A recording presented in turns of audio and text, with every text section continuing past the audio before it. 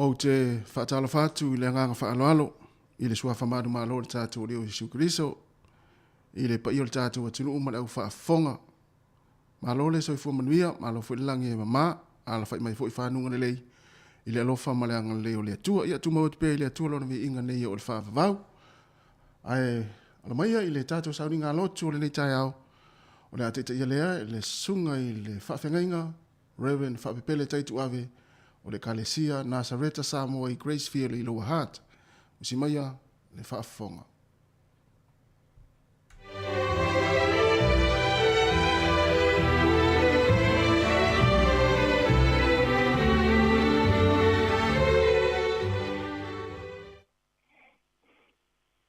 I le suafa manu malo lo tātou o lii ma le whaaola o Jesu Keriso. O te whaatalo whātua i lo malei fua mai Samoa le atunu upele. I le nei fo i tai au fou. A o le amatanga fo i o le vai asa fou. Ma le nei masina fou. Whaatalo whātu i sunga i whaawhengainga mautou whaletua. A fionga i pātele. Ma whaaulunga o i kāle sia ese. Whaatalo whaile. Pūlenga o le tātou leiti o ma le au ngā lulue. Ia e maise o nei o tātou tua a mātutua. O pa ia whaale mālo, pa ia whaale atunu. Mālo le pale, mālo le wholau manuia. Ai o te wala watu ma le anganga maulalo. O mai ama le loto whaafitai. E o tātou tāpua i ai le atua i le nei tai au. O le au tātou tāpua i atu i le atua. I o vai, wa e su e mai i a te au. Wa e si la fia lava au. O e lava wa e si la fia lo unofo i lalo. Ma lo tu lai i lunga. Wa e si la fia ma mau mai o mana tunatu. Wa e su e i lo usavali. Ma lo ta oto. Wa e ma sani lava ma o uala uma. Au le ai lava se upu i lo ungutu. Fa auta i e o vai. Wa e si la fia o malava. Tātou tutalo mo le anganga pa ia. Anganga pa ia e. A fio mai i lo mana. Se ia e whaapa ia ina o mātou loto. Ina ia o mātou langona ina le ato atoa o le winga o le tāpua inga whai ia te oe. Ma ia whai lava ina ia mau alunga aiso vi inga tama. Amene. O le au tātou vivi i atu i le vi inga, vivi i lo loto i le aso nei. Saunia. Wow.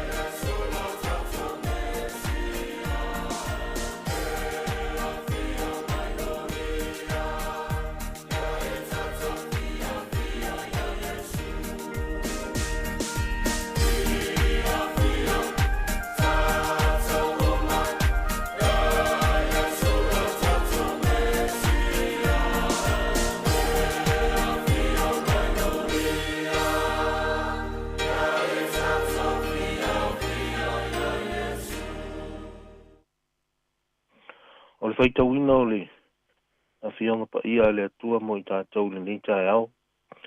O le amaua se tusi whiriwhilia mo I tātou mai le whianga inga tuai. Le tusi o salamo. Salamo I se lau lua sifuru ma le tasi. O le a o whaitauina mo I tātou. Ia ma tātou whaitauina whaatasi fo'i. Salamo I se lau lua sifuru ma le tasi. E whaasanga e o mata I maunga. E o mai ai lo ufiso soani. O lo ufiso soani mai ai e o valea. O le na whaia le langi a toa ma le lalo langi. E le tuina mai e ia ma peva lo vai. O lo leo e le tu le moe lava ia. Whaauta o le leo ia Israelu. E le tu le moe ia. E le moe lava. O Jehova o lo leo ia. O Jehova o lo Paulo lea I lo I tūtau matau. E le taia oe e le la I le au. Po le masina I le pō. E leo I Jehova ia te oe I mea leanga umalanga. E leo mai o ia I lo wanganga. E leo Jehova I lo ulufafo ma lo ulufale. E a mata mai nei lava. A e o I le whaavavau. E tauina ia whaamala malama le anganga pa ia o le atua nisi o ana whionga tustusia ua whaitauina mo I tātou li nei tae au. A o le tātou la unga I le sua whamamalu o le atua tolu tasi pa ia. Le atua le tamā, le atua le alu. Ma le atua le anganga pa ia. O le salamo le se laulua sfumaltasi ia. O le salamo fo I ua malama ai. E toa tele o I tātou ma le au whaitau tus pa ia. O se tasi o salamo ta vita e la vea I salamo o lo o wha upuina I le ngangana wha apea tānia wha apea. They are songs of essence. O lo o iaile wha upunga I le tātou tus pa ia wha Samoa wha apea. O le pese ma e o ae. Mana tua foi o le tusi o salamo a ia. O le si lea o na ingoa. O le tusi pese le au e peru po Israelu. Ia o le tele foi o salamo nei. Wa umalawa o na langi wha pese e le tele o au whai pese e kale sia ese I le tātou o tunu. O le tasila le nā wha mao ninga I le teimi nei o le tusi o salamo o le tusi pese. A toi wha amatala ina la tili le wha upunga le nā wha Samoa o pese ma e o wae. O nono winga. O pese o lo o toi wha amatala ai e whatu pese e peru. Le mata utia o lo lato watua, Yahweh, o Jehova. Le atua a wai ma I lato I so se mea. Le atua na ia langa ina lo lato to I lalo popo. I le tele o taimi e whaia ina I isawa elu. I le maalosi wha fita o isi e tunu. O Jehova lava na la vea. Le atua na ia la vea ina, ma wha ea ina lo lato polonga. I lalo upo lenga sa ua wharao ma ai kupito. I tausanga e wha se lau tolu se furu. E leo se taimi pu upu lea taimi. E iei fo ile manatu mau tutu. E wha apea o salamo ma pese nei.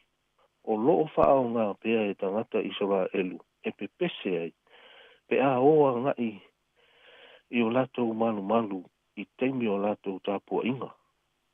Pese ma e o ae. O lona winga. E pe pese ama o. O ese mai le whaia ina I le manu malo. O ese mai le polonga I le saoloto. I le salamo se lauruas fuma le ono o lo iei upu whapea. Na whaafo I sia mai e Jehova o Siona na I le tāwheanga. O na tusa I lea o I tātou matangata ua whaia lātou miti. O na tumu ai lea o tātou ngutu I le whaatani. Ma o tātou laulau whaiva I le leo fia.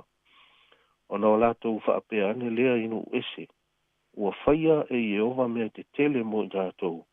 Ua tātou fia ai. E ui ai na whaalonga ta tāle nei no o Israelu. I a Jehova lo lātou atua. E ui ai na o lātou whaatau matatau. I le fina ngalo whaasino le atua mo la tau le te leo taimi. Ai le isuia i ale fina ngalo pa ia o le atua mo Israelu. O le nuu ua ia filifilia. E whaailoa mai ei le winga moni o lona malo i le lalolangi nei. O le vana nofo ai o Iova le atua ma lona nuu filifilia o Israelu. Mai lava i le amatanga. Ua tātou wa uina mai ai. Ua moni lava mawha maoni o le atua. E mau lunga lava ma mua lona alofa tūnoa. Ai tele ngese lona toa sā. Ua tātou wa uina mai ai. A polo misi le atua ia Israelu i se mea. E le mawhai lava o na le taunu. E malama le ia fo ila iai tangata Israelu. I tu te tele ia o la lato whai ia ma lo lato atua. A lea uwha upu mawhatu ai e tā vita le pese o le o wae. O wae i le maunga. Whai mai tā vita. E wha sanga e o mata i maunga.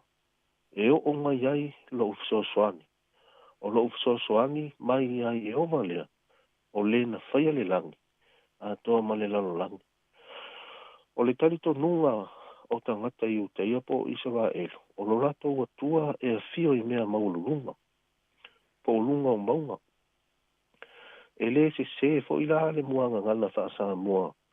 E a fua mai i maunga manui o nu. E wha sanga i le maunga. E o mai e le whasosoani. O le salamo fo i e luas fo ma le wha le na olo i e le vesili wha apea. O ai ea se alua i le maunga o Iova. O ai se tu mau i lona fio anga pa ia. O le ua iei lima e mama, ma le loto mama. O tātou whale sā foi. E ta ua foi o maunga o le atua. E te le ale e senga o lo te talo au oe iana o oe i lo whale. Ma lo tātou o mai whaatasi. O tātou o le tino ke riso.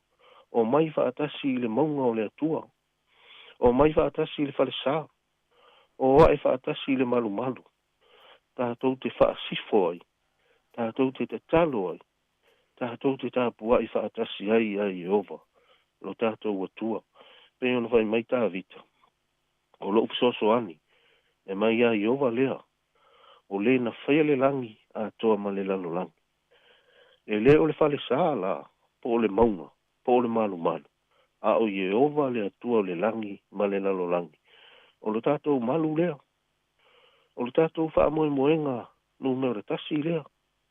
O lo tātou whesoasoani sili lea.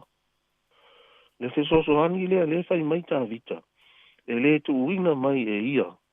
Ia ma pewa lo vahe. O lo leo e le tu le moe lava ia. O au tofo i le ti ngā te leo le meo le vahe e ma pewa. E matua tau i lo whai aise i tu lo le ngana. Le ti ngā ai so soli e le toi ina Samoa lo vahe pe a ma pewa. E te matua fau e lava, se i tu lau.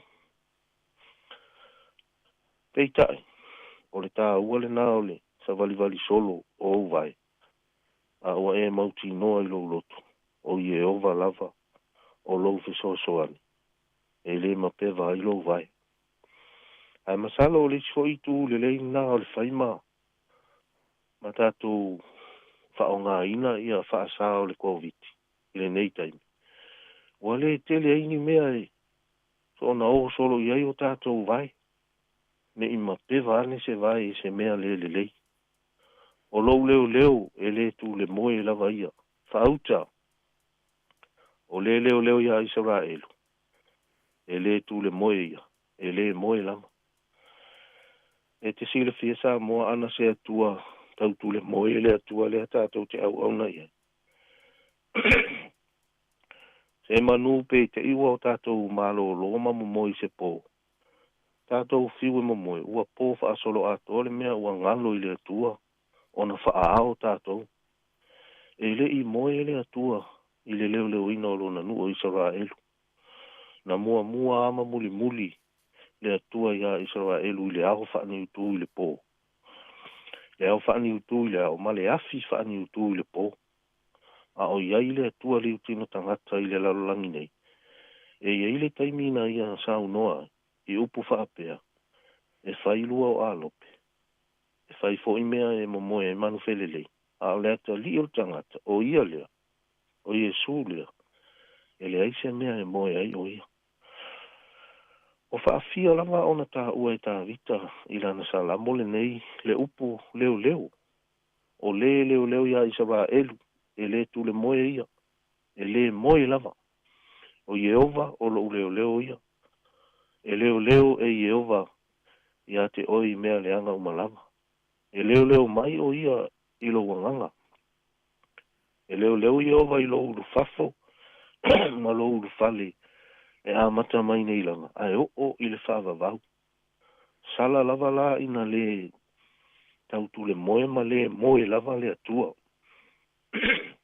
I le leo leo ino I tātou, ia moe le fa mai tā vita, o le leo leo ina o oe e Yehova, o le ngā luenga e o ai le whaava vau, se atua ina a sili sili ese mamata utia, lona lofa tu noa mo I tātou, pei tai, Samoa ele atunu upele ma le au whaafonga I le nei tae, o le mea lava e manatua, ia awane I ngalo, o le whaamautu ina lava o le puipuinga ma le leo leonga lea, a le atua ia te oi maa, o le tātou usita ia lea, ma whai le mea mua mua lea o lo whaatonu mai, e le tusipese e peru, ma le whatupese e peru I le nei tae au, e te tau ona o tātou whaatinoi, whaasanga sanga o tātou mata I le nofo a li o le atua, a o tātou iai,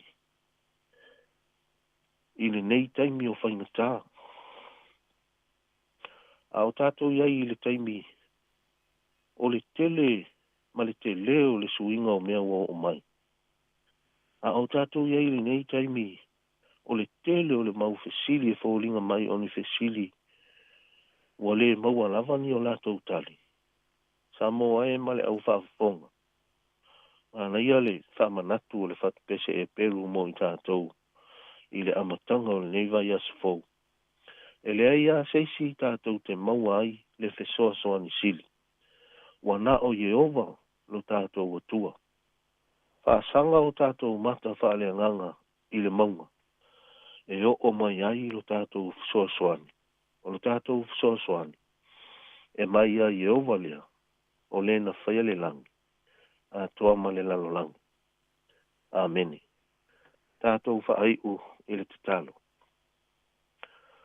I alava oe lo mātou watua e toa tasi. I ia oe awa mātou te talitonu. O lo fatu noa lea wa e toi. Whaangua ai o mātou tangata ma lo mātou watunu. I le nei fo I tai au fou. Pāwhitai tele lea tua I lau whaasoa mai. E ala I le ola ma le malosi. Le tele o mea o lo e whaasoa mai ai. A mai se fo I mea o lo tausi ai lo mātou ola li tino. I le aso ma le aso tama. Pāwhitai tele I lo alofa.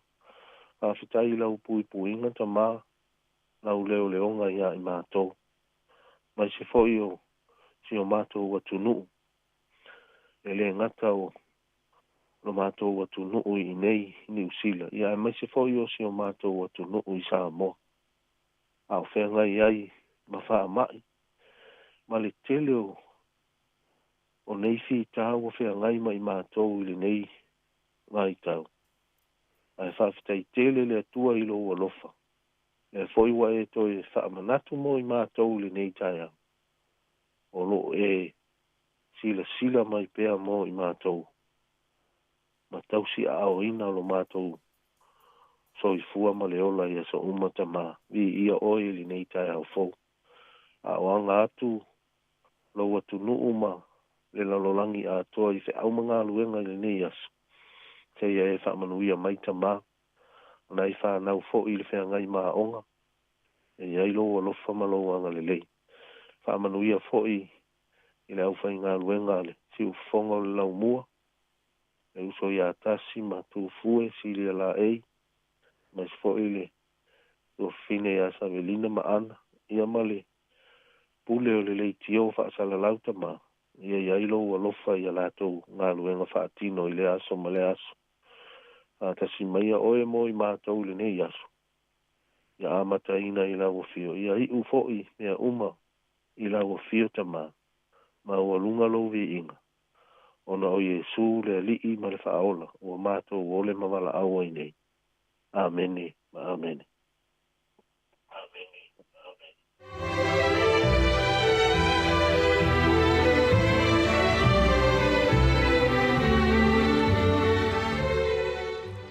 O le nau a whaafunga le atunuu i le tātou sauninga loto ni tai au, taita ia le sunga le whaafengainga, whaapipele taitu ave o le Kalesia na Sareta Samoa i Gracefield i Lower Heart, ma tautu mole a koe le nganga whaafetaitele, ia i lau sunga i le whaafengainga tu sai o le tātou sauninga loto, mai se le ufola fola ni tai au, tō mtawina i fōi, whia uma ngā luenga le tātou atunuu le yaso, whaamni atu le atua, ngā luenga le awhenga iai whaafetaitele lava, Luas for 5 minutes o te aina i le fitu si fonga la mue Wellington, o le vi ingo le tua, whanga solo i leo le tātou Paul Kalame.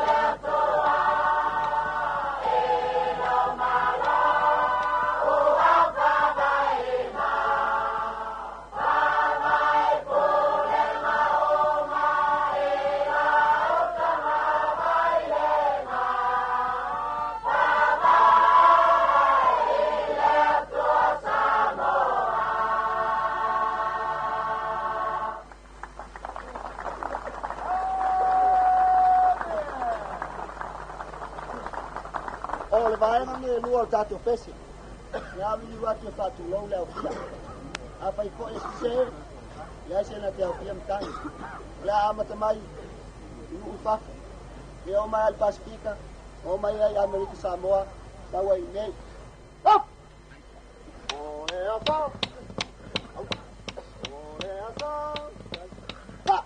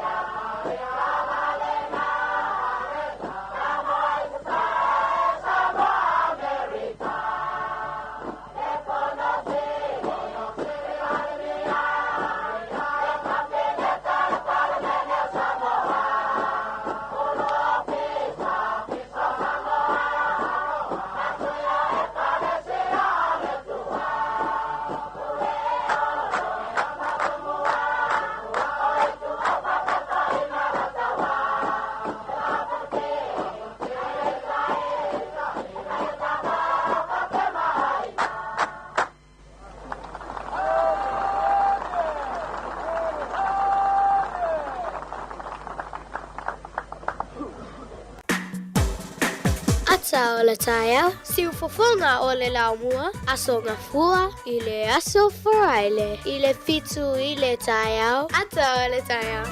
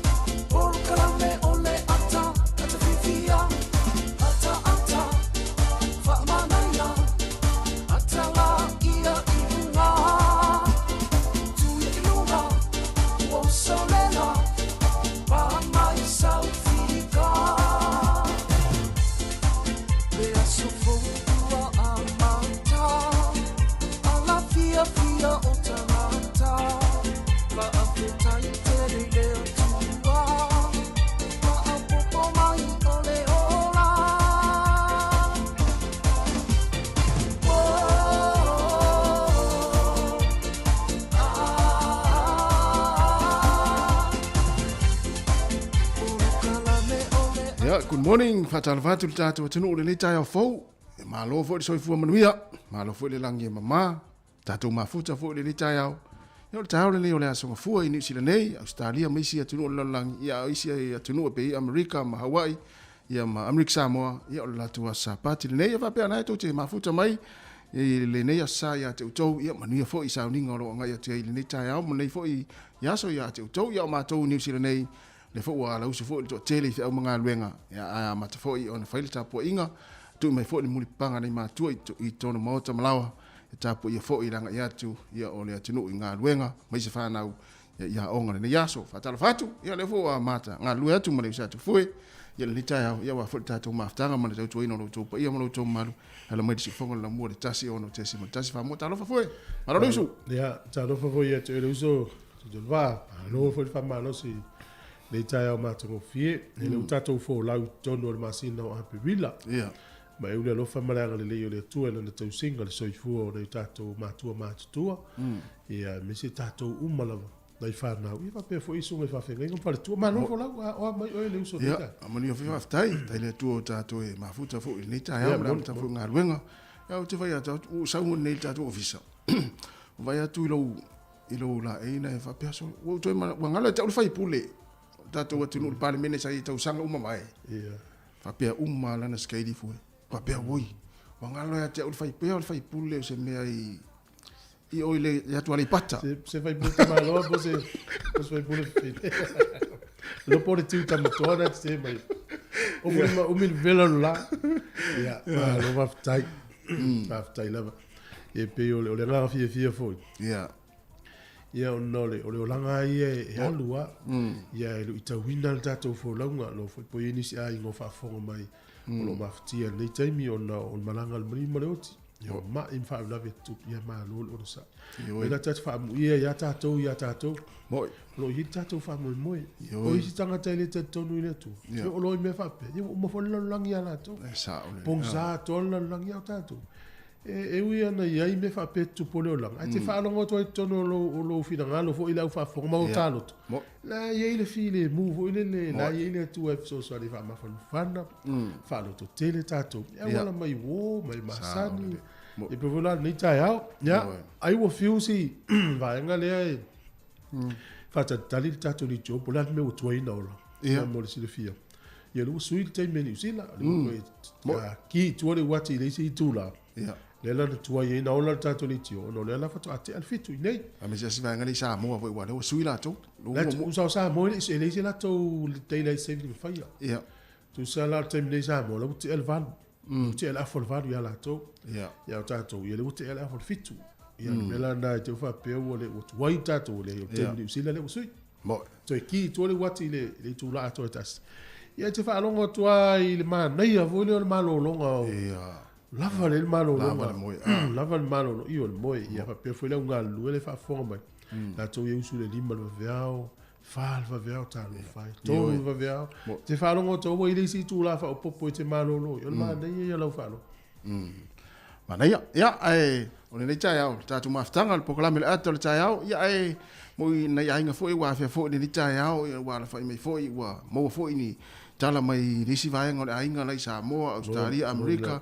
o ye foi se si to se ole ainga ia fa ma fan fanatu tatu poklame ma ia fa ma losi le tua ia pe on tatu foi ia fa ia taimi foi le so wai nai tatu ile vai nga ma le vai nga lolang ia ai tatu tu mau pel tatu fa tu tatu tanga te kirsiano le tua amal tatu kalame ator taiao ia tatu ye vai fa tu tatu ta apela foi le tu la o le aso e ia le taimi tu le tatu fa salonga sa mo ta sesa ia no winga e umil tatu maftanga ai o nei tai au ma lo le mafta mai tono ainga tono fa fainga luenga me se foi lungo tatu pinga te failangi mantua no matu fa manato tu lava ia share tatu Facebook pe e o ngana e te to e fa longo ai mai fa longo fa fianga nei lo wala fa me le tai au vai tu le fai mai ta o emisanga i lungo Facebook ia ona tangolo share ia ma tatu ya valita ai tatu mafuta mai si fonga la mua ia ele isi mera ele fa no ne yaso na tatu pese ia vai foi me ma tatu pokola me le tai au ol folau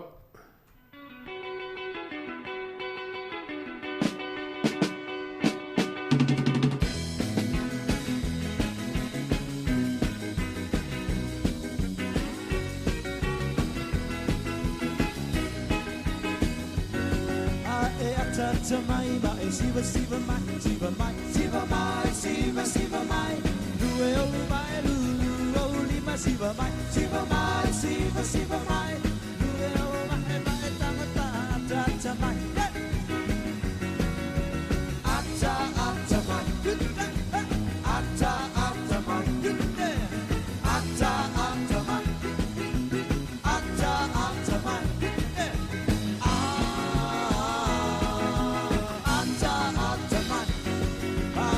ata mai mai lue lue mai lue mai lue mai lue lue mai au mai lulu au lima siva mai siva siva mai pusi lau panga mai tango pa ata mai ata ata mai ata ata mai ata ata mai ata ata mai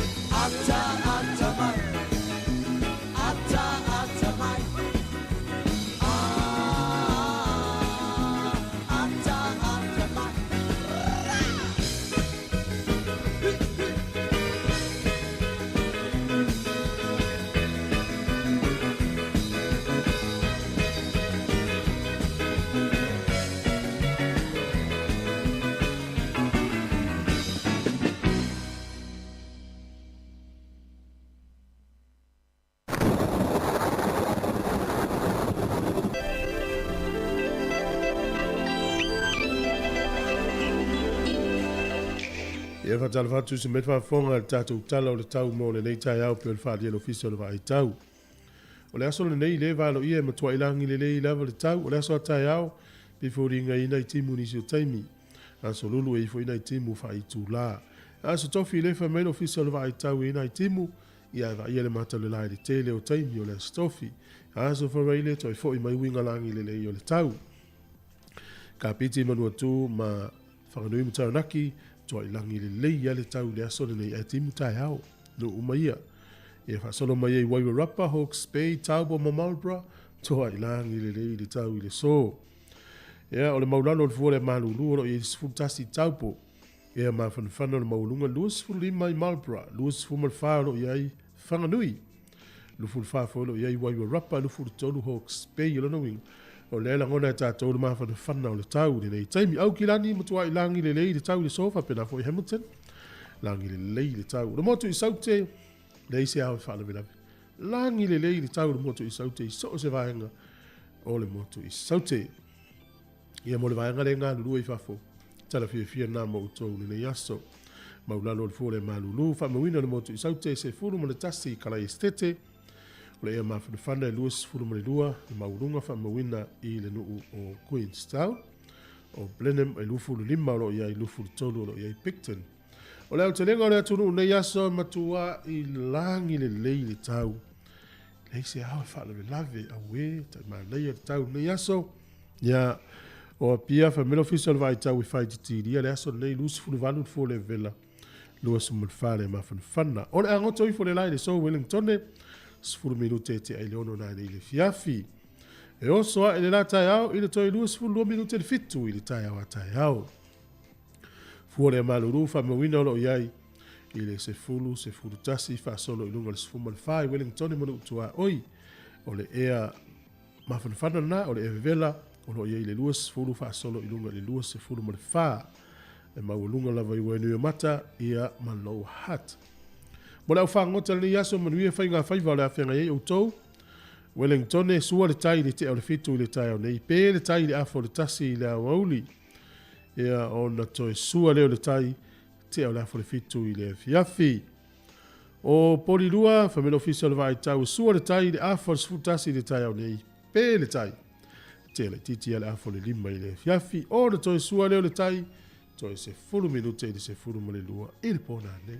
O le tala nā le tau ma le tala o le tai ia mo le si fia. Le aso atai au pe au lia e maua tua i le tātou tala o le tupe. Te mirei whamanuianga o aso whanau.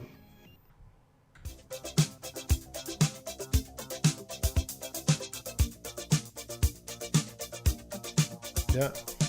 E iei le whamanuianga le utau nu ma le tātou ofisa ni tai au mo whamanuianga o aso whanau. O tato i meli lava nā pe awhia mai as whanau, aso whanau at samocapitalradio.co.nz. Ia o le as whanau. Whamurianga o le fitu tausanga o Nirvana, Erika Lopati, o Porirua. A wā o au e whaatele ina i o waso, e whaapopo ina i fo i tausanga o lo wolanga. E fia lava o mātou loto e vivii, e vi ia leanga le lei o le atua, o na olana tausinga alofa ia te o le afa fine, wa e au lia manuia mai ai, le ne yaso ta ua o lo wolanga, Nirvana, tu mau i o winga alofa, tau sa afia ma le loto mau lalo, to anga i lea onga ma le lotu, sta i o mātua, whasilisili le atua, e manuia ai la sanga uma o lo wolanga, mātou te alo lofa tele mo oe, Nirvana, Erika, alofa anga mai o uso, o Alexia, ma Pela, o lo tuarane o Braxton, o aunties, ma uncles, whapia nena ma papa, meisi o mātua o Veimon, ma Fair Holty. Happy birthday, Nirvana. Manuia lava, nas whanau. I whamaluru atu te ua se ta unga o se swafa, ia ua fitu tausanga le fine a Nirvana, Erika Lopati. Manuia lo was whanau. O le tusi whaitau, pe fia whaitau iai, ia su e ane lau tusi whaitau, ia i le Eremia o le matau po e tolu se fulu, whai upo se fulu ma le fitu, ia ua pole pe whapea le isi tusi pa ia lo fale, le lo tanga whaitau atu tātou tusi, Eremia tolu se fulu whai upo se fulu ma le fitu, a wā, o te whamalolo ina oe, o te whafo ina o manua, o loo whetalai mai a Iova, a wā, o te whamalolo ina oe, o te whafo ina o manua, o loo whetalai mai a Iova, ale hele upole ne tai au. Manuia tele o tō wa soifua, tia maa mo o tō.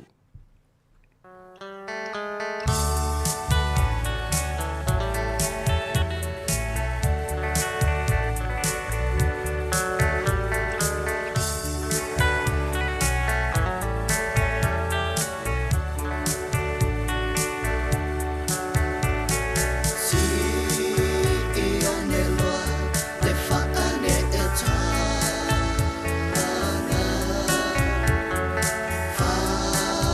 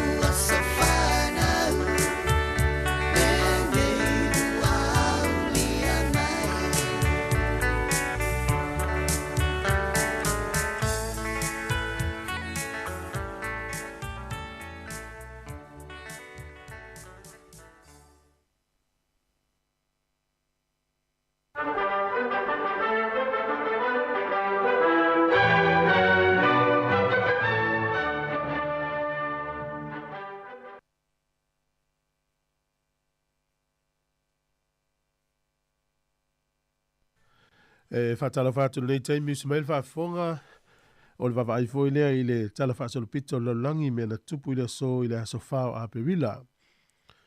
O le sol tausanga e tasi wha ono o Robert le tolu mai le nuule o Skotilani. Ia na maliu le so na se e ane lea o James Momua. Ia e ave matupu o le malo o Skotilani. E whapea o le tangata leo James sa pango ta e tono engelani. O le sol tausanga e tasi valu whatasi na maliu wai ia le presidente leo Amerika o William Harrison e na o tolu sfultasi aso la nofo a inga maliu sto ina lea. Tausanga na tasi valu whatasi.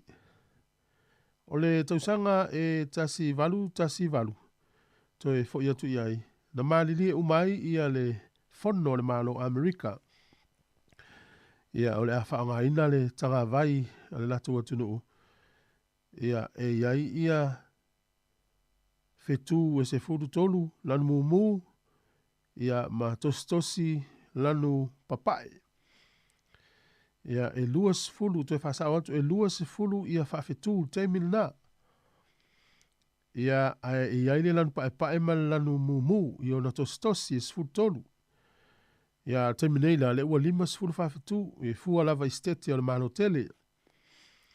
O le asole nei le tausanga e tasi iwa o lima, o se mafu e malosi na lulu i se i tu malo initia e ta o la hoa. Ia e lata i le luas furu afe tangata na whano iso i fua i le aso nei tausanga tasi iwa o lima. Tausanga tasi iwa tasi fitu i le so na malili e umai ia senatoa o le senate Amerika e au wai Amerika i le taua mua lalangi. O le aso nei tausanga e tasi iwa fas furu iwa na fausia il whalaptonga ta o le NATO e ta o le North Atlantic Treaty Organization ia o atu nuu nei nāwhia le NATO, Amerika, Britania, Falani, Belgium, Netherlands, Denmark, Italy, Luxembourg, Norway, Iceland, Canada, ma Portugal. Whawaina le sol tausanga e tasi iwa fas fulumale iwa. O le sol tausanga e tasi iwa onos fuluwalu. Na maliu ai ia Martin Luther King Jr. O ana nafi i le tausanga lava na tasi iwa ono walu. Sa whaia ila na launga in tangata whainga luenga i tendency. Lena whamatala tuai ia ana whaupunga na ia e tautaua ia ta mahalo lea. I have been to the mountaintop and I have seen the promised land. Ia pe o lauwa ai mose le nuun fulfulaina. Ia e olo nei, ia e whana i lor tangata mamali o ista mahalo i le so Martin Luther King Jr. O le aso nei tausanga na e tasi iwa ono wha. O le au wha ili fo ina le Beatles ea mai Britania. Na sili ala tau pese lima. Lima ala tau pese singles na sili le aso nei e tutonu o pese tautaua Amerika. O le tausanga tasi iwa fitus fututonu ile so na tatala ai le fale pito sili na umi le rangi ile na fo itaimi. O le World Trade Center e tutonu le nuuleo New York. Tausanga tasi iwa fitus fulima ile so na whaavai ai le Microsoft. Ia o le tangata leo Bill Gates malana uo suafa ya Paul Allen. O la ua lea na whaavaina. Taimi nei, ia tangata billionaire tangata leo Bill Gates. O le Microsoft, mea tau computer ma o porokalame whao ngahe computer.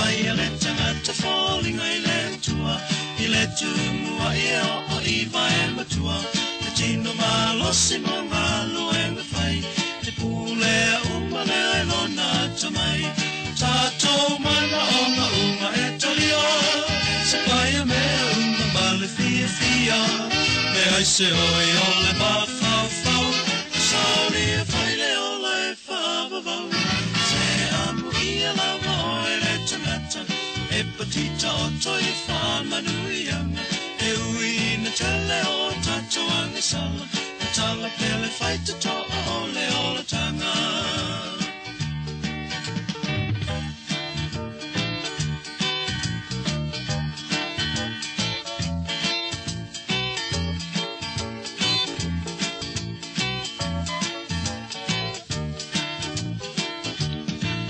Sa o te lolo tomalie Whainga ta uma ua whainga o fie Inu le sua malie o le o langa Ua tutu sa paua lele lei malele anga O la whaitalia ua le punitia So sa tamu whainga mo so manuia O ni le anga ia wha atua tua nai Kalue wha amao ni mo se lumanai Tato mana o na uma e talio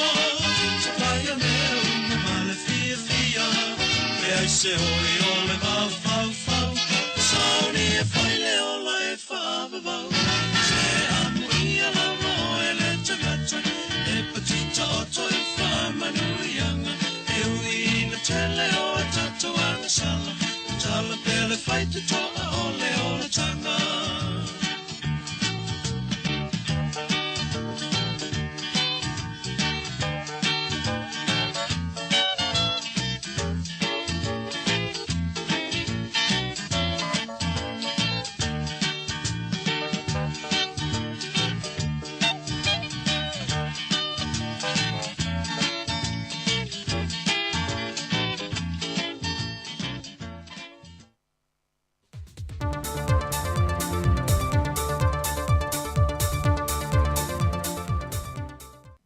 So I forma wil tātou tunu ni fo I vai asa faulu na amtanga ai anu maia o tale inisi o mea lo tupulu tātou tunu I Samoa le tautua se fonga le lau moa. Na whaamawina le tai au le aso sā le aso ana nafi le to o lua o tangata mā te tua ua māli liu e ele so o tanga I le whaamai o le COVID-19 fulwiva. O le tina valus fulfitu tau sanga mai le tu malo whaasale le anga numero lua I savai.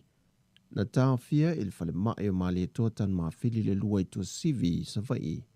Mai le aso tofi tōs whamaltasi o mati. Ona o leo ngongo a fianga o nā la ea se I tulau. Ni mō nia, whaatasi e male a fia I le wha mai o COVID-19 wiva. Na wha lia le eini a fianga tō mau le soifo le tina. Ai ele I whaia ona tui pui o le wha mai. Ele I manuia tau mawhai ngā li I matamai tai fo mai, mai na malo lo I le tai au ana nafi. O le vai aso te nei, e ele tama onas fulfitu tau sanga te soifua o malo lo.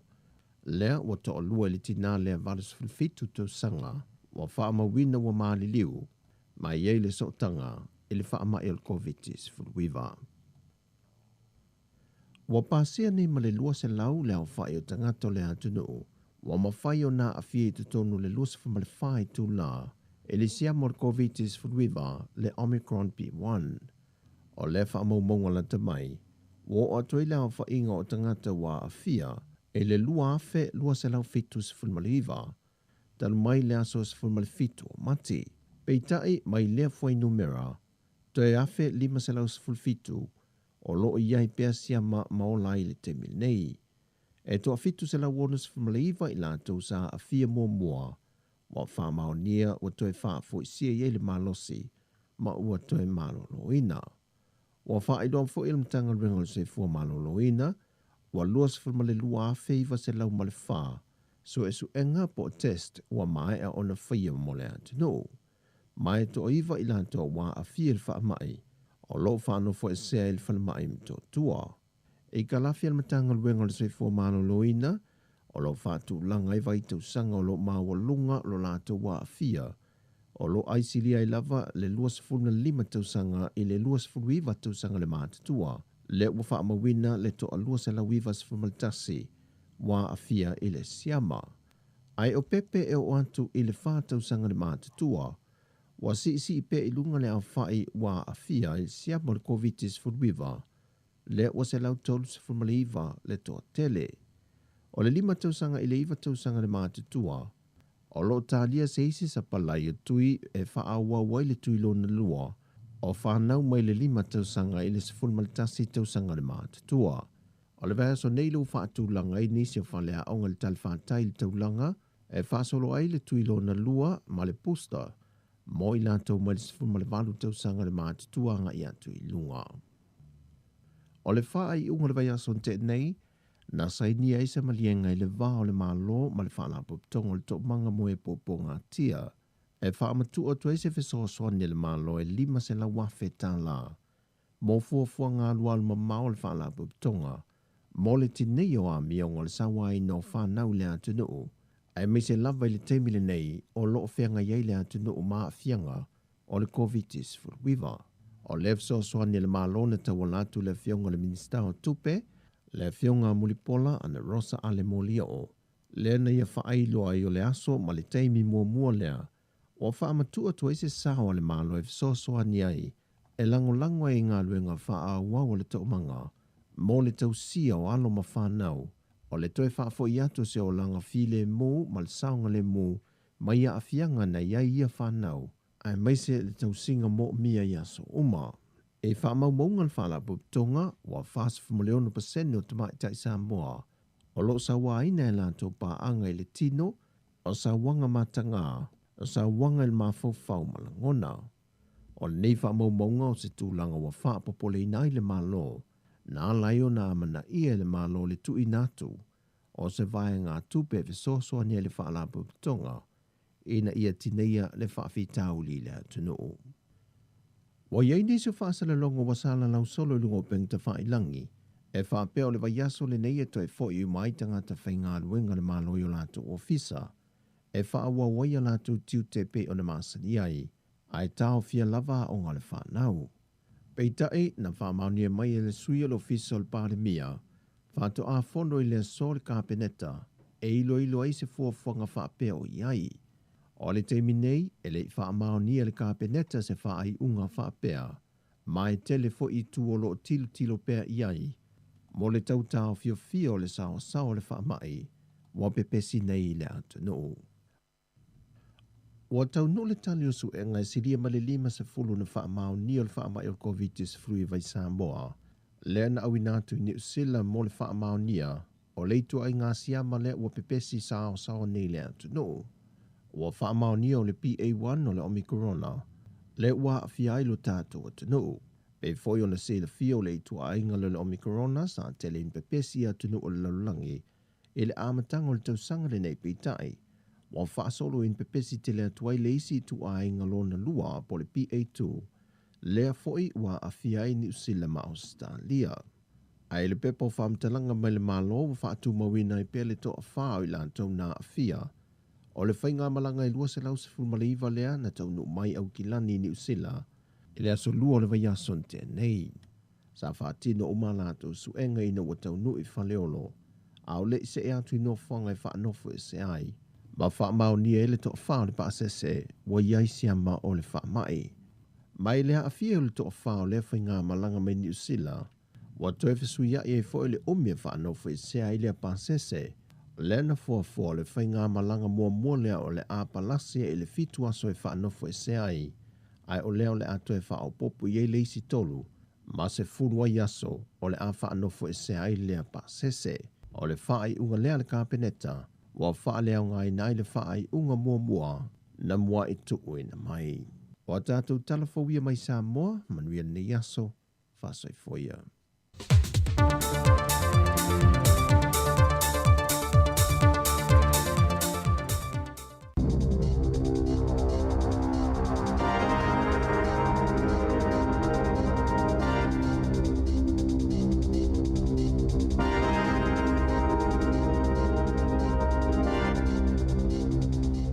O te fia whaatala whātu I lo maru o le au whaafonga I le nei tūlā.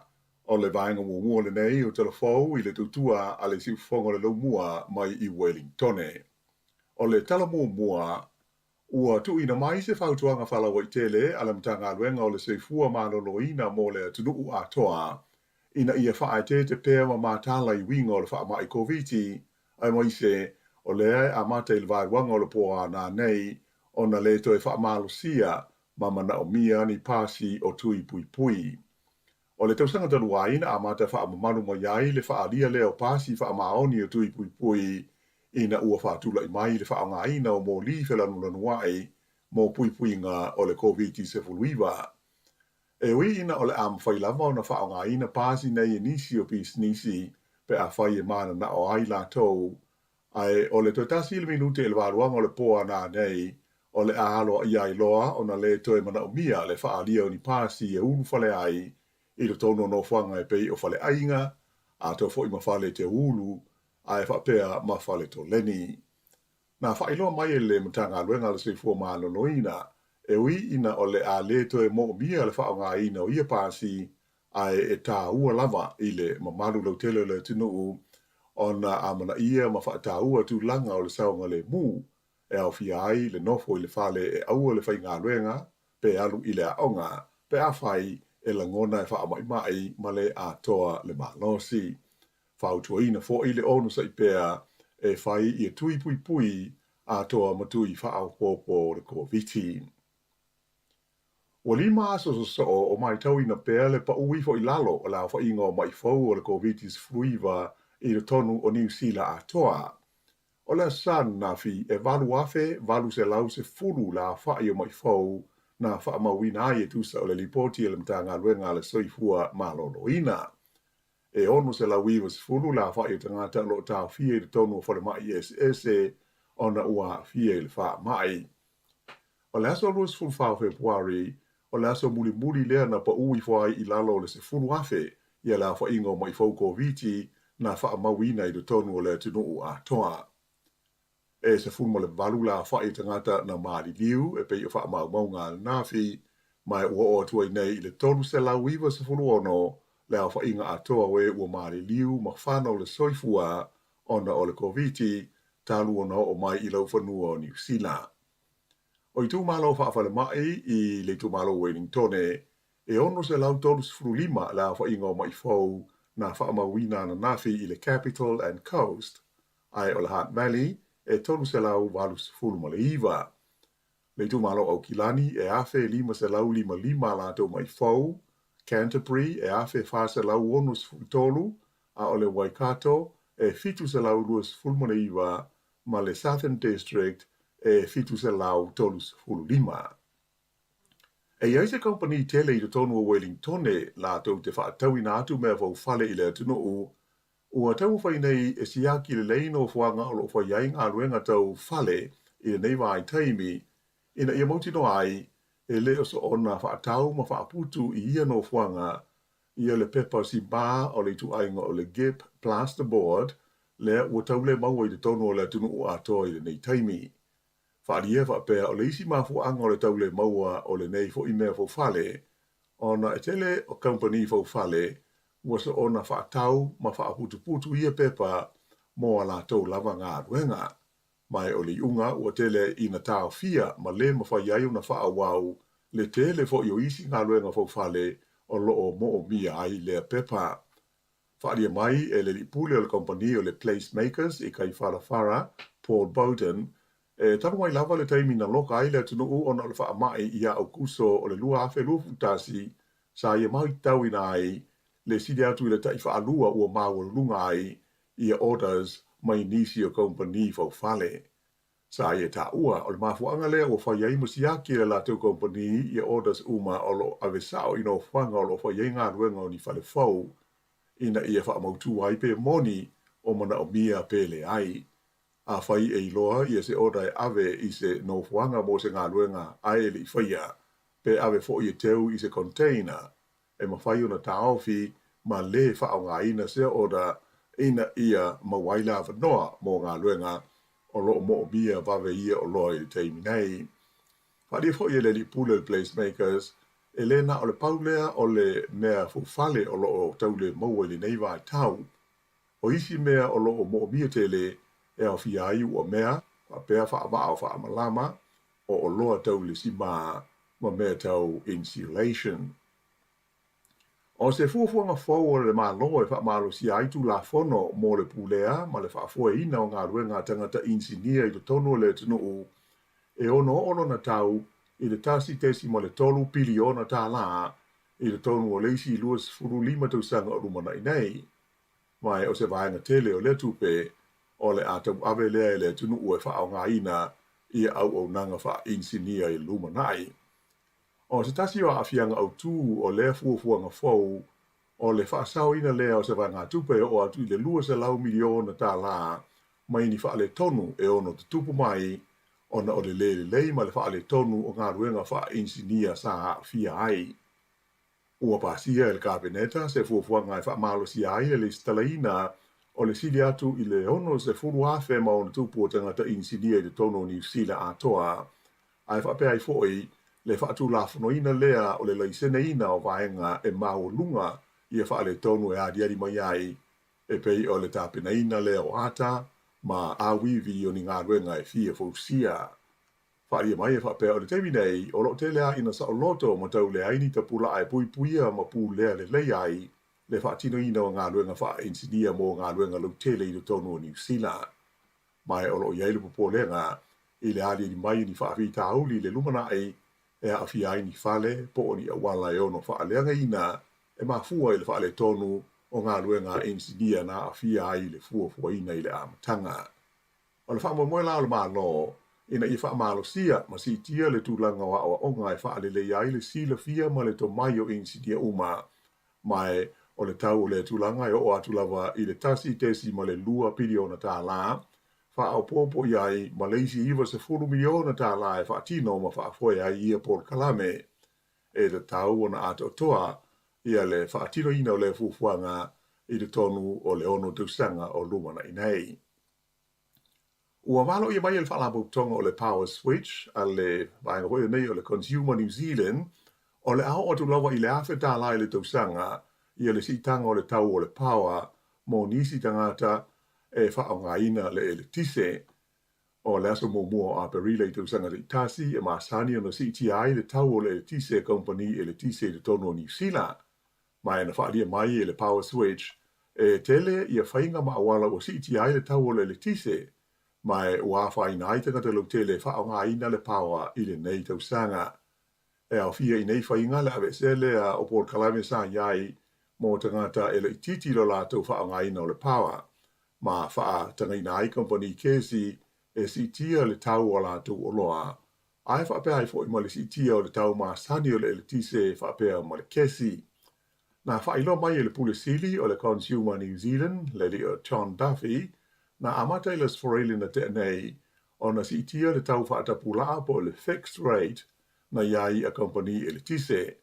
Sa i tau foi o company e le tise uma o si tia lātou tau, ai e lua vaenga SS ua fia i lau pili e tongi, o le tau whaatapula po le fixed rate, ma le tau fesuisu iai po le variable charge. O le tau fesuisu iai la e tusa le whaaringa an tafi, o la whainga o lo pili ai oe e le company e le tise mo le itu la wha kilowati e tasi. O le tau whaatapula po le fixed rate, e vai lua i le fua o le maurunga ma le mawalano e le tise e whaao ngā ina e se a inga. O le fua whaare tau la le whaalawok tonga o le Consumer New Zealand, o le aoa i le tasi le awhi tā lai le tausanga, le a whainga o le CTI le tau o le tise mo tangata ma a inga te tasi e a mata atu i le teimi nei. O se li poti le tamai le taua Ukraine na ta uma ia i whaapea, e tele ni tino maliu o tangata luk tele e le o ni fita sa maua i awala stasi o ai na pulea wha malosi e vai ngā aua lusia ai ua toi whaoa nei e le fita a Ukraine. O le ai e ngō o Pusha i mātu i sifo o le laumua o le tunu o Kiev. O li poti e la utu stala na ta wailo lātou mōli mawina lea o fita Ukraine o lātou whaao ngā i ani waia e toso e se aiti no maliu mai lunga o le tele ona o le whae te tenga ini pomu na ono to tau ai fita lusia e le taimi ua tuli e se ai i la tau mai nei ai o Ukraine. Ta ua i nei li poti ia mōli mau tangata le nukwe whapea o tangata maari liu nei sa whasiu tia fita lusia a o tu umuli ese i la tau ma pusha. Na ta ua e se tu stala le whalabo tonga ale AFP e siri atu le lua se furu la whaio tino ma liu sa la tau wa ai ai se tasi o wala. Ai o le mōli mau mai le pule nuku o le aina ia whaari ai e si lia i le tolu se lau tangata o le aina whasio tia e fita a Lucia. Le asto na aina whaari mai ai le vanga awal malo Ukraine lo la tau to e pu lea o le siri atu i le tolu se furu o isi nuku ma ai e whaata milo i le lo mu o Kiev mai o lo o saonga le mu ma maru pui lo la tau lo mua i ngā yo inga a lo la tau fita. O leisi whaenga le tātou tala, ua langolango ina le maa lo, ia tau mo whainga se kampani, wala tau oho ina mai se whainga, e wawe ai o na kilia, ma whaatea ese puao tele, po se fog, ia e maasani o na uwhiti ai malai wa lele. O le kampani le nei le ai o kalai stete, e ngō o le Piper Vision, o lo ngā lulue le ngau singo se spray, e ma whaio na miti ia wawe ai le susu o le ea, ma wawe ai o na uma, e matea ese ia se au toa mai se no fua ngai ono ufi tia ai. O le nganga ma le wha moe au tu o le tau whainga, ina i wha aititi ai le tau fia ma le a whaina o malanga inga wa lele, e pei o le tolu aso lea na a fia ai malanga il malai wa lele i Wellingtone, ona o le au toa po o le fog. O ia wha le tonu i le aso lua, aso lulu wha pe ai ma le stofi o le vai aso na te nei i Wellingtone, na a fia ai le sile atu i le lua sa lau, la fo ingo malanga fa tulanga ina ava lele. O lo officer soani i le company, o lo fea ngai ma le neitau mwhainga, ia le polkalame al malo New Zealand mo ngā ruenga tau wa lele, le Government Airspace Integration Trials Program. Whaalia mai le Samoa Tai Minister, o su enga wha asai nisi, Megan Woods, a manuia tau mwhainga o lo o whainei, i le ngau sia o le spray, o lo nuinga, o le ale to iaise wa pole, i le taimi e toi haafi ai malai wa lele o le tunuu i ni puao po o se au toa i le lumanai. Ua whaalia Stasio Millionaire New Zealand se Michael Fay, ua matua lea i lawa se manatu o le kalapu wa awhai la le Royal New Zealand Yacht Squadron i Eukilani i le tunuu a toa, ina ua le mawhai o na puipuia i New Zealand ei le ipu o tuunga wa awhai la mo le ipu a Amerika le America's Cup. O le vai asa na te nei e pei o New Fia sa whairo mai ai alo ia ele au New Zealand o lo umia le nei ipu, o le ale whaia i New Zealand nei le tu unga tele e so ai mo le America's Cup, ae o le awhai i le ai o Barcelona i Sepania. O se Michael sa ia langolango ina, ia le tau mwhainga ina ia whaia pe i au kilani le nei tu unga, pei tai o lea ua le manuia. Na ia whaadia mai i whae ungolo vai aso, e ono whaamuta le abe o ia masui a wai o kalapu wa awhailale nei, le Royal New Zealand Yacht Squadron, ona o lona le fifia tele ina ua ave le tu unga e whai Barcelona. Ua fast full lima tausanga o abe Sir Michael masui a wai o le kalapu mai na ia ta ua sa le te taulawa il kalapu na tu au lafo i le mana o le taitai o le Team New Zealand, le le o Grant Dalton, o le taofi o Sir Michael, o le whai ule nei, sa tau na whaia il kalapu ai le whaia i le manao o stangata e to tasi. I kirikiti whaale mao malo, o le so le ta'longa whai ule maa le Black Caps a New Zealand, ma le au mai Netherlands, le olo iai i nei. O le ta'longa i le so e whaia i Hamilton, le hoi sa whaia i le ta'longa lona lua i le Asfori Taruai, le ana manu malo ai New Zealand i le series, e tolu ta'longa e tasi aso. Pei taila e taua ia le ta'alonga whahi ule nei i le so mo la tau e fia i le whaanga tama o le kirikiti whaalwao malo. Ia ato ai fo i male au tāpua i New Zealand. Ona o le ta'alonga whaama vai lea mo Stasio tama ta'alo i longa o le Black Caps New Zealand. O le alo sa moia Ross Taylor. Lea o le a malo lo li taia mai kirikiti whaalwa o malo. E kirikiti ta mai tai ua manu malo Australia i le ipo le langi ina ua whaia inai Engelani i le lasu ngā fusi ana po i kalai stete. E le i maua Engelani ai e tolu se lau limas furono Australia na te tā mua mai umala to pe ai to e fitus fultasi ai o lo toe. O le au ni sila pe ona tali malo ai le neita amusanga e le io i le vaenga o le semi-finals. Ma le talafa ai ui nei tipolo ta mai ta i e tasi ale ai na malo ai le Pulse o Wellington i le la ta longa ma le Magic mai le tu malo wai kato ma Bay of Plenty i le sa anafi. O le malo leo le Pulse ua se atua i la tau i le tūlanga lua i le whaasalonga o tūlanga o au o le taumusanga i le teiwi nei o lo tūlanga mua pele au o lo umia le siampini le au le ale Northern Mystics. Whaingola nā o talafou.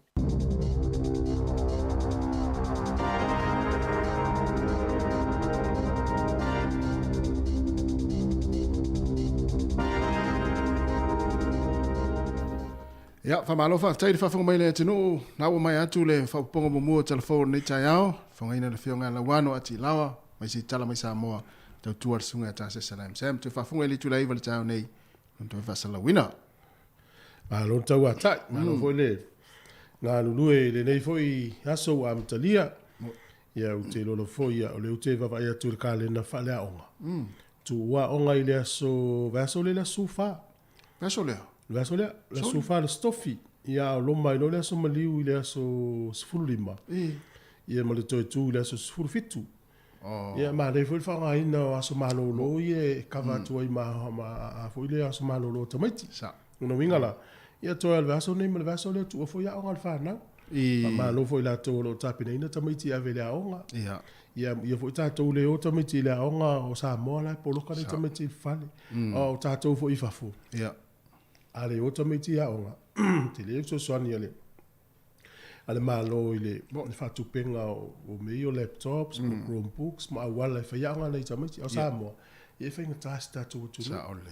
Ia e pe o le tūlanga nao iai, ia e malo la fo ina i o tātou ainga le whalonga mai Samoa. Ioi. Ma futa mai o i pe la tau lockdown. Ia malo la vale un sai, toa whai mea o tamaiti. Ioi. Ia tau sipea tula fono. Ioi. O wha mai e tātou Samoa. Ioi. Pe o na mau atu. Mata noa mastasi o tama whamaila na tala.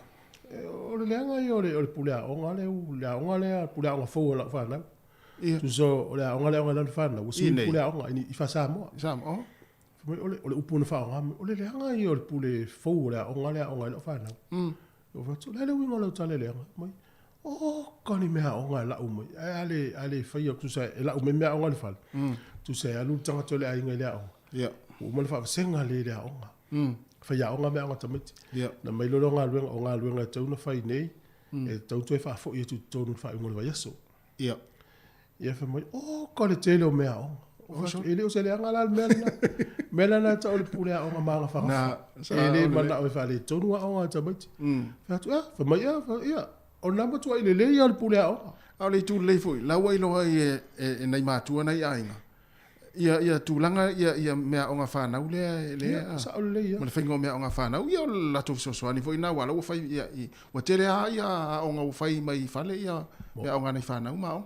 Ia la, ia. Mo le whamalo mo i la tau tāpene ina tamaiti. Ia le la. Tua o ngā tamaiti le vēsu fau. O le tua i le. O le tala na whamtala li se li i tua fwile o langa o tātou Samoa e ia to ina fwile tātou a inga po le grandpa, po great grandfather. Ia. Whakomi a fwile lea nā mi o le. Mai la ia sola i titi. Ia.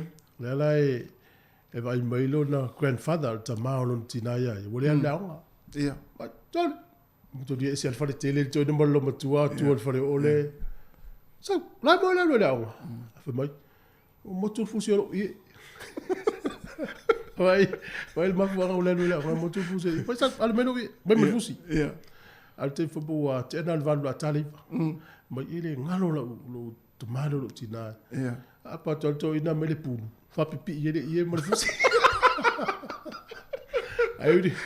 Ayo ni pulu na la mo lo. Me to le ta mo yaso yo to le pulu kamu pulu. Ia. A pulu ulu la ta mana pipi i vo le a. Mena apa to ayo no le to ina mele fa ma we pulu lo mtu. Tu na la gafa la lo mtu.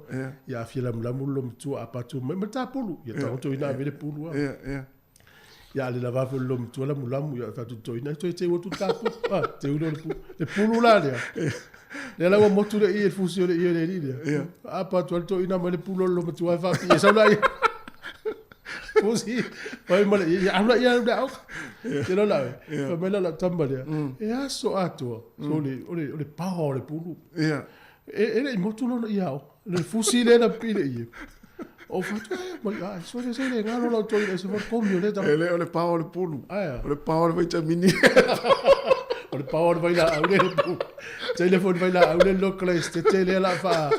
Le la fa ni mo le pu o le sau le telefone. E sa o le ia si tamana so le. Ia ole o winga na o nei tua ia so la a. Sa o le ia. E le tai e hita te le pe. Ei, na mo le ngai, le sulo ia. Sa.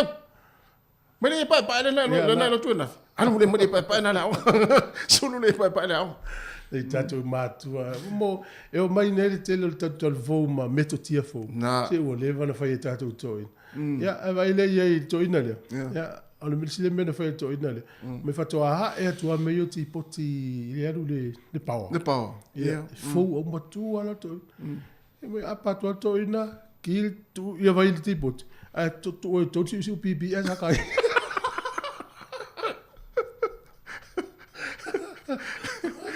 E sto ina fa peo mai moma ne tea.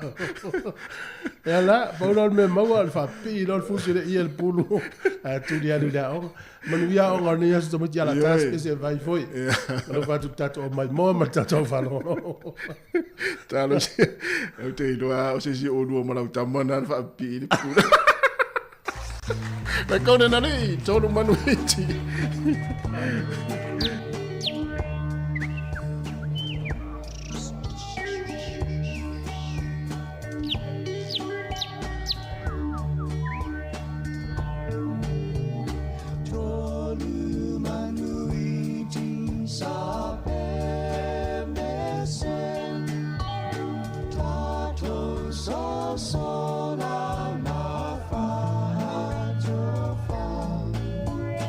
Wanna turn my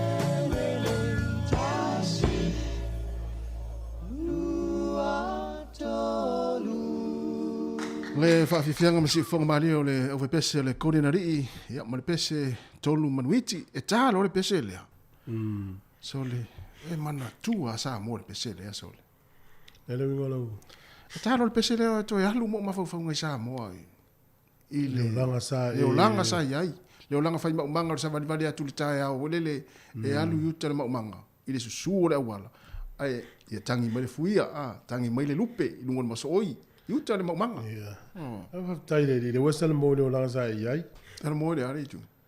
Le usa o neu foi manga tu fale. Ma mo le sei de foi.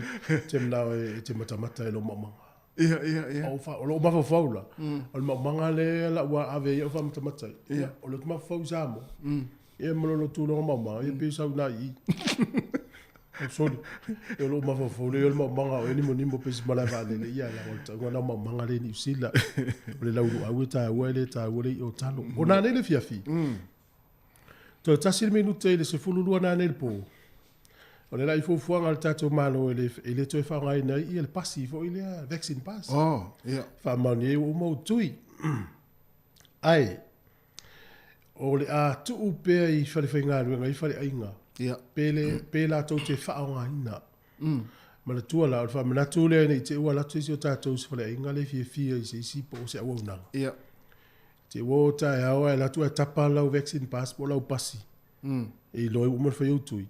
Ia o le manino fo ia le va no tu el malo ia o na fa italia la to pe fa nga pe al malo ia ia ona le to tasi minutes fururu e u mai la le fo vai ma le al fesili pe a lui se una nga vole e se fa pena ia al watu lola lo ngai e te alu pe mala pasi pe alu se fa le inga po se se fa le masena alu ia fa nga fa le o le pe no la ta vale ia ni te wala tu atapa ma ia o le manino yo le vanga na la utu pe fo finga luenga po o na nei o le so fo it tauna fa ilo men malo o le sisi la sanga o tatou e ai ia o nei lo ai le wa o le fa tali fo ile tu no si tala mal malo o nei le so fa den fa mi fa ili stala ia si tatou tali ni ia so pe si stala fa mai on fa ilo fo ile le tu Ana yo le wa matana tala ia vaenga ia sa ta tu man na ia tala. Ia mo pe ia vaenga o pasi o ni to fa alia.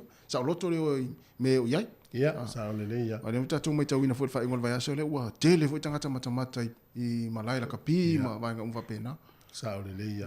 Ma na ye to lo mto afia tamta alo matene ta alo. To e val o tu ne la to ainga ma o fa ma au malai. Eu te lo fo fia lak pia ni sila la to mona tupe eu leva na o tanga ling de pi no le tupe ya le la to maua o we fa sa vili tato o wala fo to transmission kali le ia tato wala na tele to itala ile transmission kali mo si fia la to fa fo to Wellington io non ne wala e fo voile ai o varo anga la wala o tala na o mai la wala le se la uta usanga talu ina fu ai ale watu pulta do waite ia a faile wala ele ai maso tai do o fe tonu ya do ida wa o nei la tai o le male ole la tu sa wa lu tu ai mai de farsale al hosarna le i le wala le waspite ola la o la tu polo vai mai lungo le hosarna o la feo ia toita vale o la talata mamolo vai o loli te tele vo ia mata vale o la to sa o lunga la o monga la le wan nei la wa sa ele i masta to lo ya so yo fa la wa sa o le ia o le mena mta uti la wala le halu lunga tu monga e di mo vai la lo ele nga to le umina fu se la uta usanga fu to e tango tar ta wala wala a le la va ftai le o e fa sa vili e ala sa uti ele o le vave Pavi mo tātou I po rua ma na tuwai o isi nu uia I tala tu tātou. Le vini ma o le matua vavea. Le alu leanga I tai Wellington matua sa. Ala ki lia la wa. Ki lia le la wala. Wana e tai tolu leina. Tai lua. Eo. Le ma nei e le ti ofo I atu ai le whaingo la wala. Uta vai atu wa talu. Ta te vai e se le pe le ta te alu I au ki lani fo le vao maunga ai tammi ele ta vale I ta vale I le whaingo fia fo I manai tangate sa Fifila e to ia tu vele lungo isi tu monga le ai manu le tel mele vale. Matua mana ia. I va ve le lo mele vale. Ya manuia fio inga I company le lo creste te le wa. sauni tatu telefo. O Wellington le sinu e ma e a faina tele pe a pa u mo le puao ila lo i palpala. Tele le poloka i whainga malanga ma faina i whio inga. Ai a ma faina le kompani lea o na whaia fu vuanga lea o la ufa alonga o tu sam telefo. E le feula ina e fu vuanga le kompani le puao feula ese. Ia. Le ai. Ai whawhia. Pe i se la to fu vuanga fo le vavena sui ai. Ai le mimiti. O la ufa alonga atu wale u tele whai tau tala la ufa alonga atu la mingo le tala e pe i sui ai le lanu le O le a ma tino ki lia le au e le to e pong sa vo le puao. No inga la amanuia. Ia no inga o le to e tupu se me fa pena i Wellington. Wellington, o lo kai whenga malanga vale. Sa. Ma lo le valtato tunu. A lo le la usu le futai au ma leia ia ai u ia le tau tfia. Ia o tala ia mai fafo ia o tala whano lo tele. Ia pe valtato whano lo tala i Lucia mai Ukraine. Pangal whenga tau ia mea. Pa ia tu televise ua pei o se nuu sa hangi isi a whaama se asi usio. Ia. Ia a o le pangale a o le whalenga ina istangata o men nofo istangata. Ia le si pito nuu na so le matua whaatafuna ina. Tua ta vai atu iata le ai ma se fale fo le te vai tu pae mai pe lanu matua mo le loto inga whamatala isina ia li tio fo ia tanga te tau whai o ese mana fo i vaengo le tunu ia tātou e mo i whiwhia la ma whiwhia a vaina le nsau ni tala le uto e fo ili tu ate le vaenga aua uto e solomulu ese vaenga aua Rusia a leo atu ia fita Ukraine to no fo ia ma to e leo ina ia vaenga ia mo atu nai tala lau tele talo fai tele tala lau tele wa fai na so i fu o le isi vaenga o le na mai vo i tala mai fafo. O le lava tā pena o fita Lucia i o i le tau. Uma mea ai, o le mea lau fai. Wo i whale o a inga i e su e mea ai e. Ia, o mea le wo wha uma o lau lai tangata tu lo o a mea ai lau te maua mai whale o loa ma mea i. Na o lea mai ai e. E tau tia fo, ia maa loa non sa i te talo pe musini o Ukraine. E il tato wha se silanga le fia wha loa tu le terminate. Ia, mo i la tō o fia pe i tato o loa mai Samoa. O le ua taunu i Wellington le ufi Samoa, ia e 2 kilo, ia e fast food tāla la whātau i au kilani. A le whātau Wellington e fast food 5 tāla, 5 tāla la tātau Wellington. Ta mu Samoa, ia e 2 kilo, se fulu valu tāla. Wha i Samoa, tasi ma le afa kilo le mafa le pepa e 2 tāla. O le esi e 2 kilo le mafa e 5 tāla. O le ulu e 2 kilo le mafa e 2 tāla. Ma vole mas popo ono tāla. I fa pe vole ke sainga e fitu tāla le pepa. Ia pe o le whalinga na le ua wha o mai fwe le unanga le o va ia o lore mai Samoa. Ia e inisi fisiri vala au telefoni o le o lua fitu. Lua wha lua. Ono iwa fitu tasi. Ia po le o lua tasi. Ono lua tolu. O ono valu. Ia ma le tuatusi o le sefuru valu Glenbrook Grove i nai lo hat. Ia whaftai. E whasilanga na mo le te me tai au. Oi, e ila mo le statu whasilanga lea tu lo lava. O le maftanga whaifi au. I lewa tele ma le whaaloalo whala o tuai le pa ia ma le mamalo le maftanga whaifi au so whaatasi le Heart Valley whapea ia o tau whaletua. O le a whaatau nuina le tātou whilo inga mo le Pacific Health Service i Heart Valley. I le aso fua o le vaso fous furutasi o a perila. I le kālesia e whakasai e puni lo hat. I le afol se fulu le tai au. Wha mole mna umia. Lo tātou a wai whaatasi le nei whilo inga tā ua. Ma le whaalo lava whaftai. Sainia ele lau a fono. Mahalo! Whanonga whasilanga na e tau mai taamu. Le taamu le o le lau o e se lo fia ai e sole. O le alwhenga o lau o te whiai? O le se tulo o le taoa. Tau. Tulo. E le tele pe asa. Nga. Al malo pe uli le ano tamba. Ai la miti e lenia. Oi. Ya oma. Mahalo. Ya. E le stau mafsa mo le mau nei toa tatou i ai le mau nei ia ona. Le lo se so tatou toa lu samo. Na. A vi fianga o le tai o tasi? Ya. Tas tatou pese. Yo le uto is furfitu minuto le tano le iva. Maluia o ngā matalo le yaso, maluia ngā luenga le tele. Tau tua le nei siu fonga le na mua.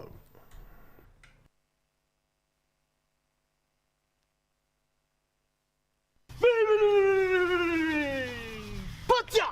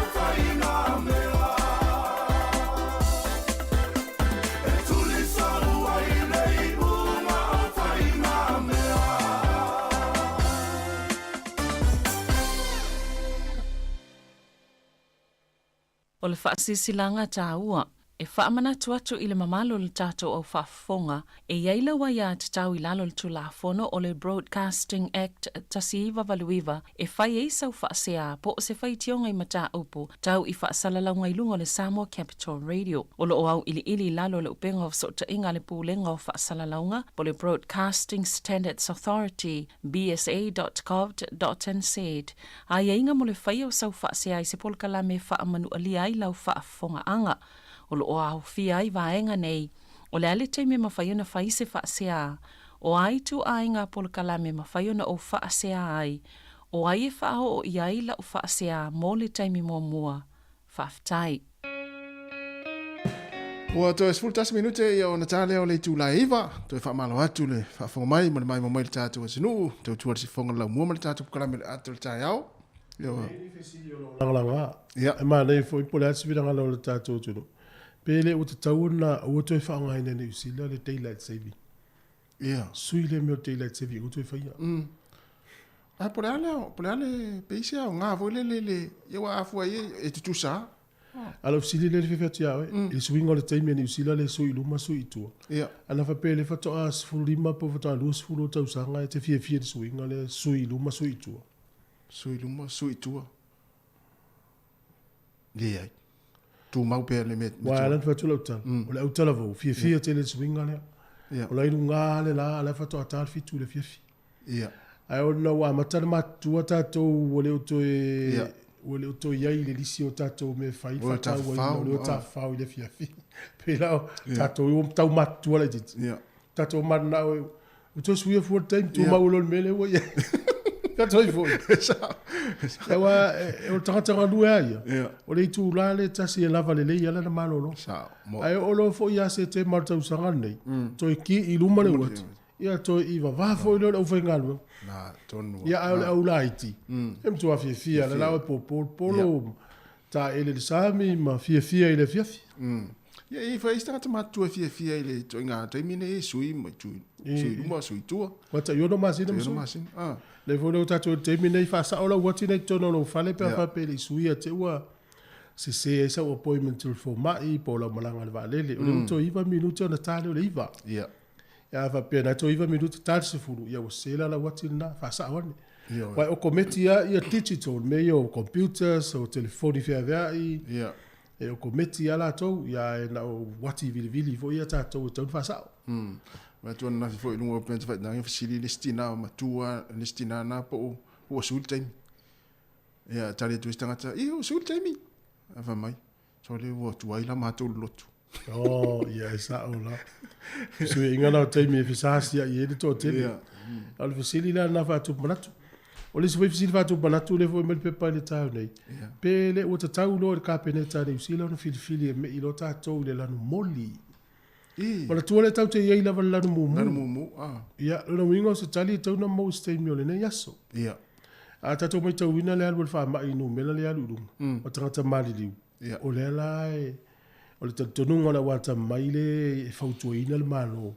Mena le tuai e ia ona tu au la pepe tu au ava noa le malo i le tua ngai ma tangata i te e fuafua ngai o men te itse le malo po. Le vai gol wha mai. Ona o lai tele tangata ta mai le tua le malo le fautua ina le malo. O le lai tau te tā fiofia i awa penei. Ia Australia. Ia. So se atunu ua e la ua tama mai i o forma i o scientist i o uma por tangata vo i e maamla mai tu la fono. Rai tua o le malo. Le foi la tatu mai tau ina i Samoa. I nei so i fua la ua afia le tatu. Ia. Ia. E stina valsu fito usanga le mai sa la fai. Ia. E i whaiini tu i o stina. Ia e. E talo fai. Uma tua so i fua si lo matua. Ia au te iloa na i matua na matua. Te iloa la taua na unota inga fai tui.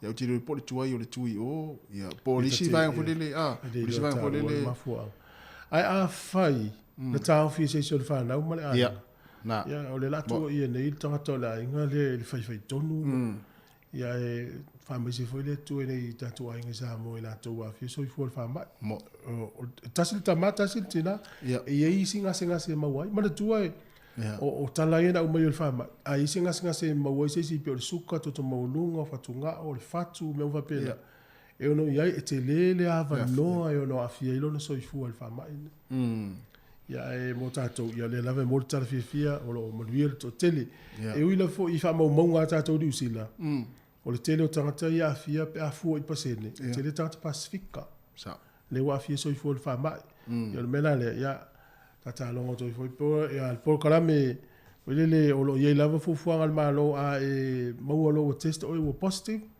no fol fale malo lo le yai to nga ino le vai fai de supo fruits veggies yo vai nga umana ma ino le penedons ma malo lo le fale ia se uma vol fitu aso ia da to vai le plastu longa ye na ana ina fam natu le ngata mo tatu ni sira va pe foi Samoa ia mo so se tunu o lo mafuta mai ia le tato fa fonga ma tato pa ang no vai tu fa ngol vai so pesa e wai se ta longa ka pi va pe por ta longa le na fisa ai o le ta no vai ai va pe por ta longa na file na ai por ta longa le por ta longa le sto na isa o ta longa le sto na ia o le sto na ile to amatali ai ia ta longa kala pi tato Wellington e la no anu lau te mata fu ta longa i se tasio kala pu vo no mata ya ma nei o le folele u fa Sofia fu tamata alu wa tele tanga mata ya o ta fo sto na ya wa lu ta longo ma nei la tamata mata ya o le mela utupu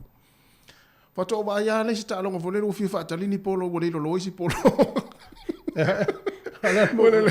o sa wa ya kiki atu le face five falesi au le polo ya apili lungo la au ya fiu folele tam fai mai lano ia to e sui mai le si polo ia alu pe 5 minute taluna ia to e kiki atu ele ia wati le wa sa vilin malai ia le alu atu ale na polo a pili lunga lau malolo fa le ia mal talo ngata u se polo fa wa tu se o to mana tu ai talo ya so ra ja mo fo le anu uma o fiu e su ani a pili mai le si polo lunga le fa ai ma ia o nai tamati lai ia o nai tamati lai tina wa pe la lista mai titina wa mo lunga le na wa li asta mai to sauna ai a pili ya le polo o wala o tu lo di sia orina se ai pe se polo ma mo se si tonu la ta ma me si fa na valta no fa pe fa to vai se kana pula kapia li o New Zealand e tele ai ia ta un sapala ia vai va pe ai dole lua polo ana lua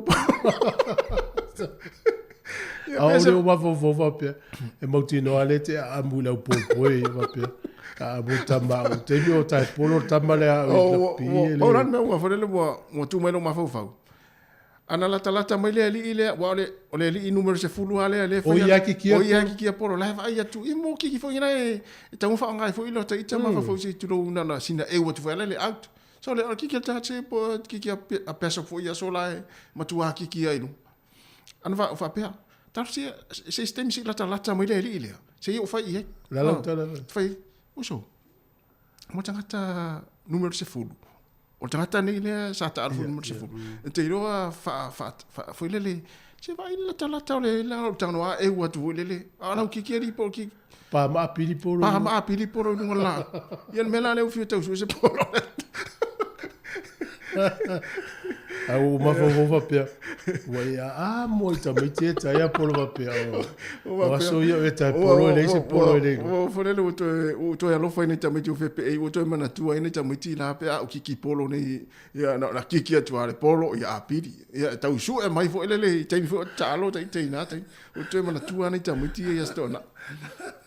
Ya ale la tarta tu pese le na so matatu. Oi se ta tonu tala ya. Si me lo lima. Ya le la fa po ta ta fo le la taliba. Lo lui. Alo lo sport ni ta mana ya.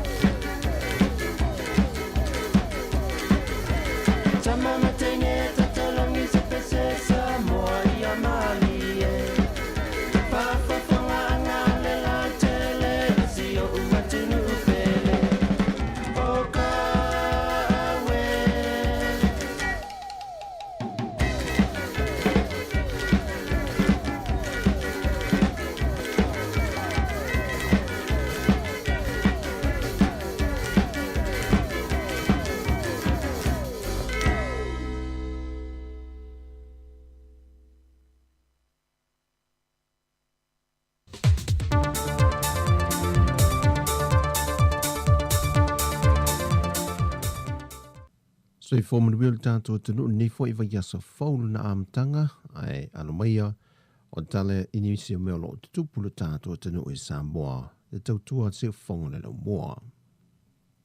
Na whaamawina le tai au le aso sā le aso ana nafi le to o lua o tangata mātutua ua maali liu e ele so o tanga I le whaamai o le COVID-19 fulwiva.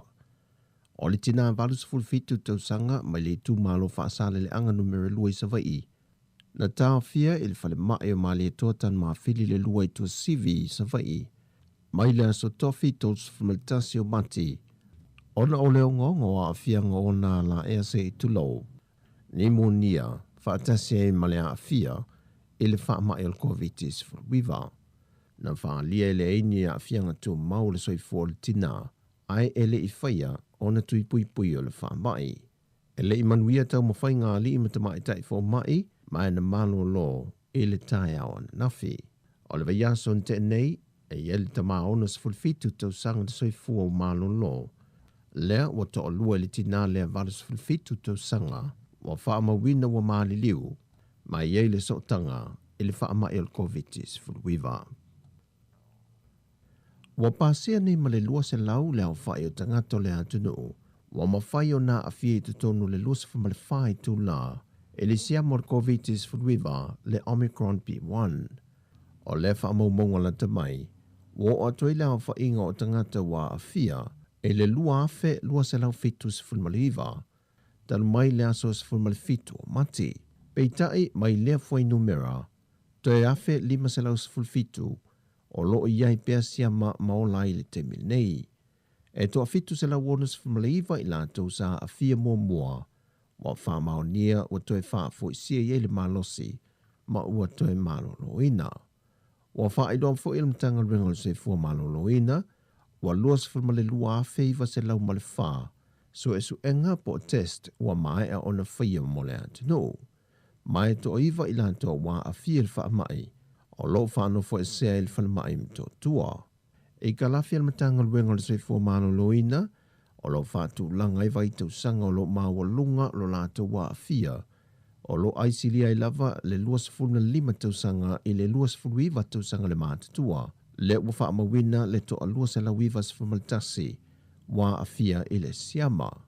Ai o pepe e o antu i le whātau sanga le mata tua, wa si pe i lunga le au whai wa a fia i siama le covitis fulwiva, le ua se lau tolu se fulmaliva le to tele. O le 5 tau sanga i le 1 tau sanga le mata tua, o lo talia se isi sa palai o tui e wha awa wai le tui lo na lua, o whanau mai le 5 tau sanga i le sifun maltasi tau sanga le mata tua. O le vea so neilu whaatu langa i nisi o whalea onga le talwhātai le tau langa, e whaasolo ai le tui lo na lua ma le pusta, mo i lātou mai le sifun malevalu tau sanga le mata tua nga i atu i lunga. O le wha ai unga le vea so te nei, na saini ai se malienga i le vao le malo ma le whaala poptongo le to manga moe popo ngā tia, e wha amatua tuai se feso soani le malo e 5 se la wafe tā la. Mo fuafua ngā lualu ma mao le whaala poptonga, mo le tinei o a miongo le sawai no whanau le atunuu, ai me se lava i le teimile nei o loo whianga iei le atunuu maa fianga o le covitis fulwiva. O le feso soani le malo na tawalatu le fionga le minista o tupe, le fionga mulipola ana Rosa ale molio, le na ia whaailoa i o le aso ma le teimi mua lea, o wha amatua tua ise sawa le malo e fisosoa ni ai, e lango e ngā luenga wha wau le taumanga, mo le tausia o alo ma whanau, o le toe wha fo iato se o langa file mu ma le saunga le mu, ma ia afianga na ia whanau, ai maise le tausinga mo mia ia so uma. E wha maumaungan whala putonga wa whas fumaleono paseno tamai tai Samoa. O lo sa waina e lanto pa anga i le tino, o sa wanga matanga, o sa wanga il mafau malangona. O le nei wha maumaunga o se tūlanga wa wha popole inai le malo, na laio na amana ia le malo le tui natu, o se vai ngā tupe visosoa ni le wha la putonga, ina ia tineia le wha fitau li le atunuu. Wa iei nisi whaasala longo wasala lau solo lungo peng ta whailangi, e whaapea o le vaiaso le nei e toi fo i maitanga ta whainga luenga le malo i o lato ofisa, e whaawa waia lato tiu te pe o le masani ai, ai tau fia lava o ngale whanau. Peitai na whaamaunia mai e le sui o le ofisa o le pāremia, whaato a fondo i le so le kāpeneta, e ilo ai se fuafuanga whaapea o iai. O le teimi nei, e le whaamaunia le kāpeneta se whaai unga whaapea, mai tele fo i tuolo tilo pea iai, mo le tautao fio le sao le whaamai, wa pepesi nei le atunuu. Wa tau no le tali o su e ngai siria ma le 5 se fulu na whaamaunia le whaamai o covitis frui vai Samoa, le na awinatu i New Zealand mo le whaamaunia, o leitu ai ngā siama le wa pepesi sao nei le atunuu. Wa whaamaunia o le PA1 o le Omicron, le wa fiai lo tātou atunuu. Pe foi ona se le fio le itua ainga le Omicron sa tele in pepesi atunuu o le laulangi, e le amatanga o le tausanga le nei peitai, wa whaasolo in pepesi tele atuai le isi tu ainga lo na lua po le PA2, le foi wa a fiai New Zealand ma Australia. Ai le pepo whamtalanga mai le malo wa whaatu mawina I pele to a whao I lantou na a fia. O le whainga malanga I lua se lau se fulmaliva lea na tau no mai au ki lani ni usila. I le aso lua le vai ason te nei. Sa whaatino o malato su enga ina wa tau no I whaleolo. Au le se e atu no whanga I whaanofo e se ai. Ma wha mao ni e le to a whao le pa asese wa iai siama o le wha mai. Mai lea a fia o le to a whao le whainga malanga mai ni usila. Wa toe fesuia I e fo le omia whaanofo e se ai le pa asese. Le na fua le whainga malanga mua lea o le a palasi e le fitu aso e whaanofo e se ai. Ai o leo le ato e wha o popo I e leisi tolu. Ma se furua yaso o le a whaanofo e se ai lea pa sese. O le wha unga lea le kāpeneta. Wa wha lea ngai nai le wha unga mua na mua I tuku ina mai. O tātou talafawia mai Samoa, manuia ne yaso, whasai foia.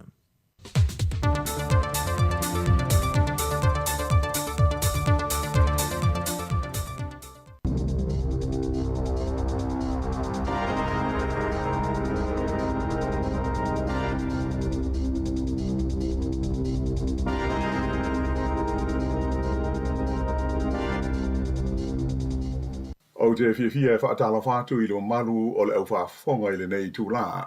O le vaenga mua le nei o telefou I le tutua a le si whonga le lo mua mai I Wellington. O le tala mua ua tu ina mai se whautuanga whalawa I tele a le mtanga aluenga o le seifua malolo ina mo le tunuu atoa.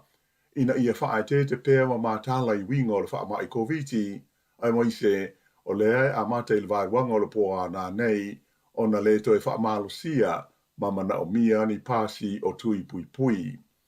O le tausanga taruaina a mata whaamamanu mai ai le whaalia leo pasi whaamaoni o tui pui ina ua whaatula I mai le whaangaina o mō li whelanu mō pui ngā o le COVID-19. E wi ina o le am whailama o na whaangaina pasi nei e nisi o pis nisi pe a whai e mana na o ai la tau. Ai o le toitasi le minute e le waruanga o le poa nā nei o le ahalo I ai loa o na le toe mana o mia le whaalia o ni pasi e unu whale ai I lo tono no whanga e pei o whale ainga a to fo I mawhale te ulu a e whapea mawhale to leni. Na whailoa mai e le mtanga luenga le seifua maano noina e ui ina o le a le toe mo o mia le whaonga ina o ia pasi a e tā ua lava I le mamaru lau tele le tinu o na amana ia ma wha ua tu langa o le saonga le mu e au fia ai le nofo I le whale e aua le whainga luenga pe alu I le aonga pe a whai e la ngona e wha mai ma le a toa le malosi. Whautua ina fo I le onu sa I pea e whai I e tui pui a toa matui whaau popo le COVID. O lima aso so o mai tau ina pea le pa ui fo I lalo o la wha ingo mai fau o le COVID-19 I le tonu o New Zealand a toa. O le san na fi e valu afe, valu se lau se furu la whai o mai fau na wha mawina ai e tusa o le lipoti e le mtanga luenga le soifua malolo ina.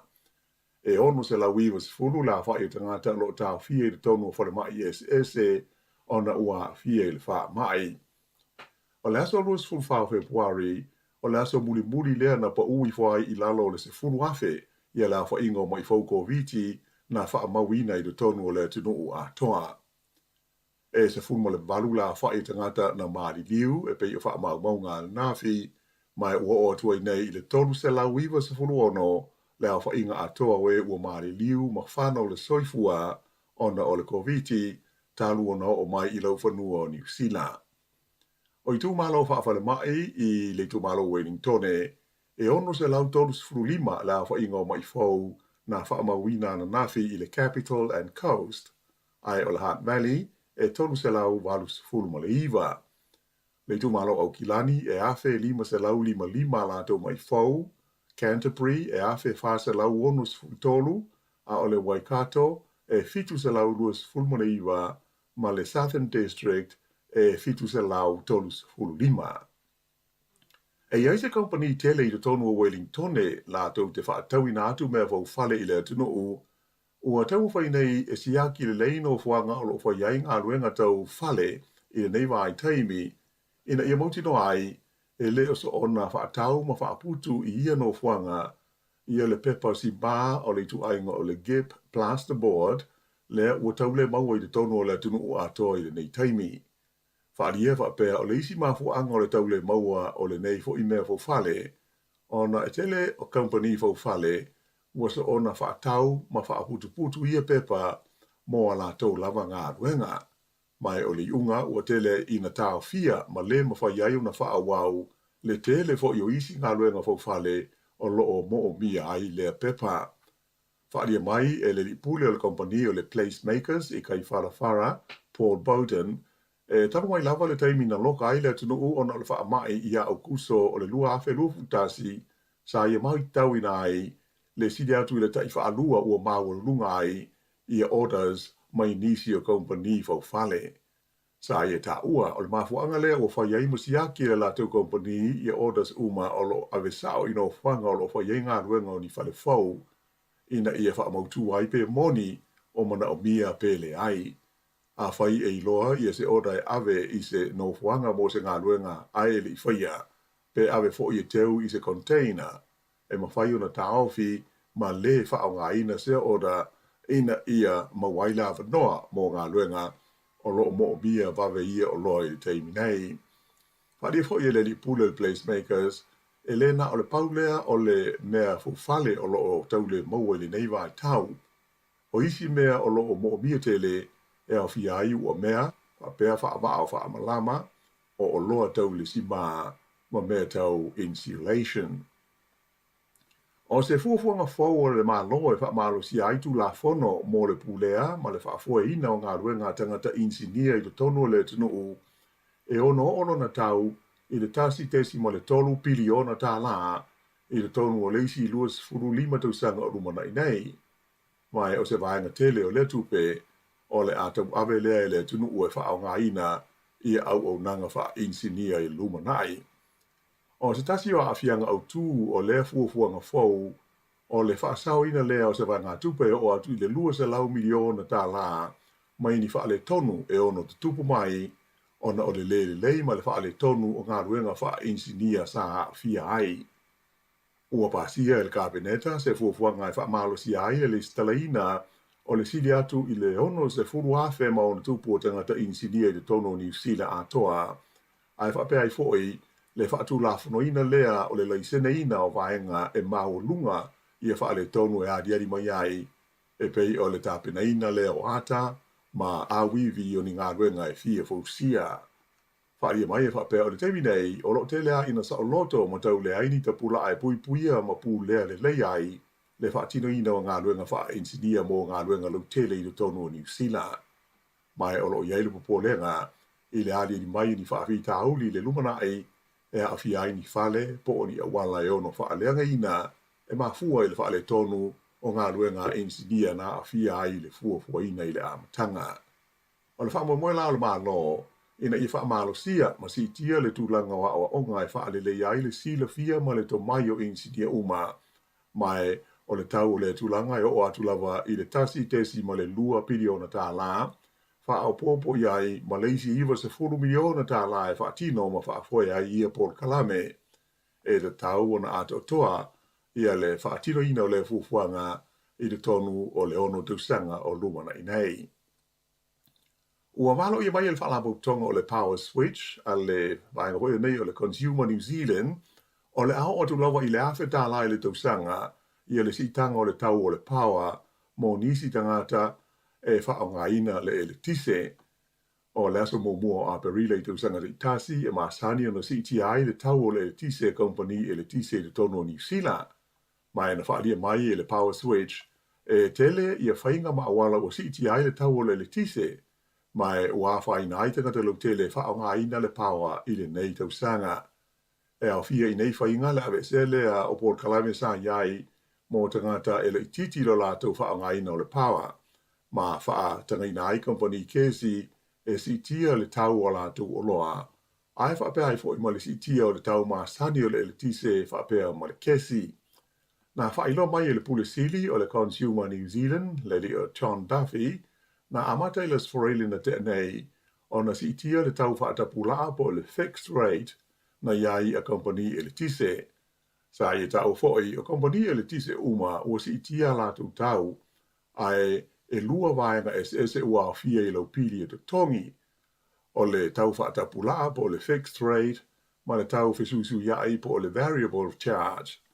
O le tau fesuisu iai la e tusa le whaaringa an tawhi, o la whainga o lo pili ai oe e le kompani e le tise mo le itu la wha kilowati e tasi. O le tau whaatapulaa po le fixed rate, e vai lua I le fua o le maurunga ma le mawalano e le tise e whaao ngā ina e se a inga. O le fua whaare tau la le whaalawo tonga o le Consumer New Zealand, o le aoa I le tasi le awheta lai le tausanga, le a whainga o le ACTI le tau o le tise mo tangata ma a inga te tasi e a mata atu I le taimi nei. O se li poti le tamai le tau o Ukraine na ta uma ia I whaapea, e tele ni tino maliu o tangata lo tele e le o ni fita sa maua I awala o stasi o ai na pule wha malosi e vanga aua Lucia ai ua toi whaoa nei e le fita a Ukraine. O le ai e ngō o Pusha I mātu I sifo o le laumua o le tunu o Kiev. O li poti e la utu stala na ta wailo la tau mōli mawina lea o fita Ukraine o la tau whao ngā I ani waia e toso e se aiti no maliu mai lunga o le tele ona o le whaite tenga ini pomu na ono to tau ai e fita Lucia e le taimi ua tuli e se ai I la tau mai e nei ai o Ukraine. Ta ua I nei li poti I a mōli mau tangata le nukwe whapea o tangata maari liu nei sa whasi o tia fita Lucia a o tu umuri ese I la tau ma Pusha. Na ta ua e se tu stala le whalabo tonga ale AFP e siri atu le lua se furu la whai o tina maliu sa la tau wa ai ai se tasi o wala. Ai o le mōli mau mai le pule nuko o le aina I a whaari ai e si lia I le toru se lau tangata o le aina whasi o tia e fita a Lucia. Lesto na aina whaari mai ai le vanga aua le malo Ukraine lo la tau to e pu lea o le siri atu le toru se furu o isi nu uma ai e whaata amilo I le lo mua o Kiev mai o lo o saunga le mu ma maru pui lo la tau lo mua I ngā yo inga a lo la tau fita.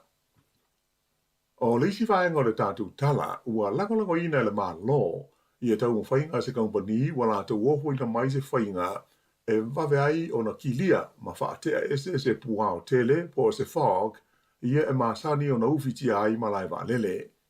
O le kompani le nei le ai o kalai stete e ngō o le Piper Vision o lo ngā lulue le ngau singo se spray e ma whai o na miti ia vave ai le susu o le ea ma vave ai o na uma e ma tea ese ia se au toa ma isi no fua ngai o no ufiti ai. O le nganga ma le wha moe au tu o le tau whainga ina I whaititi ai le tau fia ma le a whaina o whe malanga I ngā wa lele e pei o le tolu aso lea na a fia ai malanga I le malai wa lele I Wellingtone ona o le au toa po o le fog. O ia wha le tonu I le aso lua, aso lulu wha pe ai ma le stofi o le vai aso na te nei I Wellingtone na a fia ai le sili atu I le lua sa lau le a wha ingo malanga wha atulanga ina a wa lele. O lo fiso soani I le kompani o lo whea ngai ma le neitau mwhainga ia le polkalame al maro New Zealand mo ngā luenga tau wa lele le Government Airspace Integration Trials Program. Whaalia mai le Samoa Minister o suenga whaasai nisi Megan Woods a manuia tau mwhainga o lo o whainei I le ngau sia o le spray o nuinga o le a le to iaise wa pole I le taimi e to ia fi ai malai wa lele o le tunuu ini puao po o se au toa I le lumanai. Ua whaalia Stasio Millionaire New Zealand se Michael Fay, ua matua lea I lava se manatu o le kalapu wa awhai la le Royal New Zealand Yacht Squadron I Eukilani I le atunu a toa, ina ua le mawhai o na puipuia I New Zealand nei le ipu o tuunga wa awhai la, mo le ipu a Amerika le America's Cup. O le vai asa na te nei e pei on sila fia sa whailo mai ai alo ia le aua New Zealand o lo umia le nei ipu, o le ale whaia I New Zealand nei le tuunga tele e so ai mo le America's Cup, ae o le awhai I le ai o Barcelona I Sepania. O se Michael sa ia langolangoina ia le tau whainga ina ia whaia pe I Aukilani le neitu unga pe I tai o lea ua le manuia. Na ia whaaria mai I whae ngolo mai aso e ono whaamuta le ave o ia masui a wai o le kalapu wa awhaila le nei le Royal New Zealand Yacht Squadron ona o lona le fifia tele ina ua ave le tu unga I whai Barcelona. ua fast fulima tausanga o avea se Michael masui a waio lea kalapo mai na i ta ua sa le te taulawa i le kalapo na tu au lafo i le mana o le taitai o le team New Zealand le le o Grant Dalton o le taofio se Michael o le whai ua le nei sa tau na whaia le kalapo ai le whaia i le mana o se tangata e to tasi. I kirikiti whaalawao malo o le so le ta'alonga whai ule wā le Black Caps a New Zealand ma le au mai Netherlands le o lo iai i nei. O le ta'alonga i le so e whai i Hamilton le hoi sa whai i le ta'alonga lona lua i le Asforated Taruai le ana manu malo ai New Zealand i le series e tolu ta'alonga e taitasi aso. Peita i la e taua i le ta'alonga whai ule nei i le so mo la tau e fia i le whaanga tama o le kirikiti whaalawao malo ia ato ai fo i mala au tāpua i New Zealand ona o le ta'alonga whaamawai lea mo stasio tama ta'alo i longa o le Black Caps a New Zealand o le alo Samoa ia Ross Taylor lea o le a malo lo li taia mai kirikiti whaalewā o malo. E kirikiti e tama tai ua manu malo Australia i li po le langi ina ua whaia inai Engelani i le lasu ngā fusi ina po i kalai stete. E le i maua Engelani ai e tonu se lau 50 Australia na te tā mua mai umala tau pē ai toe fitus fultasi ai o lo toe. O le aua New Zealand pe o na tali malo ai le neita amusanga e le i o i le vaenga o le semi-finals. Ma le talafa ai ui nei tipolo ta mai ta i e tasi ale ai na malo ai le Palsa Wellington i le la ta'alonga ma le Magic mai le tu malo ai kato ma Bay of Plenty i le sa anafi. O le malo leo le Pulse ua se atua i la tau i le tūlanga lua i le whaasalonga o tūlanga o au o le taumusanga i le teimi nei o lo tūlanga mua pele au o lo umia le siampini le au lea le Northern Mystics. Whaiunga le nā o telefou.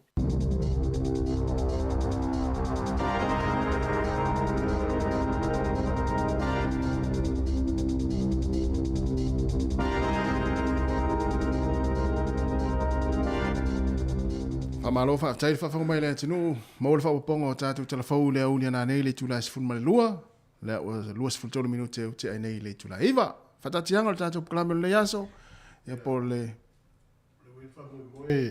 o le por klame o le tala lo lungo le vai yaso le se fulu o le lano langi o aso nei le tau le se fulu mo le tasi ya ma le tatu telefou le o uli le fa fianga fa pese le te tau tua toi tu ya tal tasi o da umale tau tua ne New Zealand ko losia tu Samoa lungo le tatu Facebook mo le tatu YouTube ya wa fo le tau tua mai sunga ta sesa e pe fa tatianga na tatu pokla ya tau wa tolu le fiafi fa to e se ma le tatu tau tua pe a tal tolu mai a foi ma le unanga le yaso fa tai fo le manu le tunu le share ya pe tu fa so atu tatu o unanga i lungo pe ngata failan ya fa i tele i subscribe ta ya lungo le YouTube e ile le la atal si fongo le mo le Samoa Capital Radio lungo le YouTube tangole o mi vai ngana subscribe ya na vele o impa anga tatu di tio fa no fa mole na se pa wana le member te talo sanga to me fa lo la ya ma tatu Facebook nga ta fa share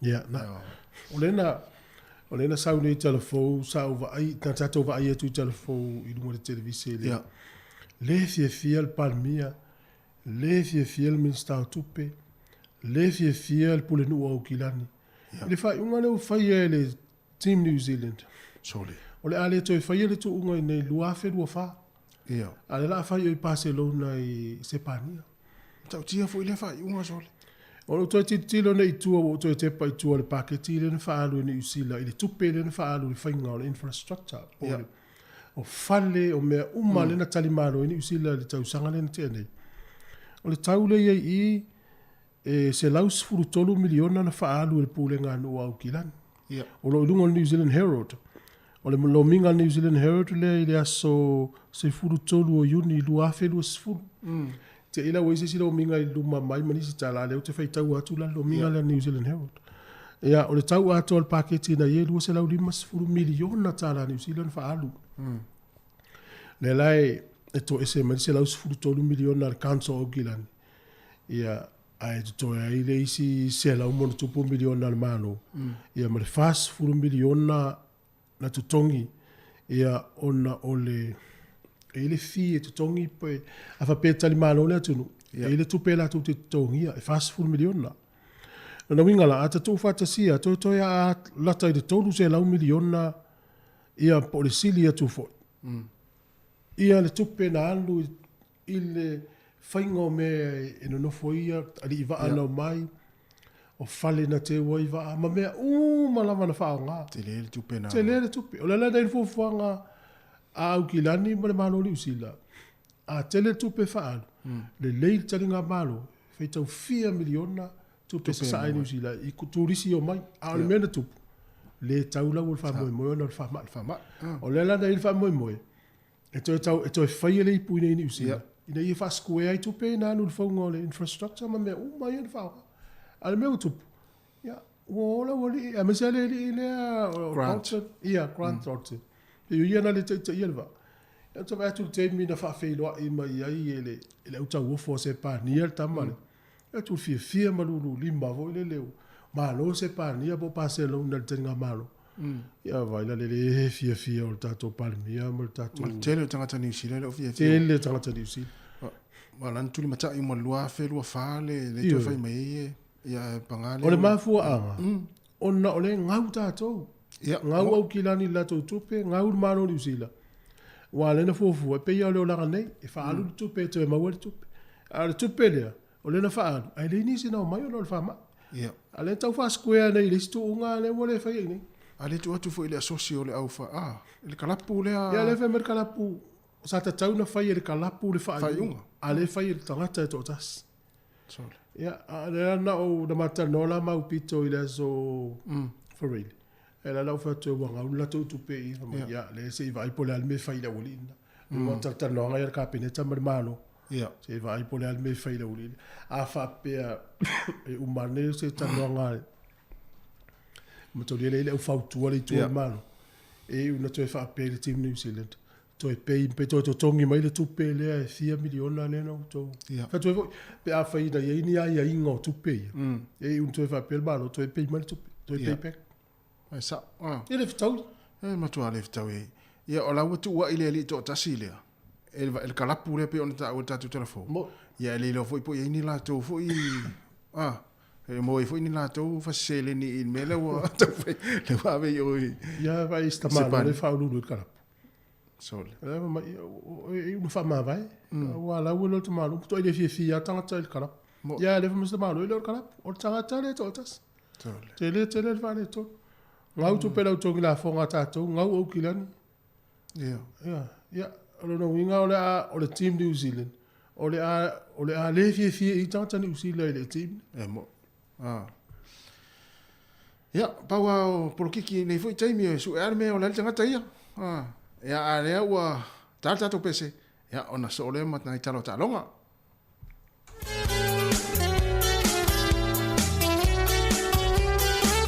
le fauna mai tongo ia mai mani a mai kapan welo ene la ronangi o fola siene yo la ta o mafuta na o tala tamata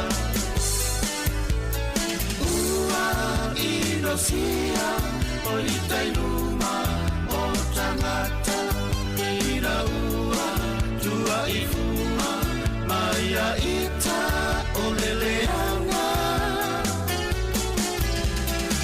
Fuanga mole lumanai Wafola sia aileala Olo walofa ualiliu E watafiu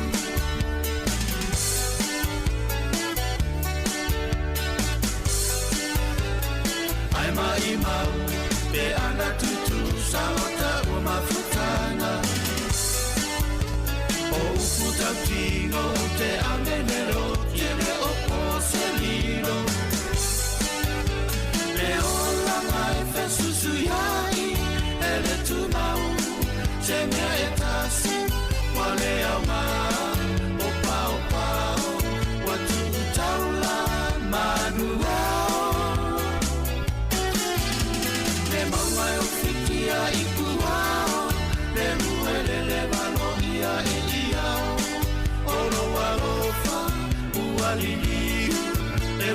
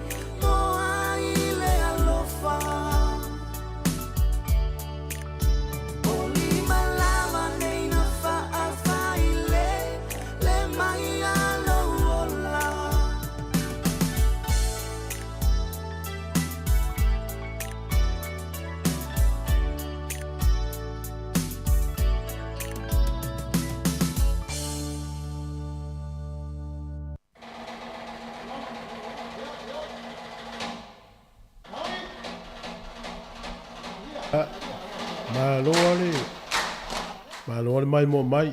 Tai fo fa fo mai. El temine ye la mata tanoa tu nei talo talonga sai fa un va yaso ya me fa un talonga. Ore o mau tala mai Samoa ele o fa sa lo nei Samoa super kapi. Ya me to talonga nei se fi ele tatangat. Ya i ule in company la no ina ona wa fa le tonu fo nei tai me so fo mai Samoa. Tu lang tau pi sinisi. Astala fi ele ya lu talonga mo tala le. Ya.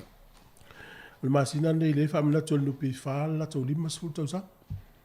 Ya la fa me lo fa nu pi fa ya na au fa ya. Fa fo tanta ye tongi la fo nu pi fa. Mo sina la to tupe. Ya fa no mai sa mo e tau sa uni te vili mai ni sila mo stupe. E le lockdown le mo lova ya so fa lima la vili mai mala foto. Ya. Ba de vo como na tu so o lockdown su fa so. A tu so lo fa lima la vili mai tono su fa so tu.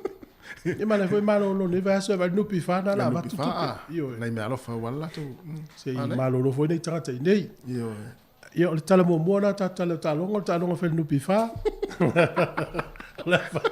ole a pu no for scala mu da no pi fa o ta ua vai ngai wa o le ta o tu pe Samoa ya e mana ya foi le wa u ta to me tau ni o le mo le kiu nei tanga te foi le ngai mo tatou ia tusi lele ngol tangata lai Samoa le tupe mo le ngo ta ita le ngau luma la tusi ia na e me na tu e me na tupu to lo le tangata ma to tala no wa to titi tu la o tu le leina ai o tu luma so le se selo na ngo le tusi to tangata le ni se no na fa manatu atu e tatou la fa tupe tusi le ia le ngo ma ia sa o le wa pe lua ma tai tusi misi o le ngo tata le Samoa e toi mai mau a to ale taimi na tu i luma le tele o le taimi sa o le nei ia fa manatu mo tatou la tupe awa pole ale umina tu le kiu a pe o na la vo tu le tu ia o luma e sele o le te la tu awi lo ngo no sa mi sa mo ia yo number sinda po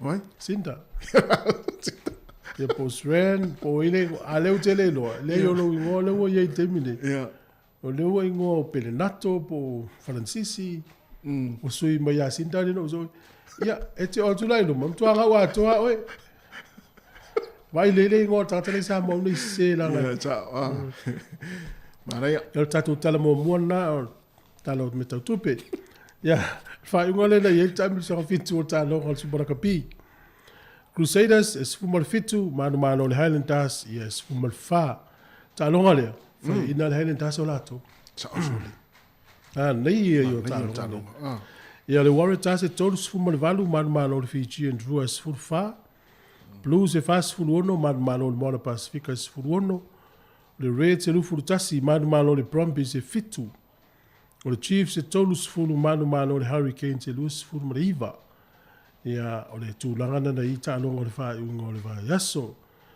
Ya, te loa, nana e matamata i tālonga kirikiti o le siompini, ngā siompini o lipo lau langi e teini? Ya, manu ia tālonga nafi, nena sawana pō, le wā Australia ma Engelani, ia ni tupata mai ta i lipo lau langi no whatau nuna ni New Zealand. Ya, lena manu ai ia Australia, e whai ia si mamao le tūlanga le Australia kirikiti. Mo ia fo ia e mama ia ne se senga. Enta ta Australia o te vetu i tonu se no mono. Tonu se no mono ai. Koko ni ai so. Lima pe. Ai pe malo ai fitus fultas. E lua se lau valu lima le na maua. Oh ia sa ola. Ya. Tele ma na i tele so.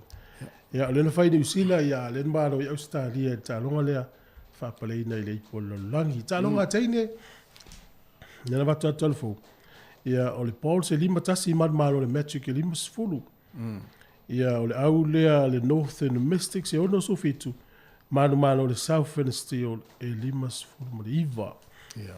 O tālonga la i o le NRL ia o le na matana piki la au o le ipo langi le NRL a le toa Samoa. O te piki fo isi siawa? Dei, le toa katoa tala, le sa piki la au. Ia. A le tamitu sanga lua e le na piki la au. A le vai atu nei, te le fo istamitu Samoa le ia e highlight. Sao, La uri matua i le ila au pe ia tau nawe se se uri matua i tu itamitu light. Ia ul pole wale le tai tai. No, no, mana e si tau whaatua te rintanga tara pēk so lau au. Ola o mua pe na le to lua ta mitina ta alo pek so lawa. Tamu sanga fa. Ole ungala le nei ta longa va ungala va yaso Titans e valu malo Tigers e ono. Ole Sharks e sfur valu malo le Knights e le isi ai le Knights. Ole Panthers ia mo le Panthers e le uvla isi so Lewis ful malo ono malo le Raptors sfur lua. Warriors e Lewis fulu malo le Broncos e ono. Man, ia tau fai le Warriors son. Yeah. Si Eagles e lufu 5 malo le Raiders e ono. Roosters e lus fulu valu malo le Cowboys e fa. Storm e fast fulu fa malo le Bulldogs e le isi ai. Ia ma le Eels e fast fulu valu malo i lau au le Dragons. Ia e fulu fa la tu ai. Ia level life o inga mai le vasol nei. Ia mata vo le pola Stoffy. Ia e ole Warriors fatuata alo le Warriors il se va tu le so alo le Warriors. Il po le aso Freile, il valu le po. Valu le po, il ngala se fulu na i Australia, is fulu na i dei vai valu Australia. Ia fatuata alo le Warriors, alo na marca boys. Ele fai ina la au ori. Ele fai ina. Ai pau ale se pa vele lau sina wa u fo tuhanga lau au pe au ye so pe au ye so la so leo lau au. E tau vole le te ola vel te mi fai la to celebration vola le ya watu ala e tau mana mai stanga tala e squad tu ya fe ponga e lunga se tu loma vole le ite ala fo tuanga la au fa tai le wo tali le fo tuanga la u lau au copy fo to celebration al mato wa o kopi umaya o le uni o isi au maliki o tu fele le ia ne fo i lunga pe no to kopi e fo al mato au ele mato o Penrith Panthers tele au sa mo la ela la wori fo la iti na tango vai o isi au mei ya sole yo Crichton na le to alu futas o tango o lusfulu ya isfulu vai pe lusfulu fo ilista mo ana matal no la manisio wom ainga no fo i Penrith ma ia va ai le under 20 kala pula ka pi e tonu Penrith alato ia te le o tamo tsamo sa ola no winga o le tau fa so e le nei nu ato ia wona isa mo o mala o Penrith ia ia ni tamo palangi lo winga fa ia sa mo le isa mo uma ai fi wa langa e to te le Pacific le pitonu nei le au sa na pe ia o tara fo le ele me funa ia tele tamu tsa mo ina le au na pen ta wa si tu la over tele au tele uta ele le o tau la o tu ala matanga le uni le uni fo le apisi ena ile au le tau le o so na trata mai mo o mali wano il fa vai ngora au na o tele ta alo na o na o tele sa tau la mboi no ta alo fo le au na ia so le esa o so le de na au to apo le so ta alo le na au te fa maoni ko le ninga ai fetau i le pia park le ta ora sto na po le ai ona na tu le se o se woni ona na le po ato ai o tu fa afu o mo tatinga ina to e mataita o se woni ta alo pe mura na e pule ha to asu e fu era kapi o le pak ia le ta alo fo le li tele tele arriva ya peyo na isina tato talo ai ina tato au le Phoenix le talonga le fa ngol yo soka tau le ia e pio nei talonga nei e fia ya tato e matamatai ia e fa pasi fo il fa ngol vai aso ole ile talonga le OTI talonga tasil e luas furu India tasil aso ia e limas furu over le la talo ni usila ma Netherlands talonga la faia ile aso le nei ile tal tasil le oli e faia Hamilton le paka le Eden Park ia o talonga fa hai ula le sunga ia Ross Taylor o talo Ross Taylor o talonga la na ile aso nei faia la Hamilton sa tau na mai fai nei wa o le watu nei i tu nei Ross Taylor so ia la sau ne tasi la o i tele lo pe sau le sky la o le o tele na avele o le spark lo avia talonga nei ia sa le o mai se au ta arma sa to mo na Pacific le fai ngol mas le ai ele i mau mai ia le fai fola tala na la tanga sa ile tu le draw pe le me le ngai fai mata sui fo ile le draw le tamizanga pe ia le verso nei le la ta alo lo ta to au le te to fitzo man sa mo ile vai le fe la mata no ma tu pola ia e ma fa so wala yo tu pai ia O le vai aso nei, o le sa, pe ala o nei le sa o i. Le malanga ilo le au i Singapore. Singapore, Ya, le ta alo ilo le wha ingo le vai aso. Ngol vai aso. Ia no ilo le Vancouver i Kanata, le na mata no le Australia, le na me tatu ripoti. Va tu le wa lau men lisul tatu au le ata alo le Ya, Singapore. na le foi wha ilo ane wa. Ya, o le tatu au nei le tatu fitu le wha ngol vai aso i le vai le o le tamni sa tatu fitu le langi Singapore. O le numero tasi le kapteni me lani matavao. Numero lua o va fau ese a pelu maliko o te patasi. Numero tolu va vasa a fasua o tamauli san lolonga. Numero fa fo i falaniko o le te patasi. O le numero 5 ia feta pesal o le te patasi. Numero 1 o indiha sautui huta ia mai taranaki New Zealand. O le numero 7 o Michael Failangi o Vailele Samoa. Numero 8 o Motu o Petai o Siumu. Numero 9 Owen Niwe mai tanga i Samoa. Ma taalo le pia tamauli sa lolonga. O le numero 10 Paul Scanlon mo taa. Numero 10 Pelosi taupo po taupo ia po taupo o Malisi sangata Josefo. Numero 12 Steve Onosai o Vaiala ia mali numero 13 o Waina Sione. Le ala la tatou matamata mo le teimi mua ia le tatou au le tatou fitu o le manu Samoa i le vaile Singapore le whaingo le vaso nei. O le leia, ia malo. O le vaso nei le whaingo le vaiaso, fa fuafua le ono teimi moe, o le teimi ala. Ua o le na whaila o tale les forile. O le na whaila o tale les forile. O aso i o tatou whaaso le tatou fitu. Tele o nei mātua mātutua ele momoe. A matata longa i le lua i le au lipo le ono i le fie tau i le tonu lua vea o lisi aso po le ono lua vea o lisi aso. E ala le lo matua po le tau ina. O tapua inga i aso ia ele mamoe le malolo e tapua ia mata i alo whanau le. No inga. Le la tamu whai whapaleni le taimi i lau atuai se aso neva i aso i taimi o ta alonga. E fua le taimi te ala ai mai toi moe ai. Ma le i fua ai mai toi ai. Na ia se feila o taimi te ala taimi uma. Ia mai se fo i o ta alonga i Vancouver le vai aso lea. Mas fo. To umalolo ta alonga na to fo i lo le au i Dubai. Ia. Pio le whalinga le na mai atu pola. Ia ona ia wafasuanga. Ia ona koleni e lo le an to le falani. Malona tona. Ia fatoa umai no. E whala ta misanga le il tatou au. Ia. Tatou fo i Samoa. Ia stala ra umina ona i tamai. Yo e tarsia ia. Ua whai tele sina umina na nofo nei tamai ti la tu nuu. Ia le la mana ia le la tau nuu mea na watu ai. Ia sao le ia. O le aso whareile lente nei nang tatele i whei loi. O le aso tau whaavalea. Tau whaavalea. O mawhau ai le ina mena alu e ni usi e tala lau tupe. So le ia. O whapeso le manatua si o so le nena alu. Si vavaluiva. Si vavaluiva. Tua le tau sanga. Ta si vavaluiva. Al mea laki o le temina la ua po e tolu se fulu. La ua e matua mwhaida le va awa na wapeo ele te. Aso le ia tau se fulu fatua se fulu waru. Ui e sa aula. Si, tu sa o lena o le aso tau whavalea te la tu le aonga e whanel tangata o lena tātu lau. Io e. Whanele si eli na ua lua tuli waru se fulu. Le waru se fulu. Wala elu mula wa o ngala e pa ufa pasa se te mina. Ya tu afa sao il marketi. Ya. Sa vali luana ai tele fale sto ino eni si fale tele fole le mo wa ina tate vai atu wala la ina mai au tele tupe. Ya. Atu lo tu. Alua tu iluma alua tu iluma. E fsili me sto ina oile suafa ta wa tu le ngoa. Fele le nu.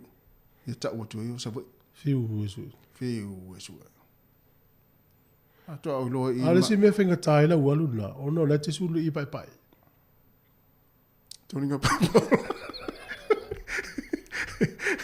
Toninga pauta. No. Esa o va pea ana o hona sfarile. Ya so stofa valea i tato visa. O tau sanga mala vai aso le o te mana tu alta si va valuiva. So. O te mana tu alta si valuiva. O le aso tau va valea. Asto les foile. O tango no la pata ila uva na ule aso fa yungo mati fa tai au. E tau le la lua ta mati. Ja. Wa ai fa valea se si o tau e lista mati. Ale uva vela pata e to. O tango no fai. E la uole matwhenga le tonga famta le lau tala la. Ia. Le tali e la fa na va ia sau puele pasi o so le va to so le pasi savali to savali mai I to so le pasi to le va to le pasi. Atu ava e le matau tia o le astau fa le men.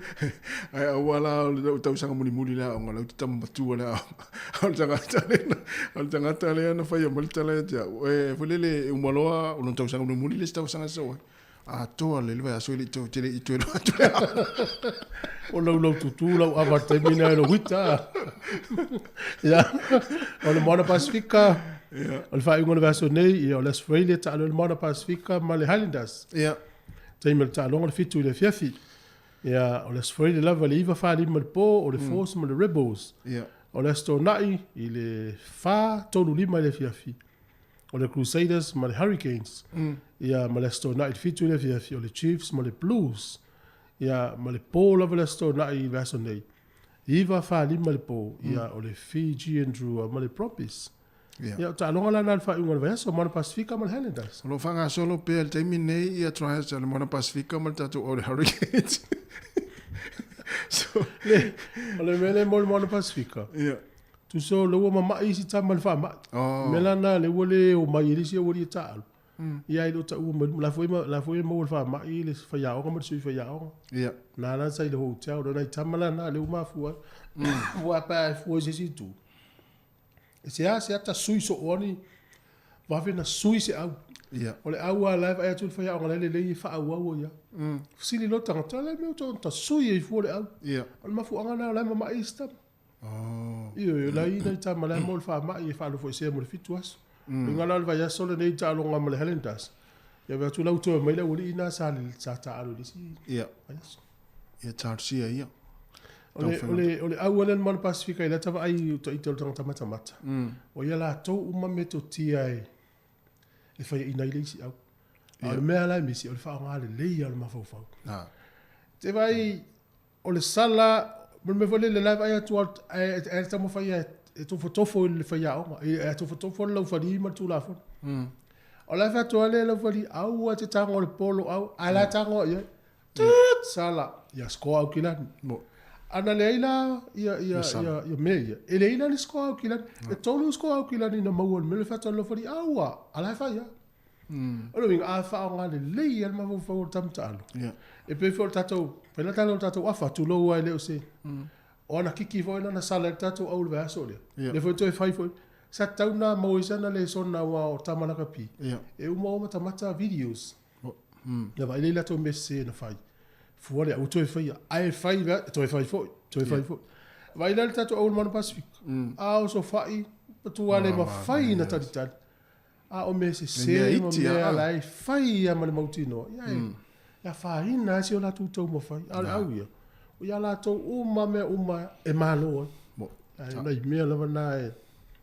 Ia na o ta ua o ta mata ia e leo ta ua ta alo sa ngata fo i lau taimi. Ia o tala nona tangata sa ta ia le au lape stasi fo i ofi anga. Ia lena man malo i ta Moana Pasifika i le au lape. Siona manata fa alia na i tatu au in Moana Pasifika. Ia, vai pe au ngā, are au ngā, ia. La pisi mafana ina wala. La pisi mafana ina wala. Au ngā, ia fa ngā na i mea laiti. Lisi. Te malo e news. Tata o pese vai poe. Ka ponga le lisi tatu programe. Le tai au, tai.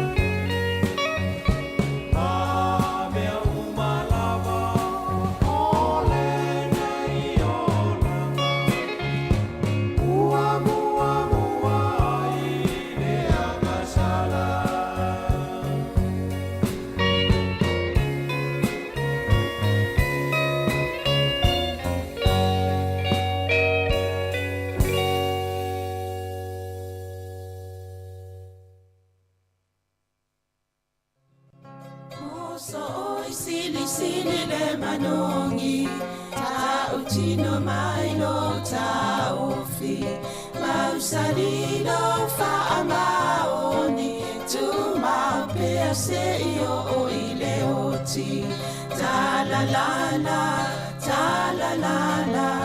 afio oe ai aluita tu Yehova inotama tofa ina soifua nanga alipsili lesa sana itu efa o Samoana efa atosina yo anganga yate o esumalete ine tausala la ula falawa avea tanua yo esungale bana mea be afaiua elekea tuai be asia mea etafea la upua tau no folene ita wai so se siline la lele male fuaro samumu ete faata patima etuli usisu ta la la afio oe ai aluita tu Yehova ilotava tofa ina soifua ta la la afio oe ai aluita tu Yehova ilotava o te whatalo whatu malo whala lo whafunga anga le tunu ni tai au.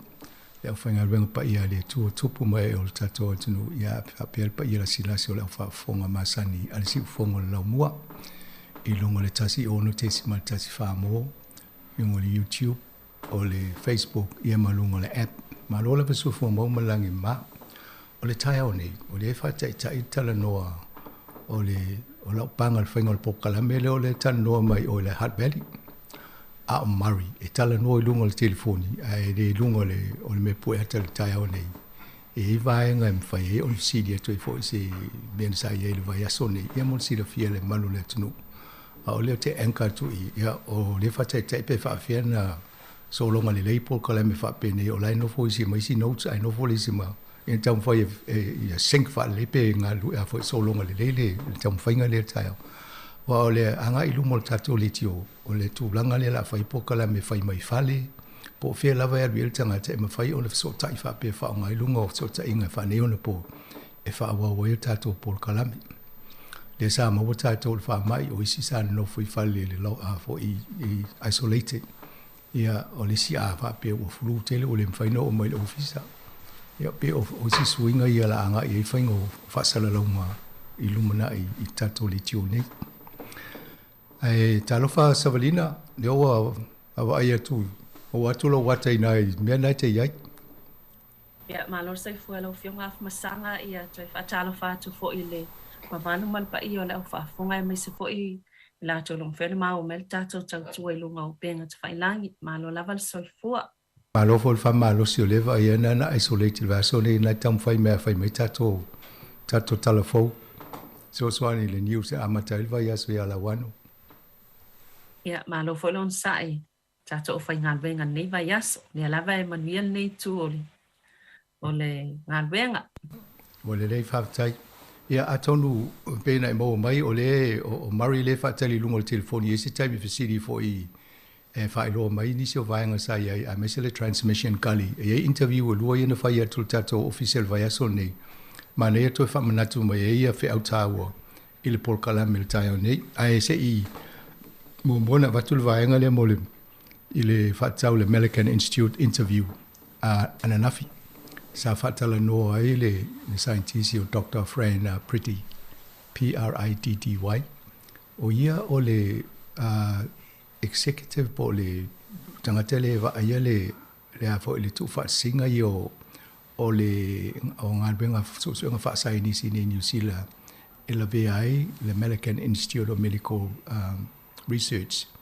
o o le Otago University, Wellington University, Auckland University.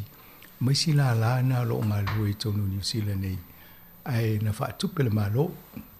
Na tūlai mai lo le COVID le lua awe lua sifuru. Wawa ai lo matala noa, po le ase se a fo se COVID strategy a le malo New Zealand. Po le ase tu ai ngā yoinga, e ngā lua whaatasi o mai le au pupoto nei, ai wa ai pe whaafea o na sua stong fiti mo New Zealand. O le te media, o le whaapena o mai si santisi le lalulangu. Ma tau lia foi e o mai wha mai, e re i se te tui po se tonga fiti o le COVID. Ia nana ngā lue whātas, o le mafuanga nana whaavaela le vaenga lea. Ia o le la e taita e friendly na interview a tuan nafi. E o le lato ngā luenga la, ina ia tauma whai e wa ai New Zealand ia whai asa na ia tui vaccine. E a foi pui e tātou. Pela na maua le tanoanga le tausanga mo vai ma Professor Graham Lacrosse. Sa ia tā uai, a tōne o ma le whai ingo le tausanga nei, ua maua le tui lea. Ia ma le saunoanga fo ina na fia le friend. Ia na fasidi ai. Ma ne foi ai misto me alo for kisi masi ia New Zealand. A mai le tui. Ia alai atau mai. A tonu la vatu o le New Year present, ai le Christmas present. Ia ai o lai pui e ma vo e te o mau se tala, mau luma se tala e fai mai. Ia ai le maua lea fo le tau no unga fa mo lea. Ia ai le o te papa ia to am fa ngolongo fo tanu nga la to. Te tonu ai o atu le i whai unga tau sanga le wa o mana o sia le tuilia ma o le booster vaccine o lo tomo whai ina ia maue manisi suinga o le COVID o variants ia pe ia na mau fo tanu anga tau sanga le umvai ma na ia pe atu e maisi tui pui tonu le tuilia ina ia tasi le tui ai le tele tui ti ngai di mo tangata ia wale fo wa amata le sopo le vaso nei i tuinga o le fulu masani. Ia whamanatu ai fōle nei teimi, a wole ngalo ia tātou tui flu ia. Ia ngā langa te ua mau tātou i le vaenga lea. Ai pe o le aunga nao le tanoanga. Ia mai aila le si vaenga tā ua sa tā ua le tanoanga lea. Wha tanoanga lea. Olo o iai sa whai ma ua mai a neil susu e ngā. E itanga te Pasifika Māori. Le a fianga o la tau mai le tui o le COVID.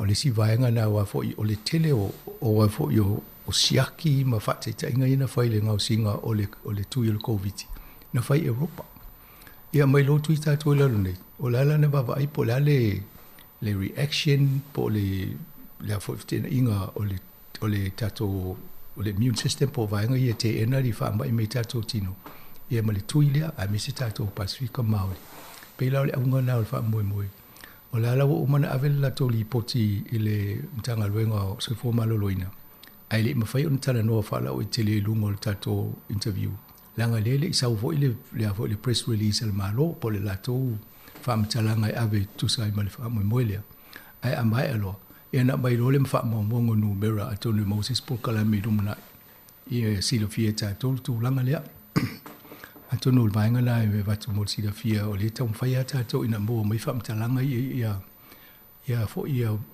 tato malama le whanga solonga so enga ma meni tau so fo maloloina ia fia tato i te so fonga le temini o le siva enga le tongo mai fo i fatsa longa le songa fo ia sa mai a wai mari ile ta sa faile fo ile plesi tanga te fino nei ngati toa ia mal pulenga no ia manisi o le media sa ia ia sa ma to lola mari mele le mai mari to se fa sana ia di poti wa ia le na interview ni so la to ia mai mo vo le le o lunga il mena mai mari fatalo fatu neta yao malo se foi la ofionga af masanga malola mane fa stala le tulanga o pe o tato sa vali le fa ilunga i le transmission kali le son fo malo ia fatalo fatu tanto tunu le vai ngor tayao la tapo inga manato le ua a fa silsila tuele fionga li pule ia tulanga fo ile sa ma wa tuel fa mo le fa pa ina le o wala ia o wala fo ia feso ta in mal transmission kali wa tanto tele io o ilungo le awala tele le transmission kali pe o link road ia le feso ta in mai ile awala fo le i waiting rua pe o ai pitun uyo waiting rua ma would be ia le la sa fa pa ina ngati to ia fa pena fo pule nga nu e le ngoa a Maori le sa fo e le iwile ngati toa e fo ile se gifta po se me alofa fo ile mole tala ino la wala folia e fai ngoina lao o teara kapehu le ngoa Maori le wo fo i ngati toa ia e fai ngoi a wala i so ta i male transmission kali mana i fo ile na fa moe sa fo i ngati toa ko matua na taku porai nei ngoa Maori mole wala nei fi so ta i male a wala a fo le transmission kali mana tu fo e 2 kilomita le umi po le tele po le mamao o le awala fo le we ai e fa awala ia po 4 lane motorway le tulanga le we le fa moe le ia mai o le tau o le nei fa moe tasi tesi ma 5 bilion lo no winga e tele tu penalu le nei fa moe ia sa no nga fo na Barbara Edmonds le mai ai o fa moe na wata interviewing na tatu polkala na ma wo rungo tatu Facebook e tupe fa opopo al malo na tu fa opopo ai o bloke tilen amata mai le vanga malo national il vai tau o jonki ya e dus fa nga tupe le sa tu fa opopo le per temini ya le u fa ftai le tu le u tala fa moe le ma o le tala fia o le u se furu 5 minuti le u va ve il fa nga ino la wala folia it's 15 minutes more faster ya mo tanga fio ai pe fa le te sa mai matu up north mai kapiti e tanga mai sauti ni Wellington. Yeah. Ma lo fa tai atolu na bo mo watul va o le mana i o tai o le sulu le la. Ia sa ma to itu al pole no po lo la no la na to sa fielo na. Ia ma fai la na ia fo nga luenga o le fai o le tala awale tala nga ia ma o tele lipini. Ia o le kau ma tu le sa fa pa ia ina le va nga le sa ma tu o ia fo ile sa ine le tala ngol tato ofisa ne ia lo ia. Ile lua fi lu sfudu. Ma ne fo to fielo ia. Ia telefo i o le si men mana ia lo vai. Sa ia to fa ia tangata pulinu. O si sa pulinu mo mo nei pulu sa awai. E o si o sa fatala no fo tato por kala mene italuana no o mo le litio. Sa fatala no mai pulinu ia ni leke o cheni fresh. Ia ma Anita Baker. Ia John Berkeley amatanga. Ia a o mai tana la ile ia ile foi la solia. Ia mane no mo le po la tau la tau sa awai. Ia va pe ia o le tau lekesi nei o tau le na fina o ia le vainga le mo po ro ia me se foi ni Wellington. Ia o le mane ia le tato o le mitim tanga tia. Tele tai mi satala no le nim ta pu le to. Ale o le aso o tatala ia ale ia le o final foi mo ni maule. A tonu stay mi la wa lo avelta va le so ti e lo lungo le. Ia wale na sa vali lunga ele o ti ia na lo la i pe fa pe tau na alu le tastisi mo le 2 biliona pe utile tele wa fo linga mai i fam talanga fa se la 1 miliona o vale paketi mon i lo pak o tu pena fo ina momo a lo inga van se la 1 miliona sa e ele tau ia le o si dia tu le o tastisi mo le 2 miliona. Ia ua faisi na te leo le tupe lea lua a tono isi vaange toi fai ene fo fina unga la upol kiki stay mua. Mani. O I na testa ele mele o le private public partnership PPP o le mauna nisi taimiria a maia ia tupe ale au tangata ele tono malo tu atu ma se vaenga malo e no lole faule awala. Ia o tato vaila le mea tolo fa afia ma le talanga o le mene I pe fa au no ele fai. Mon. Mani tele ngalwenga le staff le fai. Na fai lo to tolo poso talanga le mai lo le la lo lomi I lungo le mato paper le front page le fai o aso le o to yent tala e o mai poliva se fulu e aso le talo to ai fai lo mo le placing le ia le o tala ia to no to chile I tato ni Wellington Hard Valley a pahat pa pe mai ni polua ia matanga vo I lata mai ni New Zealand e o fu tanga ma la fia o mai la lo ni se o la to ta vale lungo le transmission kali sa tala no la stasio insinia sa mulmuli no fatto if tu sei fia le tu pe alo le kilomita e tasi le faunga la wala ne e famai fai tau miliona o te le ta o tu le fai 1 miliona e fai tau miliona le kilomita le tasi a o va pe la a fa pe lu su fitu la pe ta o lu su fitu kilomita le mama a tasi te si mo le 2 biliona 2 biliona le tau ai tango le vai na lo le tau le kilomita e tasi ai o la nei fam talanga a umul sfulo masina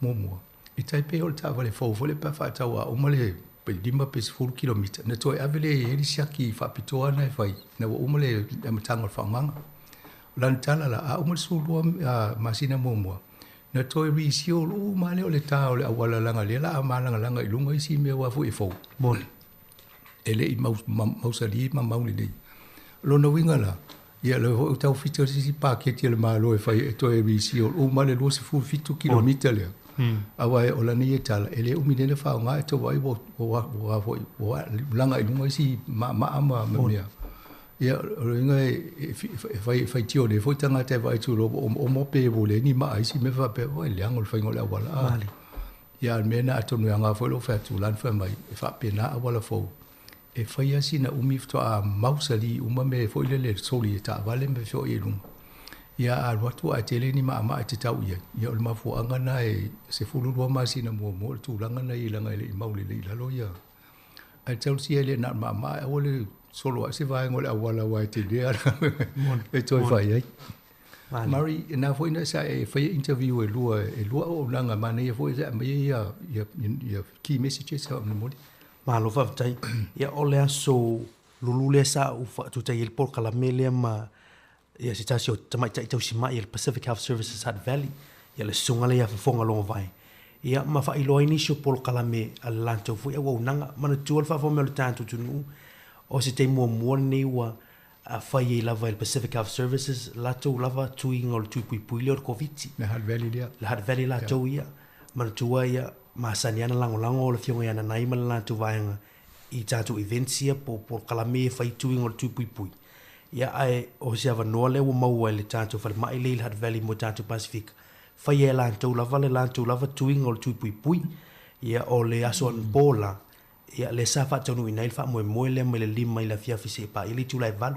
manatu sa to tel tanto tunu na fa nga ina le ava no ile pona po tu tanga i fa tui ai o le siva nga ta ua lava le sa mai le tanto interview na e ile no mera fa pitole al Pacific Health Services e toi fa manatu atu le ua mai ona fa sala watu le tatu officer e au lava tu awina tu o van se lau fitu fa fitu lua tasi tolu o van se lau fitu fa fitu lua tasi tolu o numero na vili fue le stoni ye mfai ona fa so ta ile Pacific Health Services in Hutt Valley ye fiso swani tu lango rats test ye po tatu test ye fa ye wali fa mai ye fo fiso swani tu lango one fair lo winga a mo mia ni mia ai o tu lango tongi no rent tu langa masani tono tantu ai nga isi pili le o malo fia ye mfai ona fa so ta ile numero na le ngata ile ili sila tu o nanga ma mo le ngasinga sol ma fau mental health ma le well-being o tangata ta ua yo na vai nga meeting e haolana tātou fa so ta ile numero na ia e mo ele na o nanga ma tu o fi mal Pacific Health Service Hutt Valley o le si interview na lua le sa fa tu ile so nafi le sa ma futa mai ile fionga ya le manua a inga Caroline Mariko fa pena vo fetala inga tala ma li fa le fanga o le fa na mana aki o le lanto tau tuia fe pa pitoa mo fa nau tu lango kindergartens ai le lanto social service le na me fa yon fiso swani tanga talo telo tanto tunu e ila lanto fa mo na ile astona nei i fa pena fo ila sa o lo nga lu fa tasi ma le Tuora Campus Health ia i Wellington e ile drive through vaccination events le astona nei la so anta ya ma la sa ma le tasi la fiafi se yo antu leono le ila fiafi fai tato tuinga leo le tuipui i tua la le waitangi rua mo le lau si le fia le tato tunu ule no fuanga le fai marketi astona yo no fuanga la na o la ili tato drive through vaccination clinic lea mai a lor tui a le marketi town astona ya fai lo leva no tui na le astona i name la sa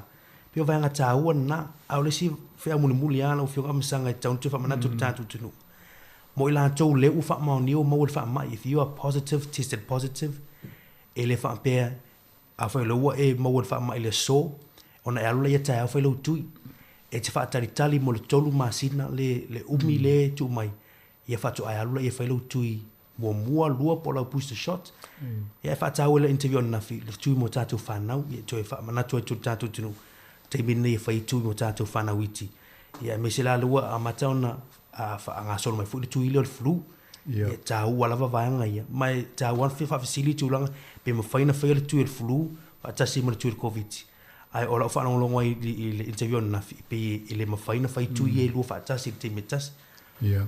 Malo whaftai mari, ia, nau mo wati si vanga tā ua, ia, mesia ia interview na whairua. Mo si da fia le malo le tau tunu i soani o lo maua. A mesia le whana witi, o lo whai asina tuai, o na whaitu i o le whana witi. Le lima, le sultasi. Ia, le foi mo mai wha maunga le tūranga nei tātou. Ia tamu whai a wape o eni o walo, o whai le tui mo pere o whai fo si tui. Ia toi si lane, o le puipuinga o la tau le aleina whai a ngai inga nei. E mo ia se tel tonunga ia fa la a mai lo o fiti sulu ia e te alu evel fo mai mo ia le la se nga ba tu fo sina toi a tato a wa le ma fa mo tal fe ngai ia mo sa ngole mo alum fa na ia me si ai mari fa tai ma le so ni fo tato por kala mo ne va yaso a to tsi fa linga le ia ona va vai le fo foi na o tu le sa volina vola na malo longa e foi mai olta pukala mensa oni ai ole va vai le si fonga la mo po la sona sauta ua ilinga ngana sa mo fa ngana sa mo tsa sanga ni ole la va vai ta to masanita to feito sanga vai ya to si mai sau solo ia ole mta upu ale filung ta to ole covid mana ia na amana fa sau solo ia to si solo fa ta ole covid o le si vaenga, o le si po le whaatala tā ua o le afo le ngansa mo le tausanga nei, o le sustainability, o le upule whaperitani o sustainability. E se ase taimi o mo na toi tatano tu le mta upule mwha ilo atu. Ai pe o vaenga vava ai tātou, ia le whaperitani e whape tolua pillars o le mele sustainability. E vai le economy, po le tamau ainga, ia vai le ia le society, ia mawa ai lisi vaenga i o le society and environment, o le tato si o manga. Loingo me ia, e tau na wha paleni, wa ale paleni e o le mawhai o na solonga le leid so i fuanga o tato. A tonu e o ngā fwoi pe a whai e ia solo anisi. E whai e lau so e ngā malama le fwoi vaenga nei, wa vaenga ta o tato so i fuanga pe a wha wau pe tato e pe paneta ne o laurang. A ye fo le fa moi mo o to fi musika a fi fa sa pese e ma fai ona le stala lo ngoa o le la fa le tau vanga pese ta to e fa ta o fo le ngana Samoa e pule a o e pete fa nga ya team si e fa ye lo pese po la se pese ai a matana ma fa waste mo moto ta no tu le ia ai pu e uma va nga i le tato studio mai le amatango o fo le masina o me i o atu whai ungo me o yelinga ngana Samoa le wha o inane la mai i tangata i la whiri mai tau wanga ia. O la tōna i piki mai le top 5. Ia na awe role whai ela i o le tato whai lunga mo mua roa ma le tōtu. Ia i la tō ia. O le whainga fo i te le sauma mai lau whai. E te saua na o te pese fua pese ngutu. Ia ai pue. Ia o na wawaila ia. E iei fo intangata la soani i le whiwhiringa o le mua roa ma le tōtu. Au te tonu, e sili ale whiri le tato o whaafonga. O churches, ma tato wai tato ilo uma ai, e po e su fonga le lei, ma nei e lyrics po o pol pesi. Ina ia, i ese aunga fo le mataita i le taun whai e tā maule ngan Samoa. I le wha moe. No na winga, i ele awa no i la to fifie whai solo, tusi, a mai tonu whai tau. I la to fifie musika, ia a o le sau pesi. Fai mua ma le tali, ia na listala mailo ngoa, ia na saurola, ia fai lau. Ia ai a matana a wha pe o le vai so teimi tonu ale ngan Samoa, ai su ai po ele sidi lua tolu. E mwhai ona po ele le ia lau CD, tu ulongo le YouTube, o si ufonga lau mua, fai loa, lau loo i lau langi atoa. Ia o lau tauina, ia se va im system ai fai longo i o fatasi. Ia pe ona i wha aringa fasa lau ngai mo mua toil vai nga leo po kala miltai au nei.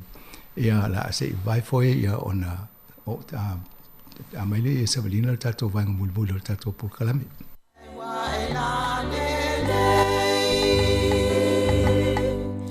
La lele o inu o le masa o te mita inu e se poso se mea o na Samoa ua avea ta ua e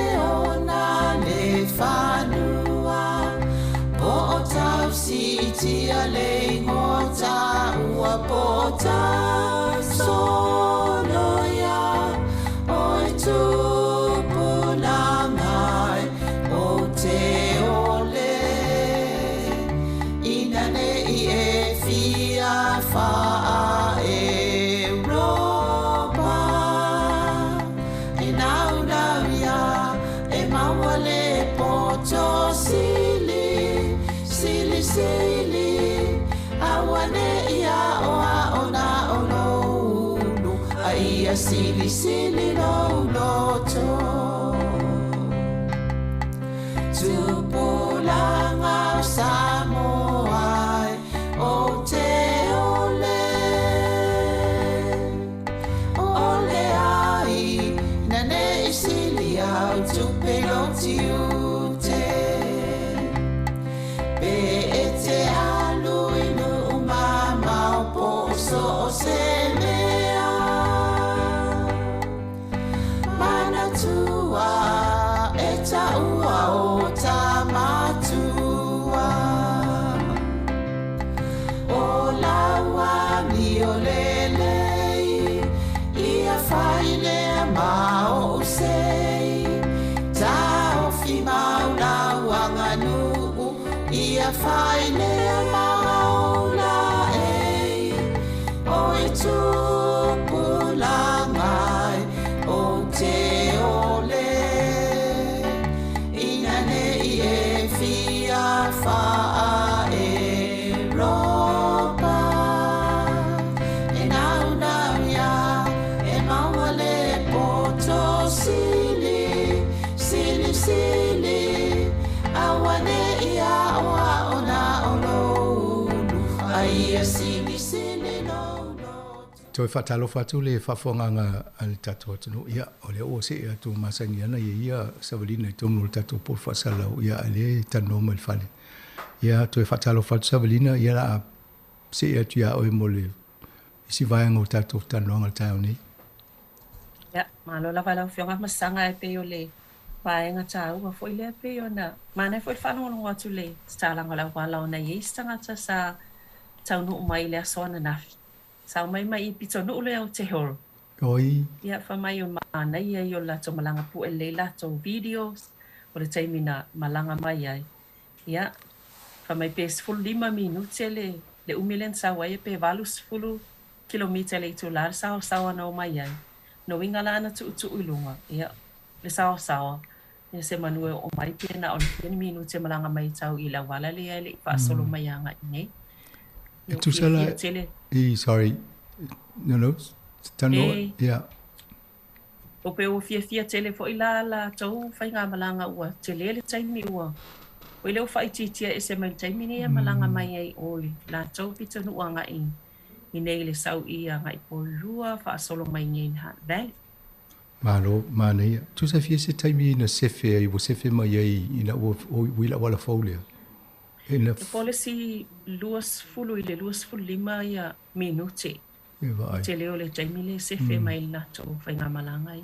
Ia lana sau lalo le kilomita le I o ilunga kilomita fa atu na mai na. Ia, o se lau anana o le wals fulu. Ia. Atonu a whaape uma le lima tausanga atu whaatasi uma le a wha iau I tūla ia o sefe po minuti ai sefe na ia na tau fuafua ia le taule ia I nei wa le whaape tatu o tamuta tele le tasitesi ma le lua pidiona tala. Ai atu whaatasi lo taimi sefe na vai whaatele le si toa ngā tau. Ia nei lolo ia atonu le si awala na whai na tau wha malamalama ili tamuta o le ngaruenga le na whai. Sa o le ia. Aole dei ta se e atu vai atu se I tai o nei Sabrina I mo me o benefiti ana na tanu mai I o mtsopo la so mo ngone le sa patulanga ina le malo le nga tau si tia le tutongi a mata I po le minimum wage ia mai se fo ia nei supani weta le ai va ia tu ia mani so benefiti pa mama avenga fo ina tanga tau tato o le atu no. Mane atonu mai no pero no ia foi numero phone wo ia nei I le tongi maulalo. Tu so le tongi maulalo no fa popol tala luas fursene.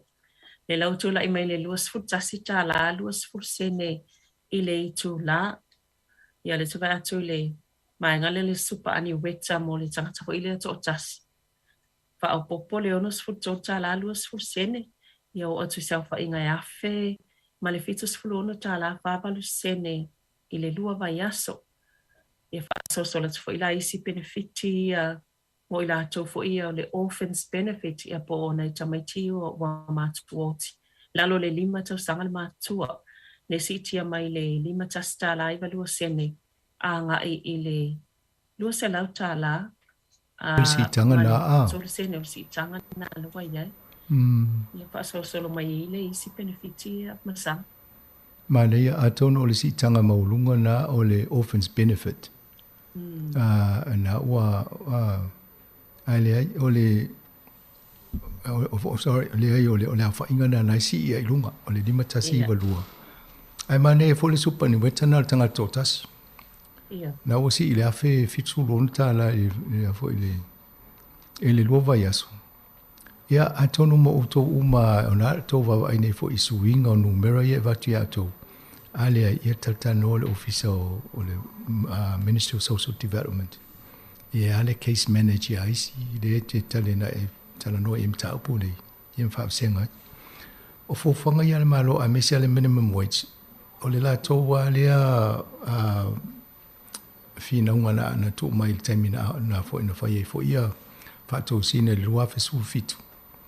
Ina ia tam faila to tau sanga masi ilunga le tutongi maulalo le mo tangata. Ia o leo tato o mai nei.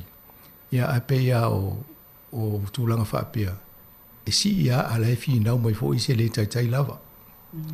Ia au tail tonu fo o la fo ia ala langa isi la mele tutongi ai i le living wage wa e se ala fa i maulunga le titi atu le tupena umana fa senga fo inisi. Le living wage e tau nanga i tato.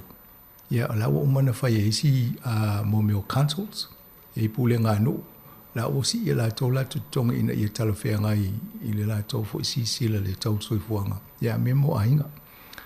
Ai o la pisini fai pisinisi. To le talia la to longa winga la so i stupe fa popo tutonga la fainga wenga. Ia ai fo ia mauisi. A fia la fainga wenga ma nga lue malosi. Ele lei fo lo profiti le nga wenga mo. Ia la val tupe tonga. Ia fa lave to tele isi company ele po le tele tonga tangata ai pole ia fo i profiti ona mo.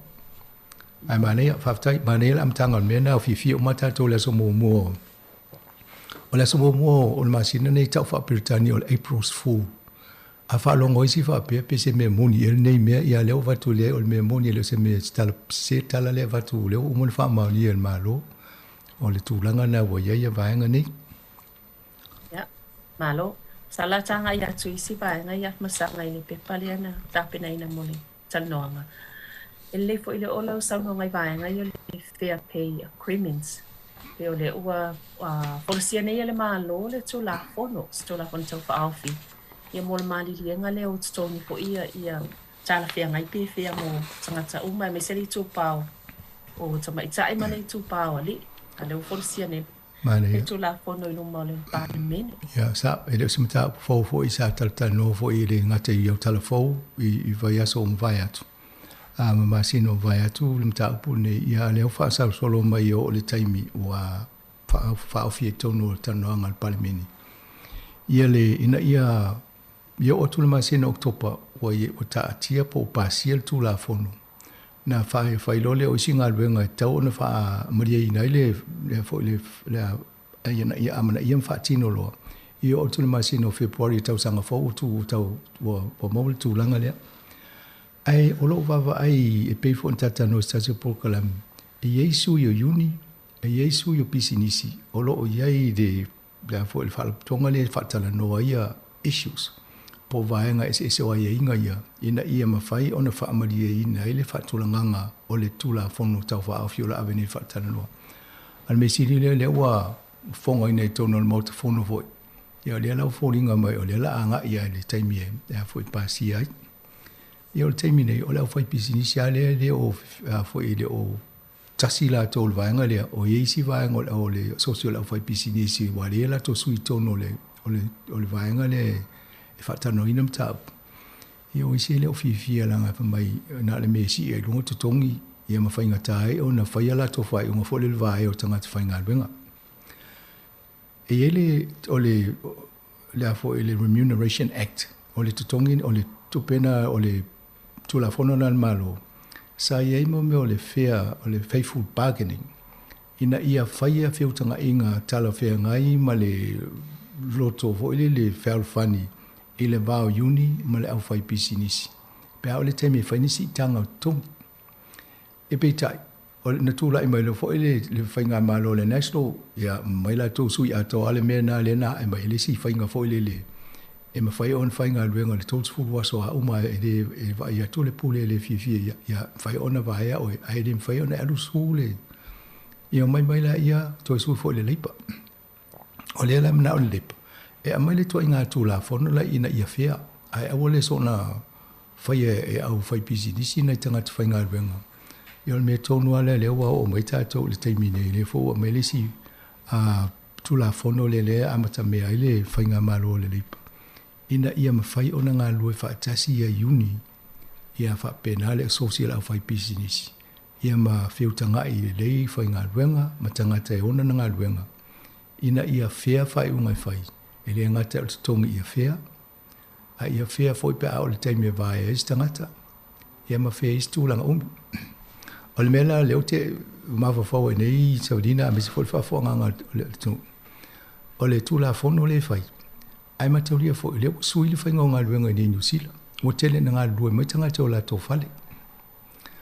A wawa le health and safety o tele e lopo ai e la vea ipa te o la vea se si whainga luenga ma le whale. Wa oisi fal whainga luenga o lea o tu awa noa peta wa nau fwoi tangata whainga luenga. I tau ngā lue mai whale.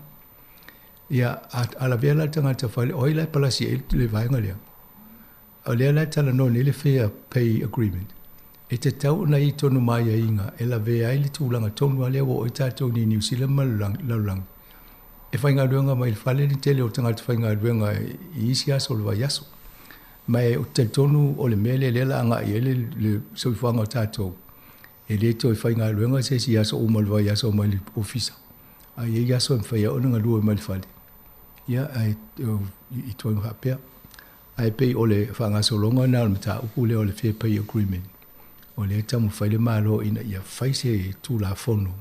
E pui ai nga ia tangata whainga luenga. Ia ai whapena fo i ma company. Ina ia whea le whaingo tanoanga o le waingo tangata whainga luenga. Ia mesi fo ia whea mo company la tō fo ia ia te tau e tūsai o tū la fono lo iai. Ia atono o le si vaenga le leina mo le vaenga le o tala non tau ne. O le alau tu amanoa mai le malo. E mai la amanoa e amataina watu fina ngalo le atunu. O le consultation. Ai se me te loe tauna ave soani e. Ia on ave le whaapopo e so la pule fo i la tō lo wa ia ngal benga lea. Ia mai e fo i te whautuanga mo le malo. Ina i teo o le pili le tau whaofi. Ia ai le i o le tūlanga e seini e le kōwana se tūla fono stemi o tau sanga fau. Ale me tasi ale me o te tau tonu le la wawa ele tō tele. Pe fia. Mo le mea nafsi fia te tongi e maua. Ia tato wawa i o le au whaasol solo me le malo le minimum wage pe o tata noa ni le tongi pito e maulalo. Ia ai whaia i le vao le whalwhainga ruenga. Ia matata whainga ruenga le tongi. Ia fo le lava o le paketi whai ai. Atonu le vaenga le soani e tuan mta upulea Savelina. Malo, ia o le vaenga tā wana o le maua lewa noe mwhai o na. A vei fina ngalo i tutonu e whakatau mta upu a. Ia ai pe o le utang noa mta upu lea iei atu langa ia. A iei fo le fufuanga al faltope wha leo leo. Le pe isala tau prestala fo i lea wa whatu wina ma amataina. E whaatau la mo me o faltope. Faltupe fo ia la tau te sogia ia inga matutu o ngai tauna la tau au sia i le whaangai o inga o la tau au nanga. Ia pe i tā ua fo le vaenga lea masanga pia o isi. Tala noa ni tae au. O tātou e le stala tātou i le po releases mai le faltupe. I na ia tātou lo whaamatalanga o lo whaima vaenga fo langa i na ia tātou malamalama masosoni fo i watu ni whaamatalanga tātou po kalame whapene. Mataulia fo i o le tau mwhai le malo. Ina ia manino uma ia whaanga yo ingo ngā ruenga i whaltupe. O le i taimi e whalong pēa le fie o nisi fo i o lau o tato o whaafonga i a mistanga talau tele. I le ese le whaatinonga i whaltupe o la tonga o whaingo whaiunga. O le mele mata i tuwina le Reserve Bank po le tato o whaltupe o ngā tonu le leo. Whaleo. Ina ia whaia ia mataita ili maina ngā ruenga whaltupe e tusa matula fono o loo le ngata i malo New Zealand a loo a wai whaatasi maisi malo i le wainga leo o lato polisi e whaatino i ngā ruenga ma tau ria o isi whale tupe o le ae tau mau atu i toa i ngā tupe fo i palpala e o lea lau a whai le wainga le malo o la a whai le lo minga i lungo le upenga o sota inga a wha pia sol tu la fono le whale tupe o la lo mi i lunga i le lato solinga tu la fono le ua preach pe soli lato ina ia ia wha maumonga ia loinga la ai o whale tupe uma e le fi e lo ngua i wai a te lele e lo ngua lunga i e lo ai e te lea le wainga nai wha le whaingo le tau ngā ruenga ia ai mane ia fo e o le la wawa i mata i tuina i ngā ruenga whai e whale tupe i le ngā ruenga i le vaenga le wata no mai sabulina tau nei. Ina ia lisi o mai lalo lato solitu la fono, po mea le tuwhaia le talawhenga ina ia i loa i tangata. I le anga i luma. Ia, malo la valsau no la whianga whamasanga tā ua fo ina vaenga. Ia tā whasolo mai vaenga le ia i le mata upo fo i le o tūla i mai i le bao le malilianga le pena liki mai tua fo i le bao saina ma le atu Solomona. Ia, o te tari tonu o se mata upo peua a mata o na whawesi solo i fo ia i tato i Pasifika. Na me se lava New Zealand ma Australia. Ia, whaftai. Ia whaali o lafi na ngalo tūlanga lea. Mana ia, le fo intau mo mai ni tanoanga, saunoanga o pito tanoanga ma tō tai o nei. Ma tau ria le Solomona le tonu o le li o fo le ia tau pulenga al Vas Pasifika lava la tau, le Pacific Forum. E la tau tanoanga e pui ia tato motor Pasifika i mo meo whainga malo. E pi whate ia uma ia e o i tamai motor Pasifika. Ia nao New Zealand ma Australia lewa langalanga alma ta opu ma whai e fo tanoanga o le fia tūlanga leo tūla e mai i le Solomona. O saina, e leo se nuu whate mokarasi le whainga ana ngā ruenga. O le Solomona e tusa ma tātou ma motor Pasifika. A leo tu abano i saina o ia fo ia le Solomona mai saina e ma whaina o mai a lato fita e leo o le whaamtalanga tau listing. E mai wawa ia tangata saina le tono le Solomona. O le mea nā le tonu e tauna whai o le lato o leo ma lato pūlenga. E wa ia tangata lau tele a le whapea loinga lai a e tango e whaalido le siulanga. E mwhai fōna na whapea mai se sinu. Se e watu ala mato fita wa ia mato tangata na nofo tono toa tunu. Pe o vaenga nai le o tū le lei fo le mo le tati e lei mo le sila fo ia ai tātou nei Australia. O nei New Zealand, Australia, motor Pasifika. E marisia mea, o le ae e waba ai e masalomia ia whainga nei e saina. Pe o le ala whaasa solo mai na ia lato pūlea ma wa ia isi o nula e tol Pasifika. Ia, pe ia na mofo i tatananga o teimi o mamawai. E whaia se pōlenga o mo meo tupe ia le whano no e pe watu wha mea lofa e saina i nu o Pasifika. Wa ele teimi to i fo i mai ei va pe mai le o saina. Ia, a watu se mato wafu e whaina pe watu se mato a e whaina. Ia, ale ilo, ia tongi mai mato tupe. Ia pe o isi la whainga ia o te lero pe fie se tupe o aitala fo i fo le at Solomona ia. Ia po la asistu a inga whainga o lo wawa e la to tala whea ngai mo la to. Ma tau ria tato wai o i saina. E reini pā roto o le tarta. Ia e o fie pe o le vaenga na le tawanga ia i Solomona fie fo i ina ia a veso na ia whainga malo tai po le mele whai saina fo le pipi ia saina i tōlanga ia. Ia ai se tato wawa ai pauna o mele le popole i motor Pasifika ia mai se ia tato i New Zealand ma Australia.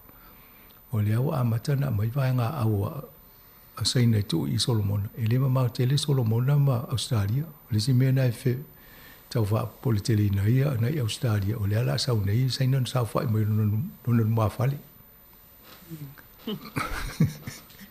ia se ma tai tu pe o le si panga le sa cha o le vaso nei o fa salongo fo ia sa pa aluina o le COVID o me fa salongo fa la wiloa fa pisinisi ia po la po tau nga tau le sa fa aluina tolu 5 miliona tala tolu 5 miliona tala tau sanga la matalu a tau sanga la ia talwai ke le na ni tula one of sang ia pe wa sa sinie fo ila va fa ia le act ia fa nga malo ni tele lo tupen nei tolu 5 miliona tala fa aluina fa salongo ni e ma li o ele na le act o le partia maori fo ila fa tio o la fa me bo tele tupe na lu ai ma dis me ma li fa tio nga le partia maori o la fa tio le telo tupe na ave ai o la i lo e tangata ye no fa ta si tangata maori ana tu ye fa la tolu nga lu e de tele le tupe alu fa ngo campaign fo i tu lungo TV ma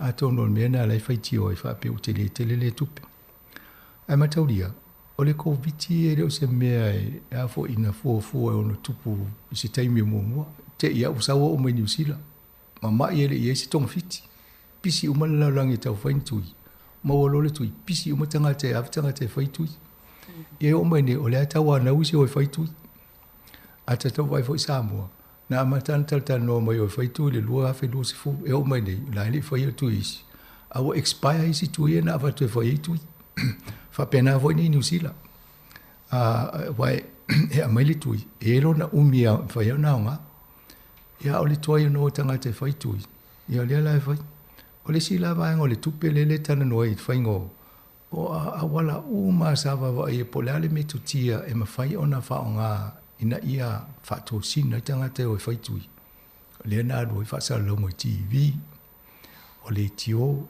o pepa tu singa o longa website ia e tele ia se awala na fai fa to sina ia na manuia le tele la ulo awa ana le fai va nga na eleva ve o tato le was full percent le we nei le usilia tu nei le was full percent o pe o le target po o le numero na le na on malo o tato io le was full percent ia nei po on iwa ono e iwa fitu isi va nga New Zealand io ma nei na tato vai ana le alula le tolsu le 5 miliona le fai ngol mena ia o mai nei ia o mama i uma tato te le numero tanga tamali liu tuain te tala po los wo le lo po la me a tono to inga vaenga ye tau ona fu ai fo ia a tono e nga fo ye tau na ai pe si tu pe na lu le nga se si me a wai pe o le tau mo to fo te le tano nga me ia o le high trust model le mele na fanga tu so le na tu mal fa tu tuanga le malo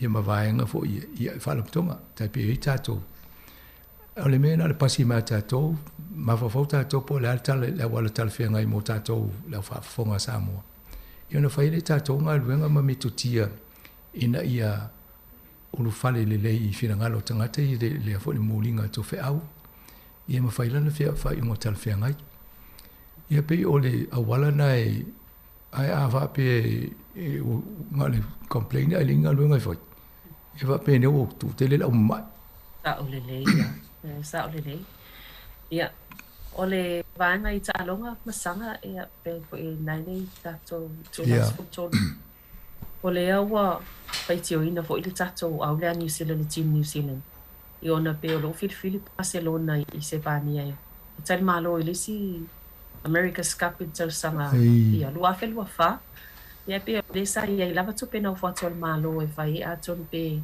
ile lava ile mana o le team New Zealand pe ia e tele yo le ngau o New Zealand a tau le ngau New Zealand le ngau na taxpayer ye uma tato ma le tong tato la fum a e tele yo ye ye swing o langono tangata e mat mo e a foi e sa paia uma tato le team New Zealand a wa le ye tono New Zealand to fai tu unga nei New Zealand ia le la o nei fai o Barcelona la me mama o mo tato e nei ia whainga tāna o ia to te leo tātou a o iei nei au kilani e ma whai ona alu o le tā vale mai nei Wellington e o au kilani e ma whai ona e matamata e nisio o fa singa fianga e fai te mi tu ia e ole Barcelona ia na le au mau me fai ni malanga yo ia tata apa foi tato nei New Zealand ia pe ole tu langa na le ia ele o fia la o fuel cost ko ele fia le telo investment po le tupena ave ele pulenga nu e fau ile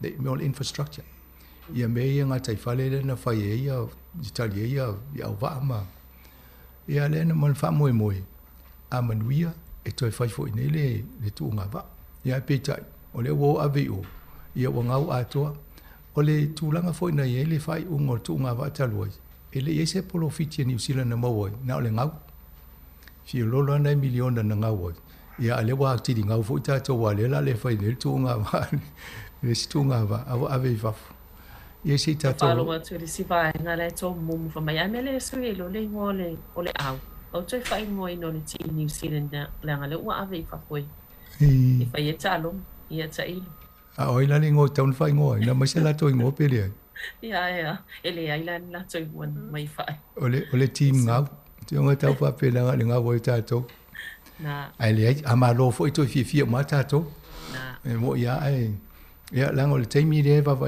to Savelina ai ole foi va to ki ti fa va ma lo le tu pau ta mai tai io le final ia Australia ma England ia wa misia ta to sa ta na ma la matanga ta lusi i sa o tu ta to au ia le mana ele fo la final foi pa mai mo ta to e mata po ia vai po le ta po ia Australia ta po Australia la ta mai ia na ia vole le ai five tai fo mo ta to telephone ne va yaso ia lo ma le fionga ia la wano e va pe fo ta to po kala me fanga solo ai mo le fa fonga ia o ta to po kala me na foi tu fa sia ia manu tele lava le fo fanga nei aso mo to mo si sia no tan no as fo terminate ia fa to fa so fo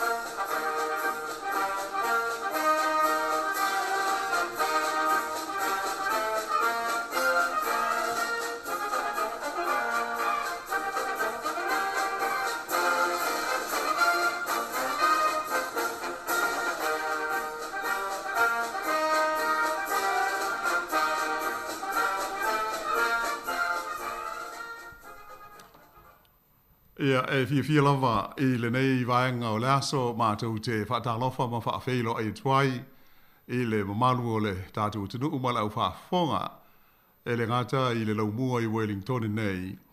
Ia ai oisi fo ai umo ni sila pe nao na sila mai mo mai ai I le tautua le nei le siufonga o le laumua I Wellington nei. Ma lo lava le langi ma le soifua la le lei lo tau malu. Ia mātou te le whaangalo ina fōi ia le pa ia maulunga o lo fa peo na sisila mai I lunga o wala o fisota inga te lewa wawe ia e pei o na iai ia le nei au unanga I le nei tūlao le aso ma lo lava le soifua manuia. O te fifia whaailoa atu fōi I le malu le tāpua inga ma whaafonga le tātou tunu Ia o la tali ia mari fai malu lea ma ua te tautu lua fo I le tātou ngā luenga pei o na māsani ai. Ia mele, ia maloli le soifua, so sunga mari. Ia, lagi mama lau fionga lau wano, maloli, te wantai malo fo ile, whala manuia liwa e ngō lea wot. Lo lava. Ia, o le tātou Paul Kalame I le nei fo I aso, I le lalulangi o aso nei, ia pe ia onu silofia o se Paul Kalame tātou te tale noa, Ia whapea fōi ona mātou oto atuai ia tala e nisi o mea tupu I leitu, ma leitu o le kelope, ia ma le tātou lalolangi o soifua mo tātou o lai. Ia mātou te tārusia o lo o manuia pēa le tāpo inga mau I le manu o lo tātou o tinu. E mumua I le whaasolonga I le nei aso, o le amatātu le tātou tala I vai whanua, Ia po lo te whale fo I o Aotearoa nei I New Zealand. Ia whapea ma le Vasa Pasifika I le nei tūlangi o le kelope. Ia ona whapena leo na se atu isi whaenga o le lorolangi I me o te tupu ai I le atu nuu ma le atu nuu. Ia ai mau moi pele on sa usi moi pele le whaafonga.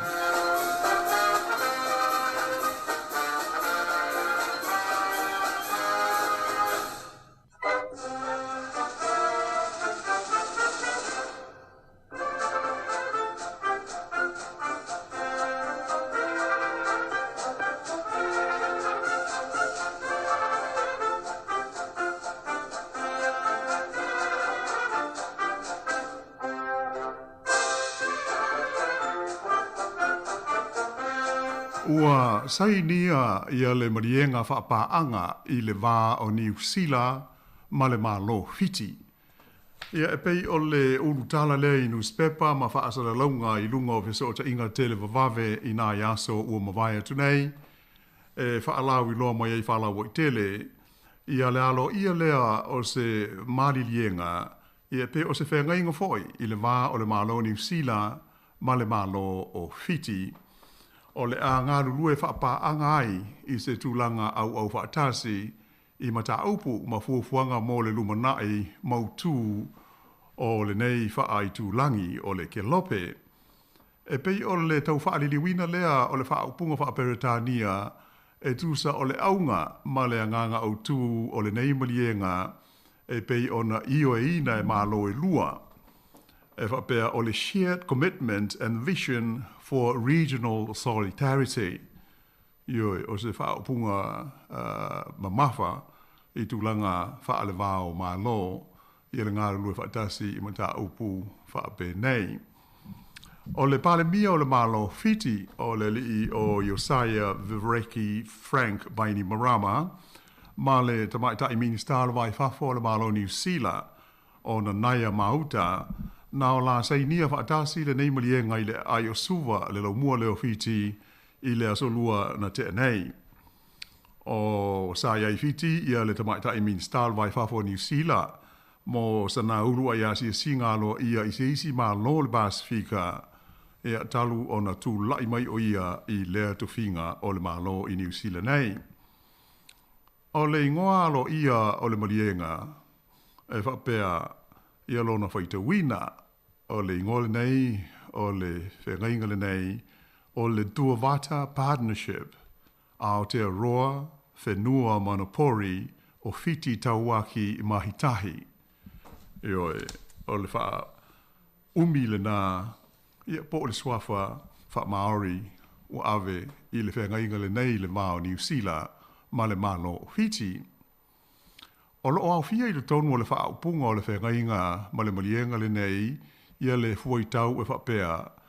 Ua wha mausali na ai o mātou wha naunga tu wha atasi, ina ia si itia I se isi tūlanga, le tūlanga o lo tātou ngā lulue wha atasi, I fuafuanga wha apitoa, mo le tausanga e tele o luana I nei, e wha vaile I lunga o la ngona ma wha amoe moenga, e tutusa ai tu e lua, a toa maa ia tutusa iai, e ni tau no unga e mawhaiona au sia, e awala le telitonu, ma le wha atua tuaina, ia ma wha pe fōio na whetalai ma talatara noa, ma wheiloa ia loa ia tu nuu e lua mai lea taimi I lea taimi.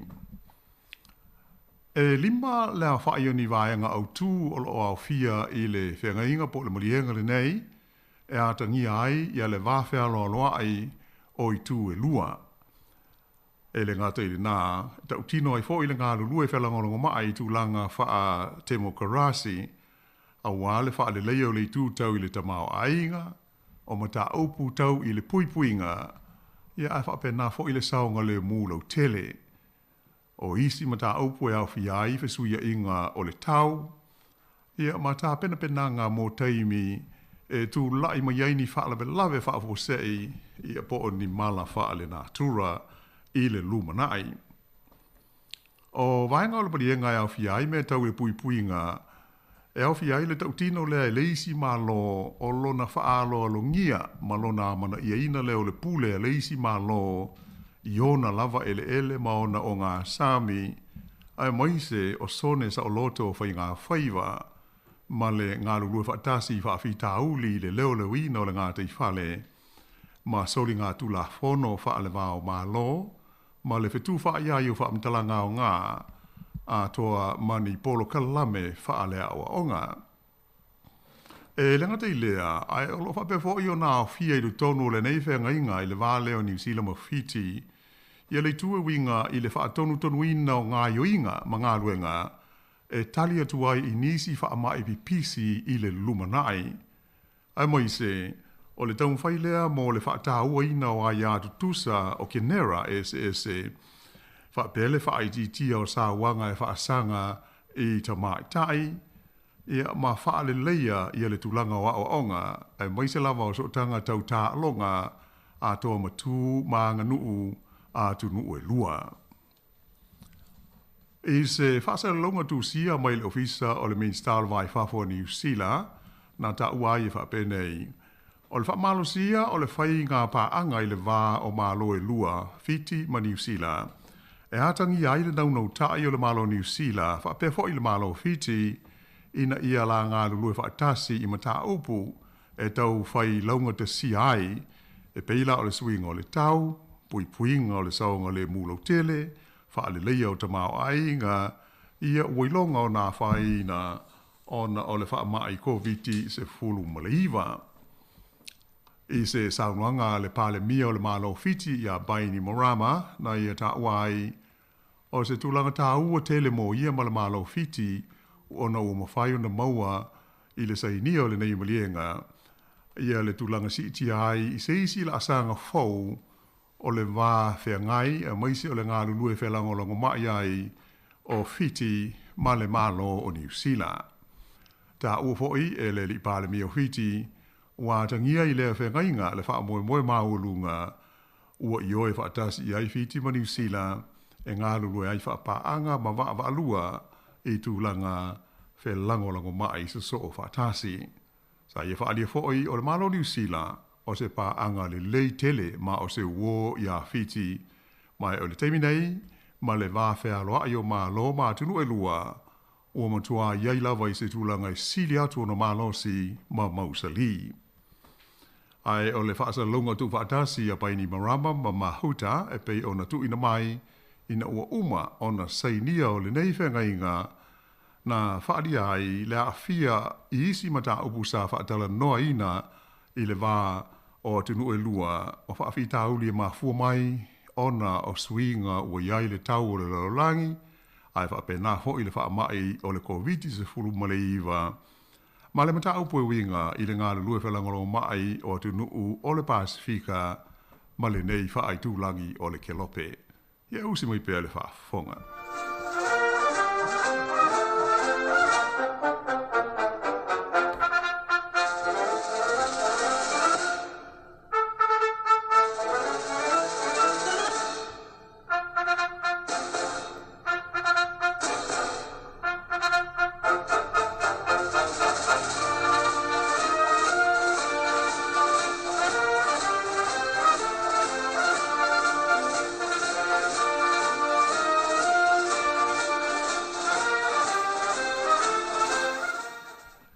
Ia a o tātou iai la i le nei tū langi o le Kelope i le tātou tala i le nei hoi vai aso i le Vasa Pasifika. Ua maitau ina i le vai aso le nei le vesia o langona ma manatu o tai o le tele o malo ma tunu o le Pasifika. Ai maise ai foi o malo te tele o le lololangi. Ona o se fuafuanga a le malo le atu solo mona e ngā lulue vā la lata ai, e ma ngā lulue whelangolongo mai, ma le malo tele o saina. E awala lea i le whaia o se whengainga, po se mali e ngā loa ia i le vā o malo i lua. Ai e whaapitoa lava i mea tau i le puipuinga o le saunga le mū, po o le security. A o le i whaia la se whaamtalanga i lea, fo i mata upu ma le mafuanga, o le langa ai o fina ngalo o tai o le Pasifika ma le larolangi ona o le fuafuanga le nei o le malo o le atu Solomona o le amumona whaisi na tala i le atu nuu le nei o Solomona e pe o le Solomon Islands o lona i ngoalo ia lea e lau ilo ai i tūlanga whaalewa o mālo. O le atu solo mona e pei ona silo fia, o se mālo tū maoti i tu tonu o le vasa Pasifika. O le nei atunuu o se atunuu tele, ia ma e tele foi ma le leilo na tamau ainga e le ngata i ona lau ele, ia ai whapenai foi ma ona ngata i fale. E ono ia motu te tele o le atunuu le nei, le atu Solomona, a to ai ma leisi iwa se lau o ona motu la iti. Mai o le nei atunuu, e le tu i sa sae o le atunuu o Papua New Guinea, ai e le tu i mātu si sifo o le atunuu o Vanuatu i le tonu lava o le Pasifika i pei o na silo fia. O le whaitaua whai o ele ma lau whanua o le atu Solomona, e tu sa ma le lua se furu ma le varuafe wha se lau kilomita whaata wha. Ia pe tu sa lea o le se furu ma le tasi afe maila whaata wha po o square miles. Ia mai o se au wha inga matua te le na ua pe a whaatusa i se o tātou atunuu i Samoa. O wha mau ngala ta mai nei na ta uai o le whaitaua whai o tangata o Solomona e tu sa ma le ono se lau lima se fulu lua afe iwa se lau. E o e walata i le fitu se lau afe la whai o tangata uma o le atunuu. E mai a sisile e ai o sa wha inga mawa e fo i lea pe a whaatusa tusa i le whaitaua whai o Samoa le ai se mea o le se lau ma o na tupu afe. O le tausanga e afe iwa se lau fitu valu. Na mawai le malo tu maoti po le malo tu tasi o le atu Solomona i na ua peo na whaamatu ua tu iai mai pulenga whaakolone sa iai. O lana whainga malo, se whainga malo demokrasi, ia e whaafolinga lava ma tari tusa ma le whaatulangana o le whainga malo po le malo New Zealand. E iai le parlemene o le tunuu, e filifilia fo oio na sui foi pule i whainga pālota, ai o le whaao o le malo, o le tupu tamaitai pe le tānia o Elisabeta le lua. O lona sui alo ia i tonu o le atu Solomona, o le tofi kowana sili, e tai peilawa o tātou i nei New Zealand. O le kowana sili lao Solomona, o se tofinga e whaia e le parlemene o le tunuu, mo le umi e lima dausanga.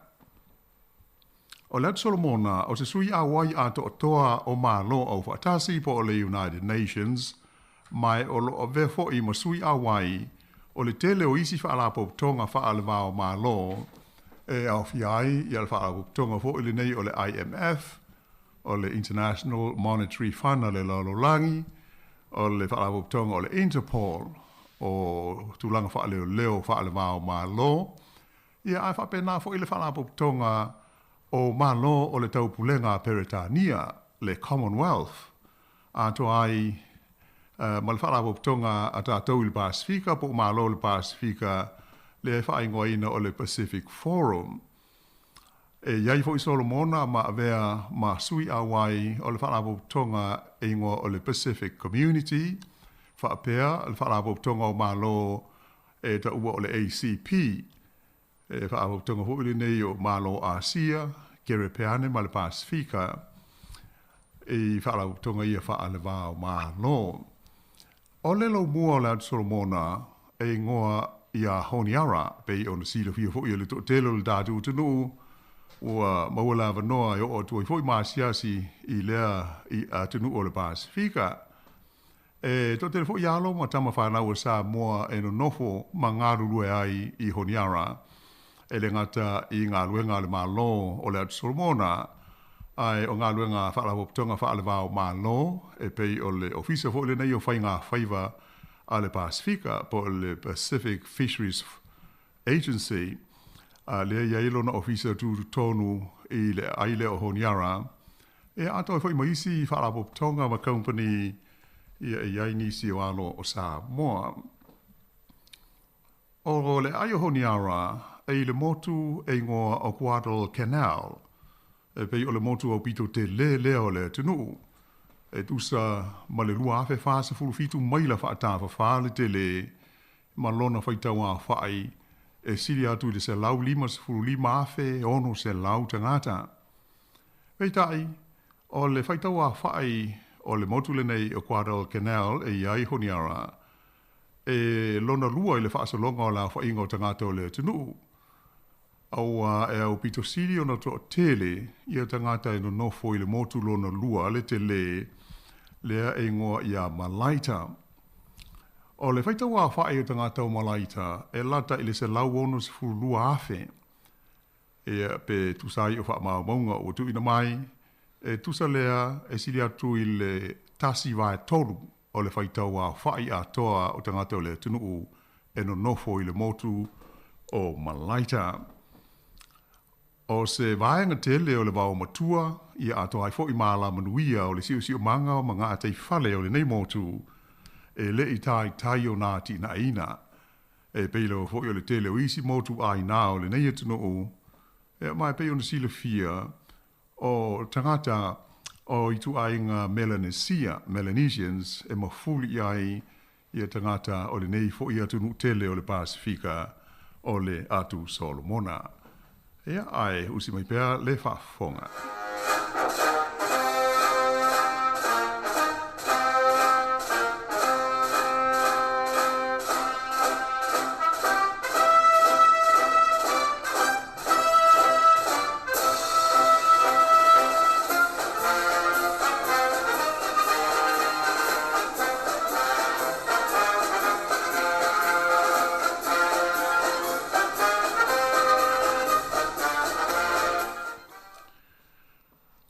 Le tūlanga i vevesi i le vā o tangata o le tunu, ai moise i le vā o tangata o le motu au tū le nei, po le motu te leo le tunu o Guadal Canal, ma le motu lona lua le te le o Malaita.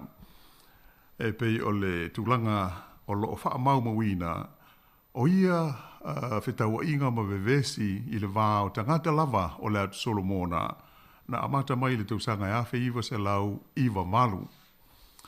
E tele ia ni vevesi ma ni whetaua inga i le vā o tangata o Solomona ia so ua mawai, a o le imaua lona mālo tuto tasi e pei ona iai i le taimi nei.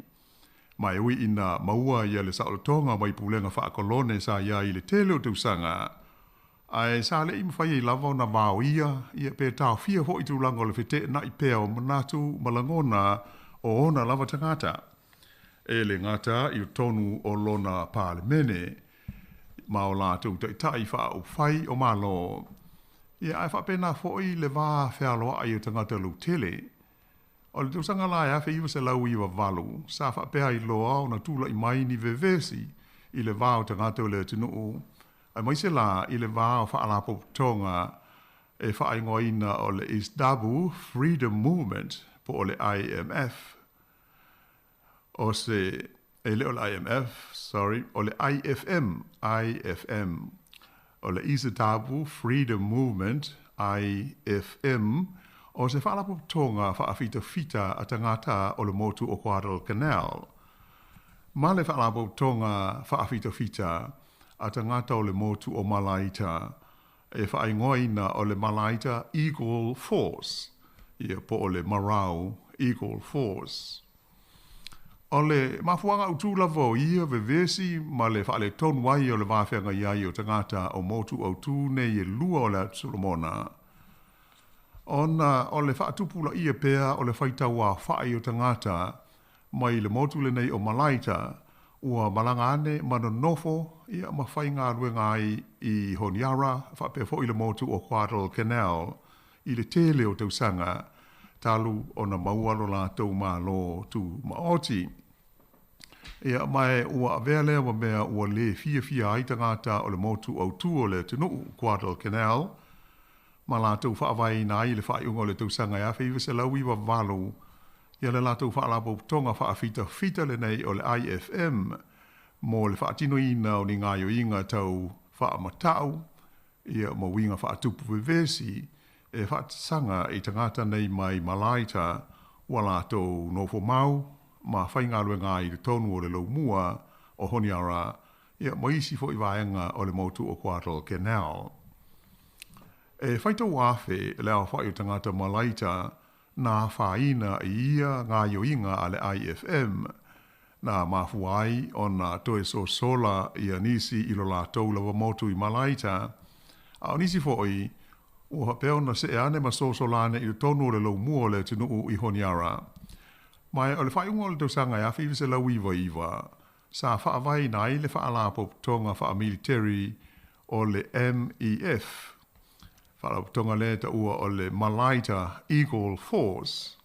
O le whaamomoi au tū lava na whaavai ai lea whaalapo tonga wha military a tangata Malaita. Ina ia maua se pui ngā o lātou tangata ia mai le motu Malaita I to tonu o le motu o Guadalcanal ai mai se a le lau mua I Honiara. Ina ua si linga lani tau mwhainga a le pāle mia o le atinu usa iai I le nā taimi o le li e swafa e a pātolo meo ulu whaalu e whaafile mu I atulanga vevesi o tangata o lona atinu u.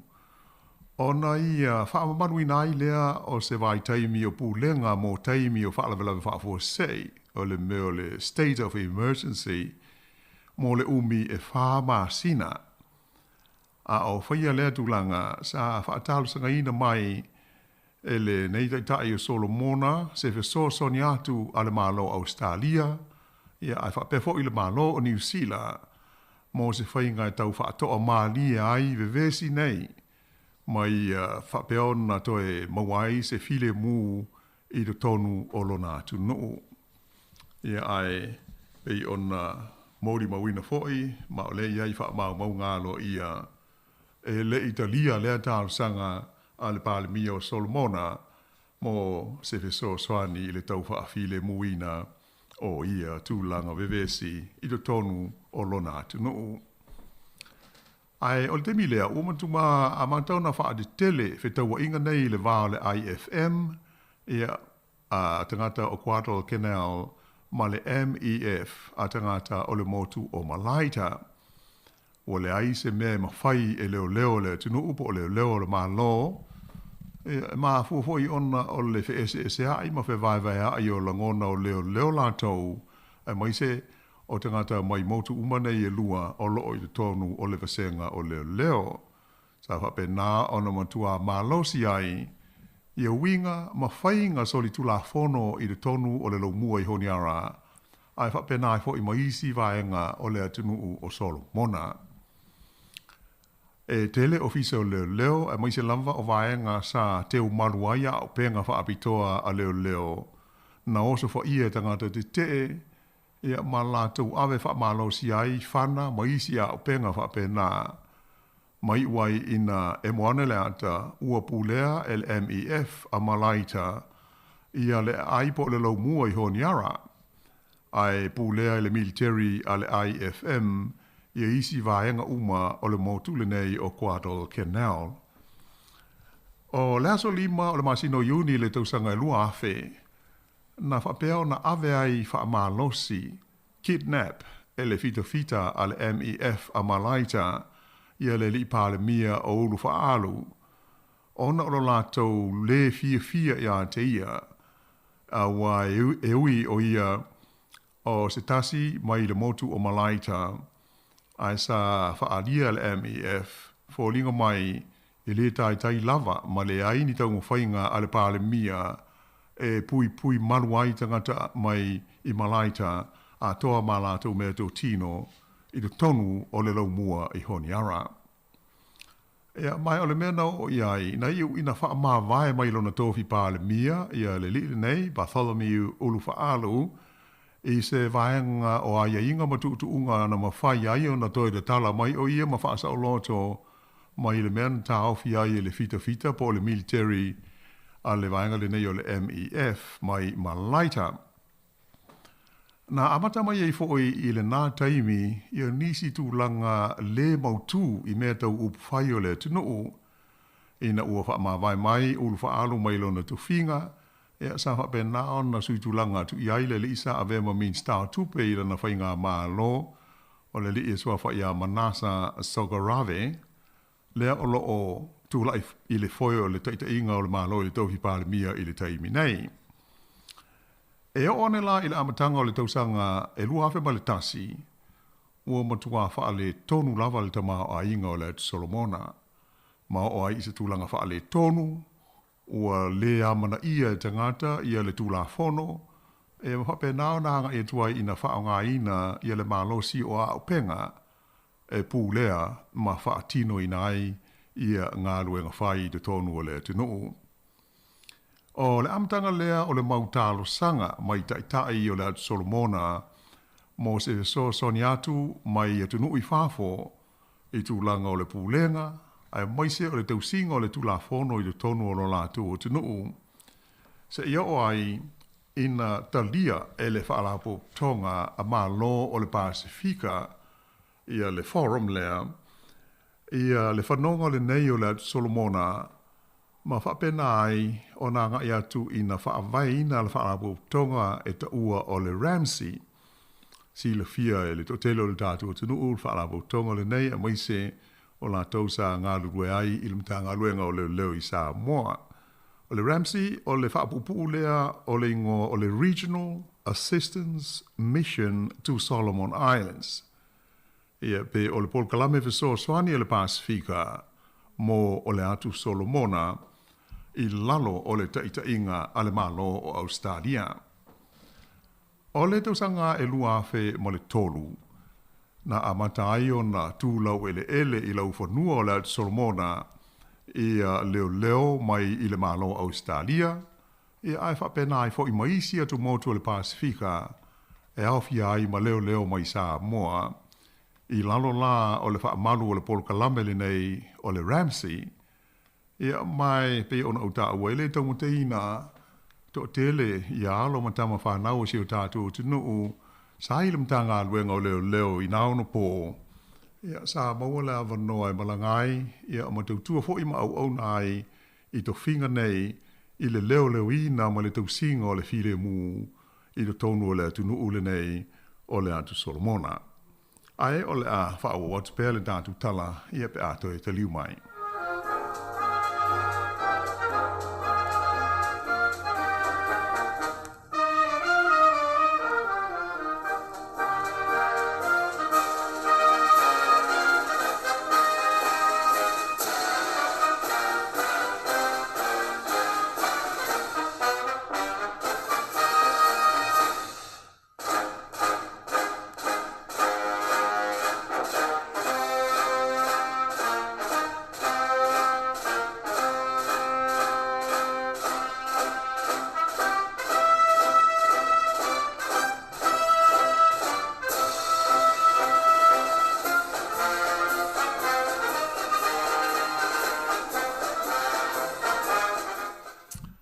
Ele to e tali watu la ele amatanga o le tātu tala e winga i le atu Solomona e male langa ho i fina ngalo ta i o le Pasifika i le wha moe o le atu Solomona pei ona tātu wha longo fo i tala po li poti mai whafo i le nei vai aso o iei se wha moe o le malo o Solomona e whaia alo ia sa la whengainga e ngā lulu e whaatasi ai ma le malo tele o saina i le tūtau i le puipuinga.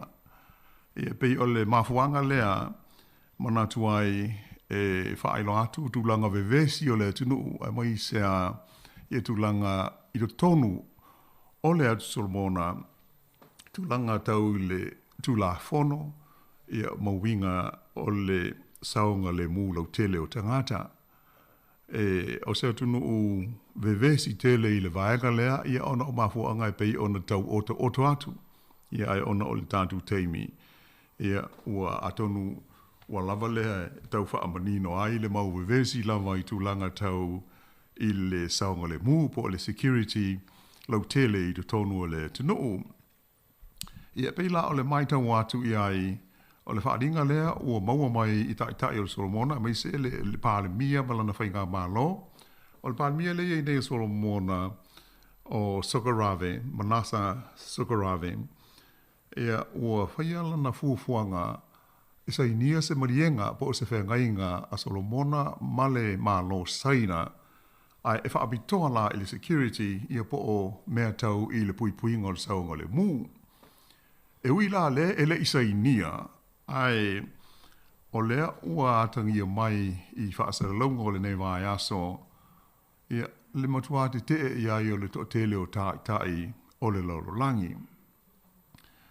O le mafuanga, o le tele au tai o le Pasifika, a moise fo i tātou tai nei New Zealand, la tau te le ta lia lava i le whapea o le a iai, ia ni vai ngā au, fita, ia po oni leo foi mai saina, ise atu nuu o le Pasifika, pe e le o se tūlanga le ta lia ngō fie, e tai o le Pasifika, o se whaata ita inga.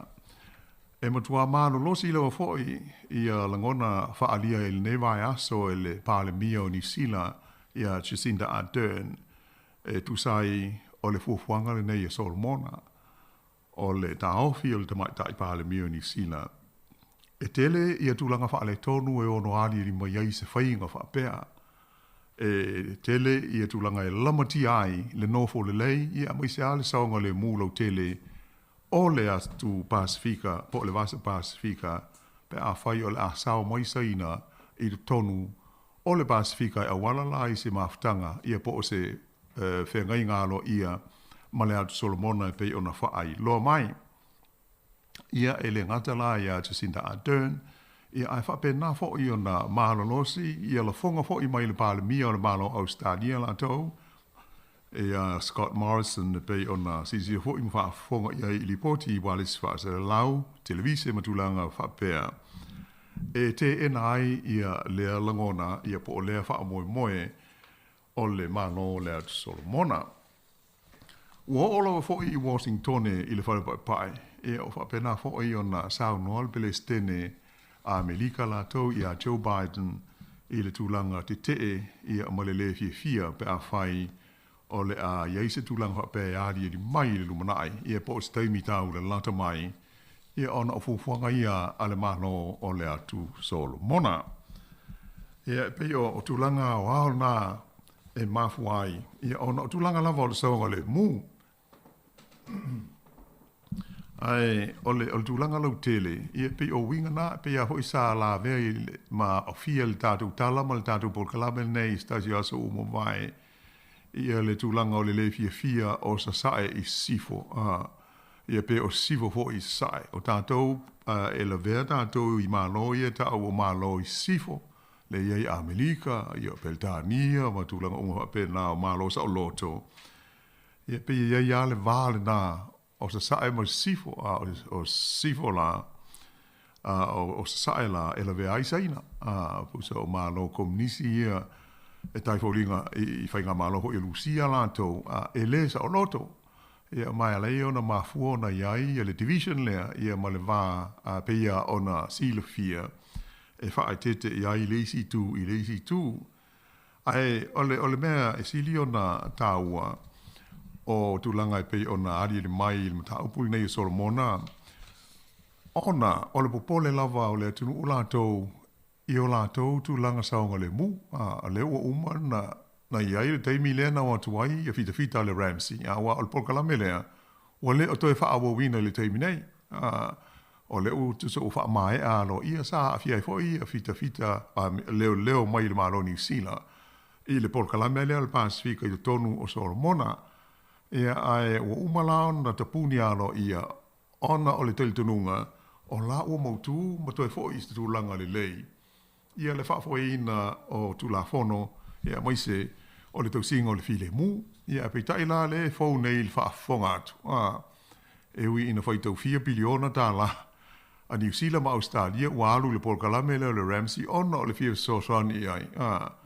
Ia le hoi fōlinga mai e le whaamalia ina lama ia tai o Solomona i le tūlanga le lei. Olo lātou lawa file mu. Ia apeila o le tūlanga lau tele na e mafuai ia le tātou whaalongo hoi ma whaafonga i langona o tai o malo le Pasifika e le o fia iai o le teimi nei la ia. O le o tala noa ia ma pisa hoi tai o New Zealand lātou ma Australia Pele ai se isi whainga, la se isi mea o mana o ai Solomona, ai e fe so ani ai. Ia, pe fo yon maua mai il teimi o whano Mari. O le talo sanga mai e Solomona le teimi mua na tupu mai eive vesi nei ilo latu o tunu o ia Australia, ma New Zealand so ni atu. Sa te ena. Ia, e le mai lo la po o se mea whape na ho i le o tupu. Pe o whape ia Solomona. Ia, tātou toi talo sanga atu nei foi. Ia Australia ma New Zealand le tātou te tua oi. Ia tonu o le tali ho i whape o mena ia pa u ia auto. Wape o le del tonunga lea. El tele o malo, o le mea ia tau internal security, o le mea nai patino i le atunu o lato, e le mawhaina ia, tu fuan tātou i le puipuinga o le saunga le mu, o leisi malo, se i wanga nao se taua.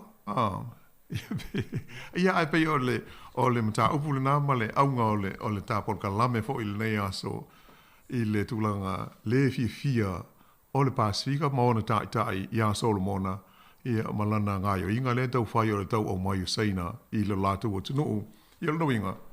A leo fita po leo le mana ai e o atu e vai, e whaitiu te wha leo, i le vai inga o lātou te ngata, ma le tau singa o lātou tū la hona. E le i loa tātou se wanga nā o whai lo mai details o le fufuanga o lo iai po le malienga le tau seini.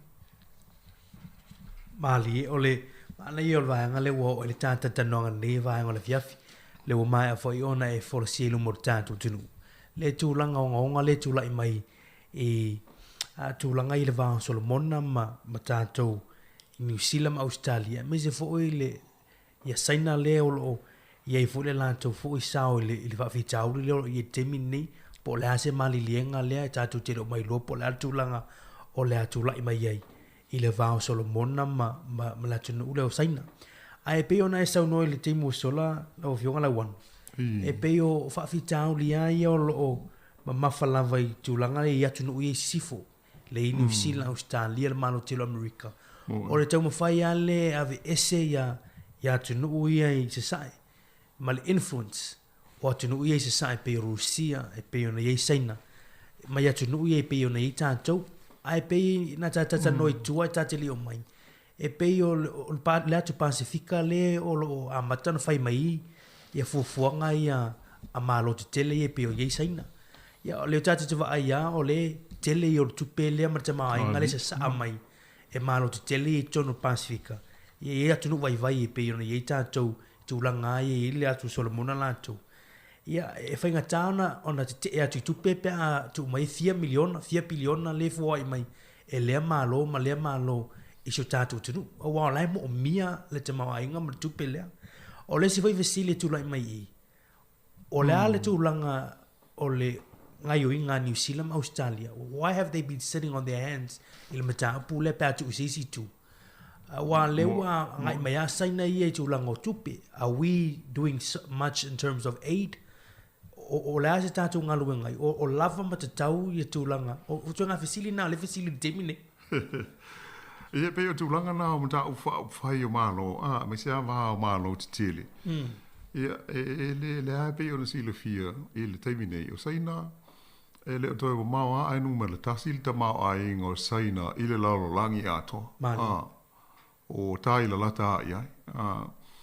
Ia mai, te lala polkala me saina, e le fa upunga ho ile le o le feso soani a ele se feso soani ele aise por Colombia saina e tai pe o feso soani po le aid le a New Zealand nga il Pasifika o le aid ai ile talitonunga fa tato a New Zealand ma Australia o le vanga tupe o fo ai fua e ai ma no ho pe ya on silo via ai ele to tongia a pe lo winga le una ta o por Colombia e so ani New Zealand ma Australia e ole me ole aid on o mo meo o por Colombia e to tongia la to le fatino ina i to no Samoa fa de inga ele fa bella a un se fulto sanga no fa beatu le New Zealand a me la fa mo ko mai ma tu ele se me va per vale a por Colombia asaina e tau la to o mo meo o low interest loans i po no ngā tupe, e pa ale tului, e le ngata e pa le tului, ai mi ase taimi au mai e tongi e tuai. O no ingala, e le fai pōngi sāla e tātou atunu, e saini ia le malienga o le fisosani mai saina, i lunga o le mautinoa, o le tupe e toi to to. E toi to to. I to tonu o tausanga e fia, i le tului au pito pa pe a whaatusa i isi fa le tupe o le laulangi, e po isi malo le laulangi. Peila al melna, ai le o tātou mōli mau, pe o lala o le whaafefe o le tele o taitai o le o sifo. E iei me o te tupu tai peila o sfate te inga o le wafu i o le tunu uho i le o Sri Lanka. Mali. Na whau i tupe ale malo saina. Ua umala le taimi sa tauna do tongi ai el malo Sri Lanka i o ia saina. Mali. Ai le tongi se me. Ona wha ngā lola e saina la lātou molienga lea na saini. E mawhai o na lātou pūlea. Ma wha oa mai le mea tau tino lea na whau i lātou tupe. Mai le pūlea ngā ale tunu uma le mālo le e iai. Moni. Lala ua ave e saina. Ia le wafu. Ia tātou tele o mai loa e po lale po e alana ave ina ia pūlea wha pisnisi ho ilele toi recover ai la lātou tupe. Ale me pa pole ai tai ma malo i sifo. Ina ia veltu ai ngā awa nol na e amatu ai le wha waa al malo saina i lea i tuo le laulang. Ma tile iau na malo si ia le tulanga wha fita o le tunu saina. Pe o polenga na ai ala tātou lofo ia wha pe tupu se me wha pe na i le tunu le Sri Lanka ma la lātou wafu. Ia le mo yana lilo o ta te faita wa ia ma sau i fa sa longa ho pe le o ia va tau po manua o saina i le wafu le na fa mai le pulenga ona o le tongia o le tupe na fa wai ia pe o le tulanga na ai o le melesa e sa no ai le tulanga o le Pasifika ia pe ia ono si le fia mo sei lanto su e ho i mata opu fa vao malo, meo international relations. E pe o le vasa Pasifika le te pau nei o le i tūlangi el ke lope e le i o mo i ai ni whaafi naunga a mahano te tele. E mo i lena pomue e Sapani i a Pearl Harbor i le awhi iwa whaalima ma o tua ina ola le taua lona rua le laulangi i nauna po. Ai li whapea wa i se taimi ua whetawa i ai i Amerika ma Lucia, i a po saina mai, i to tonu o le vasa Pasifika. E pe la o le talitonunga o le au sa ili fo i le vaenga ta u o le soifuanga. O le popolenga i ai. I awane i o mai la le tu ai ngā whaafita huli whaapena i le tātou i tūlangi o le o tātou i ai i le vasa Pasifika. Ona e a hoi e laititi ia le tātou lau ele. Mali. Ia mai a whaina ai ia le ngātai whale po le sami o lo whaalangolango o ia i le soifua o le tele o tātou ia sa umai whai ngā whaiwa. Ia māla manu ia o lo maua mai le sami. A pe o le popolenga na e tālsia ia awane nei tupu se mea whapea. Pe i le mai tau atu ia i. Ia pe o le mafuanga holi na o le lefi fia o tai. O mālo. Pe yon ta moli mawina le nei vai aso i le fuafuanga le aso lo mona lova ia ia moni o le tunu utuma o te pule ala tau ia a iei fo le tiute o malo de tele tai peila o stadium New Zealand pe o malo mauoloa ia i le nei i tulangi nei tu o lolangi ia e tau ana se isi sila mamao e sa o isko ingo wawa sa mana ia lea Peters sa ia umia ia le tofinga o le min stalo vai fafo il whainga malo te luai a le leiba ia pe wano fua i tele i New Zealand i le mta upu le nei lewa tau ona whai eise fuafuanga ia mai pe tau wha penale ia awa le no fua ia tau nupo le wha mai ua le mantua o le fato aru fa fo le ministare e nei al foreign affairs ai aru fiti ai voto a mo se ava no e tar wai o le fato a de tala ia malanga inga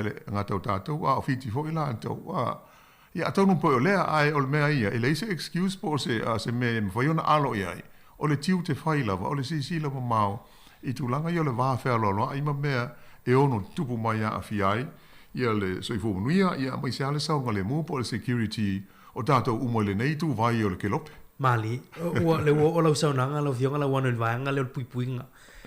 Ma le sa amata to mua le tāpol kalameli tūlanga lea, o le whiangainga le o sia ni le vau New Zealand ma le malofiti. E au tasi o vaenga o tā ua lea, ma lienga po le agreement o le tūlanga le puipuinga. A tonu ai o se vaenga le o tatanoa i fo ia fe negotiations New Zealand ma fiti. Ia wa o fiti e lato vaenga au, vaenga tau, e lato military lato ia. Ia ai o tatanoa i mata pule poani vaenga tauna, toi supporta toi New Zealand malangolango ai asu tālia tūlanga o le lato fui vaenga au. Ia wa le sanga wha puipuina pe o tātou tangata. Ai la wano o tūlanga le agreement le po le whiangainga lea. Wai ese le whiangainga lea ma le tūlanga le isa mo le tātou fui whiangainga ma New Zealand. Wai le tātou ia treaty of friendship le sa sai ni le tasiva o no lua. Ai ese fui le whiangainga lea fiti ma New Zealand po se partnership agreement le wa o fora sia le te minne. Mo i le lei lava, pe o sa moa le tunu o mua, e mai pauleo le tunu o e iei le mele tau o le whengainga wha awo i le vā ma New Zealand. Mali. Ia si sila la il wha apunga o le whengainga lea leo ave e le ngā Māori le ia ma se wha apunga o se whengainga wha awo. Wha awo, mali. La e mo ni e lau saunanga o le me o le malienga, o le partnership agreement, o le agreement. Fo i ngā lurue aila i me ia tau pe ona fa pe lima manga o ia vaanga na ia i whiangainga ia New Zealand ma fiti. O le whawhero ai tū manga nu umata alonga. Ia whaasosolo ko ia isi me o le whaamai i le lumanai. Ngā lurue watasi. Ia male ati na au te mao ai ngai tūlanga whapea. Swing o le tau. Swing o le tau. Ia mai se ala ia le puipuinga.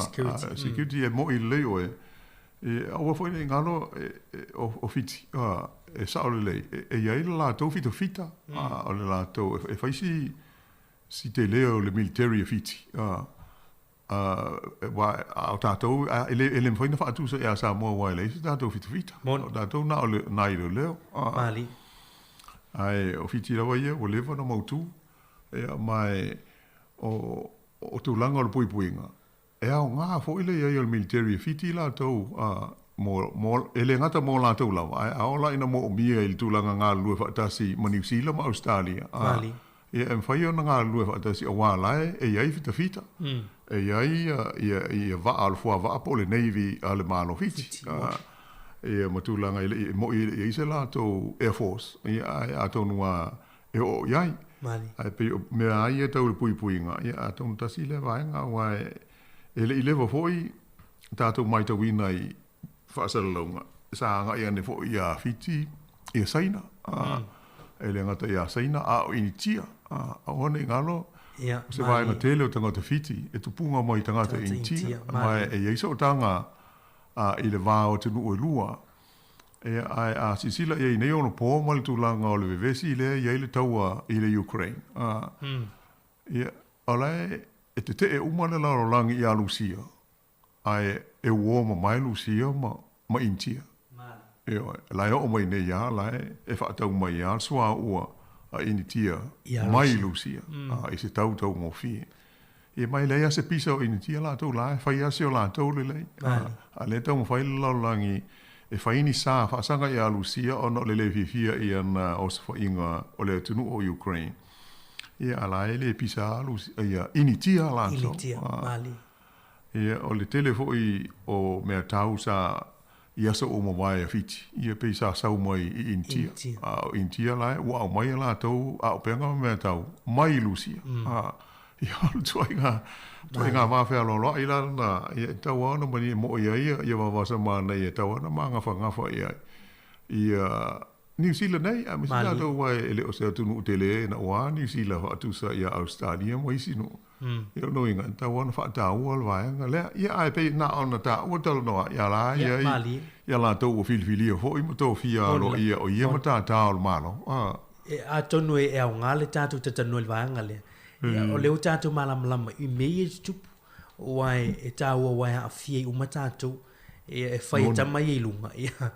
Ai elo na fianga mo tātou tangata ua tatu tele tatu no sulang so taua po ani fo pena ai o me tatu te mafo e wasanga tau ona ye ni fo nga tatu fa nga malo ye lu ye le va tasi ma Australia o la sulanga e tamu fai e toe si ti ai fo malang mel malo te America ili tule ya tatu sifo ia ese au nanga fo le mfai ona fisa swani tatu tanga Pacific awai o te lo la o le mafu angor tangi o tunu ya laiti ia saina mai si tunu ia ono le mo mia te mau ainga ma tu lang o latina e o la tu la vai tu atunu moni le la pe o tu langa na salo ona o le tatu teimi mari o le auto te lenga lava ia pe o le nganga ma urunga le na mo le silfia ia ho il tatu sao ta ua mai New Zealand nei mai se o fai nga malo e so ni ai i mata upu fa pe nei e a fiai ia le songo le mu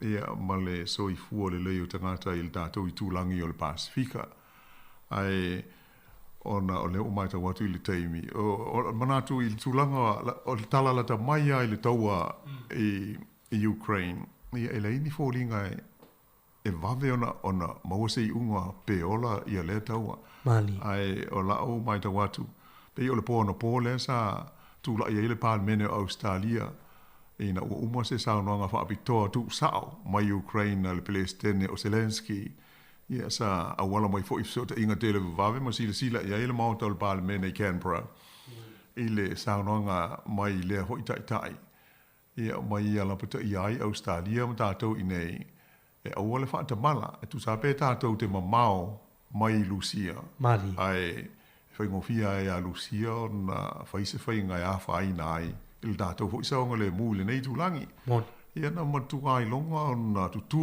i lunga tu la il parlemene Australia ia ma fa ali le party fo le nei na o umal sa no ngale li Palestine ia ma ofo tu i lo fo i Australia se fa apo pongo la tu so swani ile li Palestine malona tu no e luas funu 5 miliona tala o susani humanitarian aid no ingo susani mona ye opoponga ina on o le taua ia fa pe fo i male military aid o meo a penga o la ave iai e fe susani ia i le taua o lo fenga ia i Malusia mali e pe o le tala pito la ta mai le na ia ai o le lagona lava ia tātou whaanono manu pēr, tātou tārasia nai tangata o le atunu e le ngata o Ukraine lava ia whape fo i nai tangata o Lucia lātou o loo ua whaina ia ona o lātou te i le taitai o Putin malana o swainga ia malana o swainga ma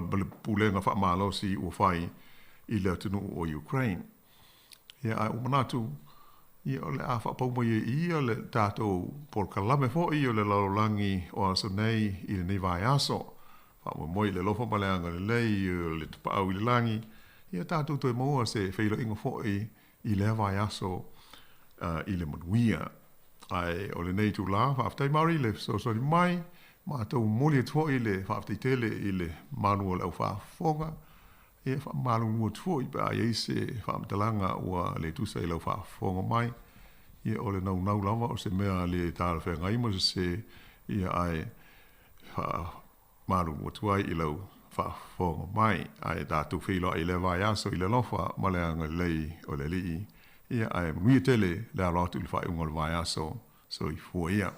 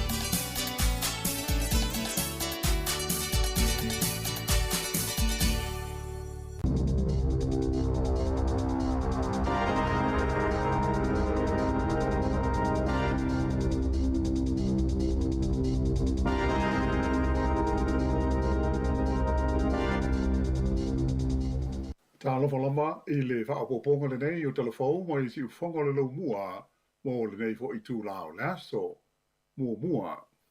E wholinga mai e iai tū mālo o le ase atu I le lanu moli a e tū mau pēa isi tū mālo I le lanu mumu o pui puinga o le whaamai e pei o nā tangia I se saunoanga le te mai tai pārmia I a Jacinta Ardern I se talanoanga I le tai awana le ila ma le vaenga whaasara lau o le News Hub.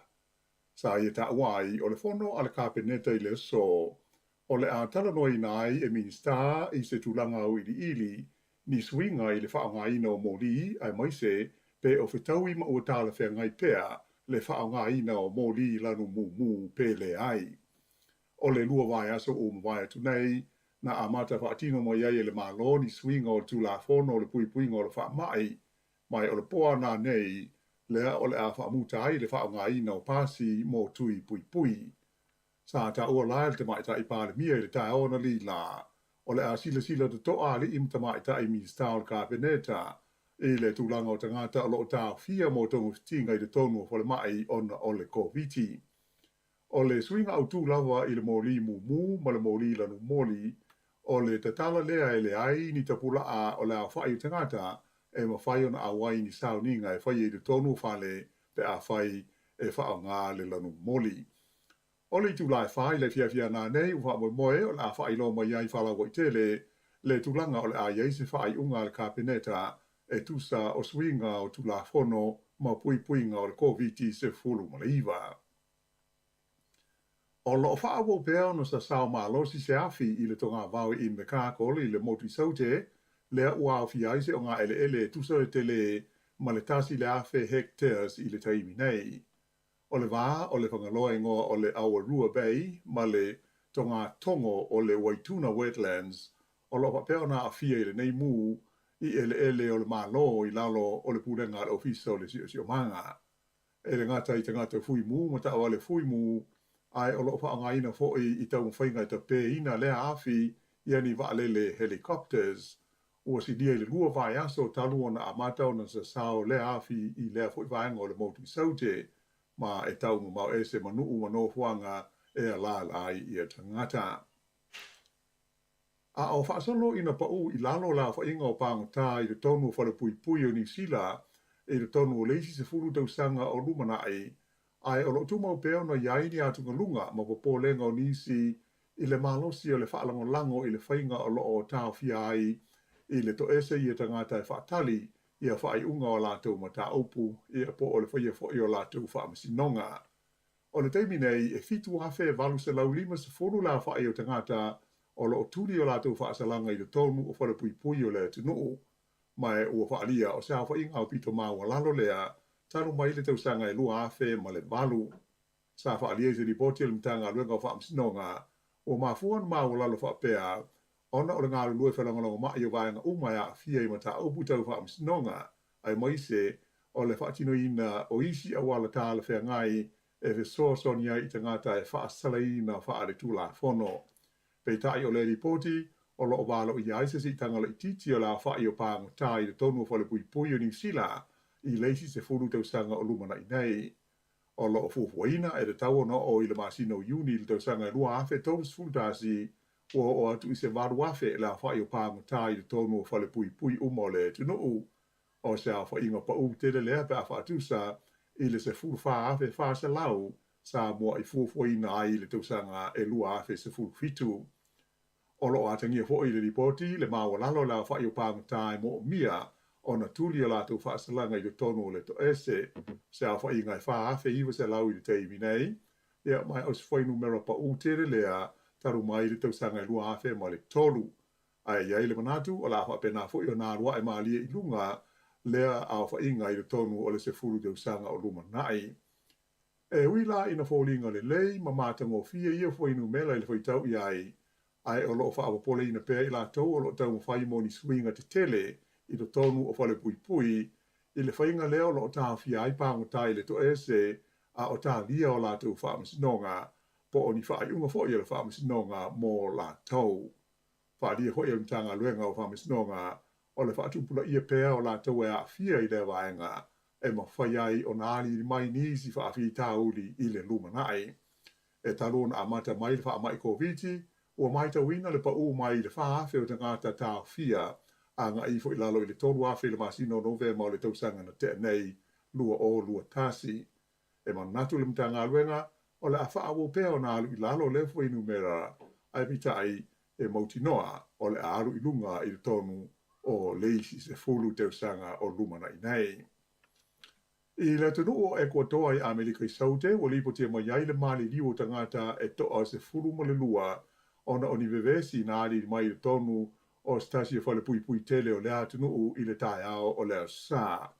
O se lipo tia mai le official Palestine o lea malo na ta uai o le nei vevesi le vao pāngu tama leo leo le whale pui pui e ngoa o le El Turi i le ai o Cuenza na mali li waitangata e toa se fulu lua ai manunua ia isi e toa se fulu. E le e whau ia i tu ai ngā whaalewe lawe i te tonu o whale pui pui o Ecuador.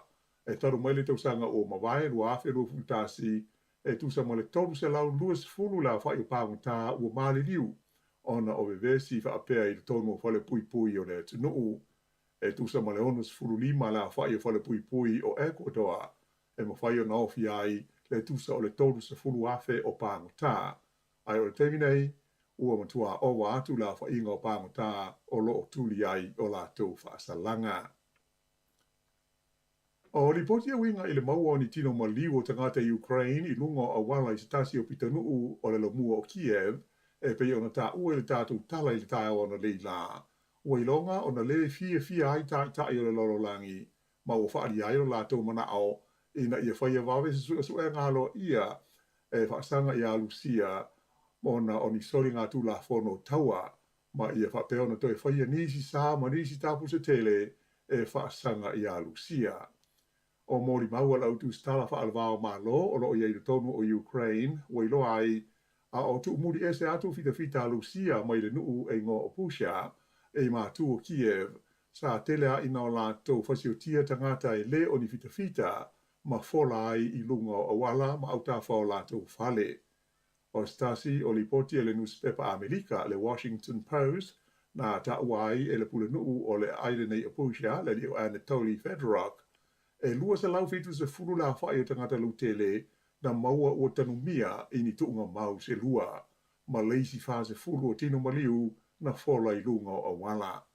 Whaalia mai e le whailo tusi au ao le malo Amerika, Anthony Blinken, o ia ngai o inga le fita Lucia e matua le tā la whea ngai mai le tau na whaia iai se whainga e tā la whea ngai iai. Whaalia whaia le whailo tusi au ao le whalapau tonga o le NATO o le litaitai au o Jens Stoltenberg o le whaato ato e whaia nei nuu le nei o Pusha o ni sa wanga matautia i le tonu se teimi umi i le tonu o le atu Europa. Ua tu ina mai se whautuanga whalawa i te lea alam tanga wenga le seifua malolo ina mo le atunu atoa ina ia wha te pēr wa mātala i winga o le wha mai kowiti ai mai se o le amata il vāluanga o le poana nei o na leto e wha malosia ma mana o mia ni pāsi o le tui pui pui o le tausanga te ruai na amata wha mamaluai ia le wha alia o pāsi wha maoni o tui pui pui ina ua wha tula i mai wha ngā ina o mō li whela nuna nuai mō pui pui ngā o le kowiti. E ui ina o le amwhai lawa na wha ngā ina pāsi nei e nisi nisi pe a whai e mana na o iai ai o le toi tasi o le minute le vāluanga o le pōrana nei o le alo iai loa na le toe mana o mia le wha alia o ni pāsi e u whale ai le tonu o whale pei o whale ainga ai wha pia fo i whale te waiulu atoa ma whale to leni. Wha alia mai e le mtanga renga le seifo malolo ina e ui ina o le a le toe mo o mia ia pāsi nei ai tā ua lava i lu maru le tinu o na wha tā ua tu langa le saunga le mū e au fi ai le nofo i le whale a ua le whai ngā ruenga pe alu le aonga pe a whai i le ngona le wha amo i ma le a toa le maa losi. Whau tui na fo i le onsa i pe whai tui pui pui a toa matui wha au popo o le kōwiti. Ua lima aso so o mai tau ina pele pa ui fo i lalo o la whai ngō mai fau o le kōwiti sfuruiwa i le tonu o New Zealand. O na nafi e valu afe, valu se lau se furu la whai mai fau sa wha mawina e tusa o le ripoti ele mtanga ruenga o le seifua ma lolo ina. E ono se lau iwa se furu la wha inga o la tau o lo tau fie de tono o whale mai ona o le wha mai ko viti. Le asa lofu wha o Februari O le aso muri lea na pa ui fwai lalo o le se furuafe le a whainga o mai fau COVID sa whaamauina i te tonu o New Zealand a toa. E se furmale walu le a whai o tangata na mali liu e pei o na iai whaamauanga le sa nafi ma ua o nei le tonu se la wiva se furuono le a whainga a toa o e ua mali liu ma whano le soifua ona o le nei whaamai talua no o mai i lau whanua o New Zealand. O i tūmalo o whaafale mai o Wellington e ono se lau tonu se furu lima la whai o mai whau sa whaamawina nafi i le Capital and Coast ai o le tūmalo Heart Valley e tonu se lau walu se furu ma le iwa. O au kilani e awhe lima se lau lima la tau mai whau, Canterbury e awhe wha se lau ono tolu a o le Waikato o fitu se lau rua se furu iwa ma le Southern District fitu se lau tolu lima. O se fuafuanga fau e whaamalu si aitu la fono le pulenga ma le whaafuahina o ngā luenga tangata insinia i le tonu New Zealand e ono olo na tau i le tasi te si toru piriona tā la i le ruas fulima tau sanga o luma nei mai o se vaena tele o le tupe o le a tau ave lea e le atunu ua whaao ngā ina ia foi au nanga i le luma nai. O stasi o afianga au tū o le wha moile nei o le wha sawina lea o se vaenga tupe o atu le lua se lau milion tā la mai ni whaale tonu e ono tupu mai ona oni whaafitauli o ngā luenga wha insinia sa fia ai. Ua pāsia nei e le kapeneta se fuafuanga ina wha malo sia le stalaina o le siri atu i le ono se furuafe o tangata insinia i tonu le atunu a toa ai whapea ai foi ma le whaatu la whanoina o le laisene ina o vaenga e maurunga whaale tonu e te tupu mai ai e pei o le tāpena ina o ata ma a wivi o ni ngā ruenga te tele e fia fausia. Whaali e whapea o le teimi nei, o ro tele a ina sa o loto ma tau le aini ta pulaa e puipuia ma pūlea le lei ai wha atino ina o ngā ruenga wha insinia mo ngā ruenga lo tele i tonu o le atunuu. O lo iei pupo lenga i le ari di mai ni whaafi tauri le lumanai e a fia ai ni whale mani o wala e ono whaale ina e mafua ona o whaale tonu o ngā ruenga insinia na a fia ai le fuafua ina. O le wha moe la le malo ina wha malo sia ma si tia le tūlanga wa onga e wha le iai le si le fia ma le tom mai o le au insinia.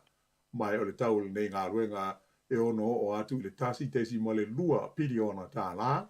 Wha o popo iai ia ma leisi iwa se 4 miliona tā la e wha atino ma wha afoe ina ai ia Paul Kalame. E mai le tau na ato toa le wha atino ina o le wha o moe i le tonu o le ono tausanga o luma nai. O walo ia mai le whaala tonga o le Power Switch a le Consumer New Zealand, le o atu i le tasi le awhe tā lai le tausanga i le sitanga o le tau o le Power, mo tangata e whaao ngā ina le ele tise. O le aso mua a perila i tausanga le tasi, e maasani o na CTI le tau o le ele tise e company ele tise i le tonu o le tunuu.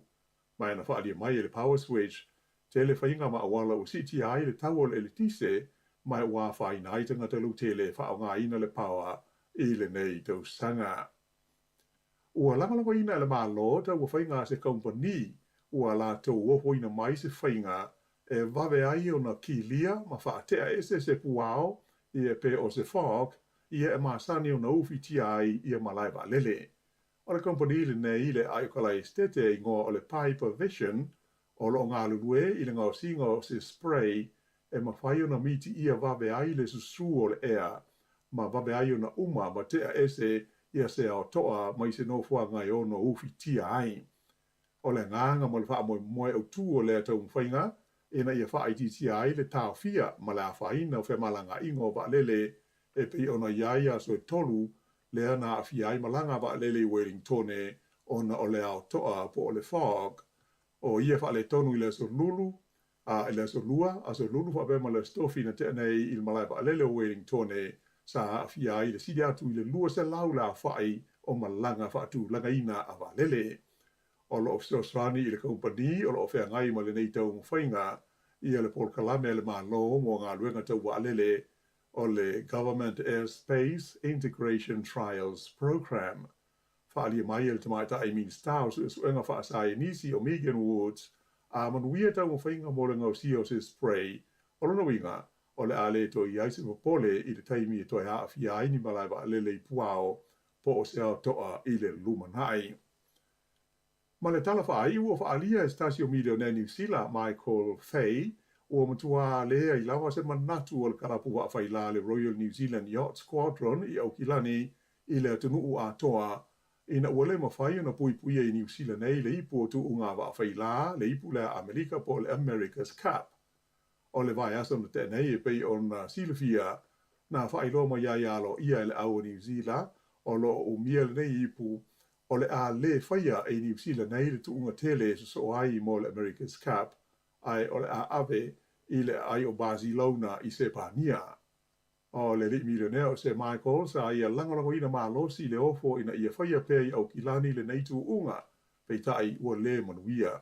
Mai sa ia whaia mai I le whaia ngol vai aso e ono whaamuta le avea o ia masui a wai al kalapu wa a whaila le nei Royal New Zealand Yacht Squadron ona o lona le fia e ina ua ave le tuunga I Barcelona.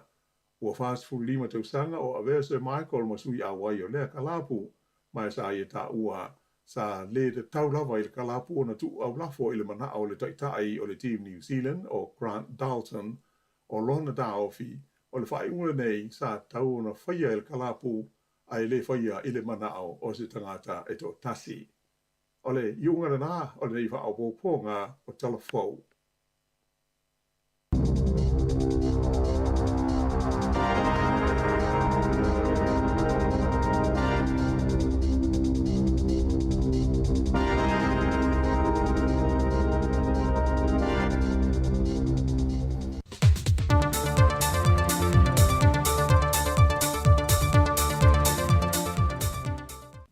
So I fōmanu wile tātou tunu ni fo I vai aso faulu na amtanga ai alomaia o tale inisi o meo lo tutupulu tātou tunu I Samoa le tautua se whonga le lau moa.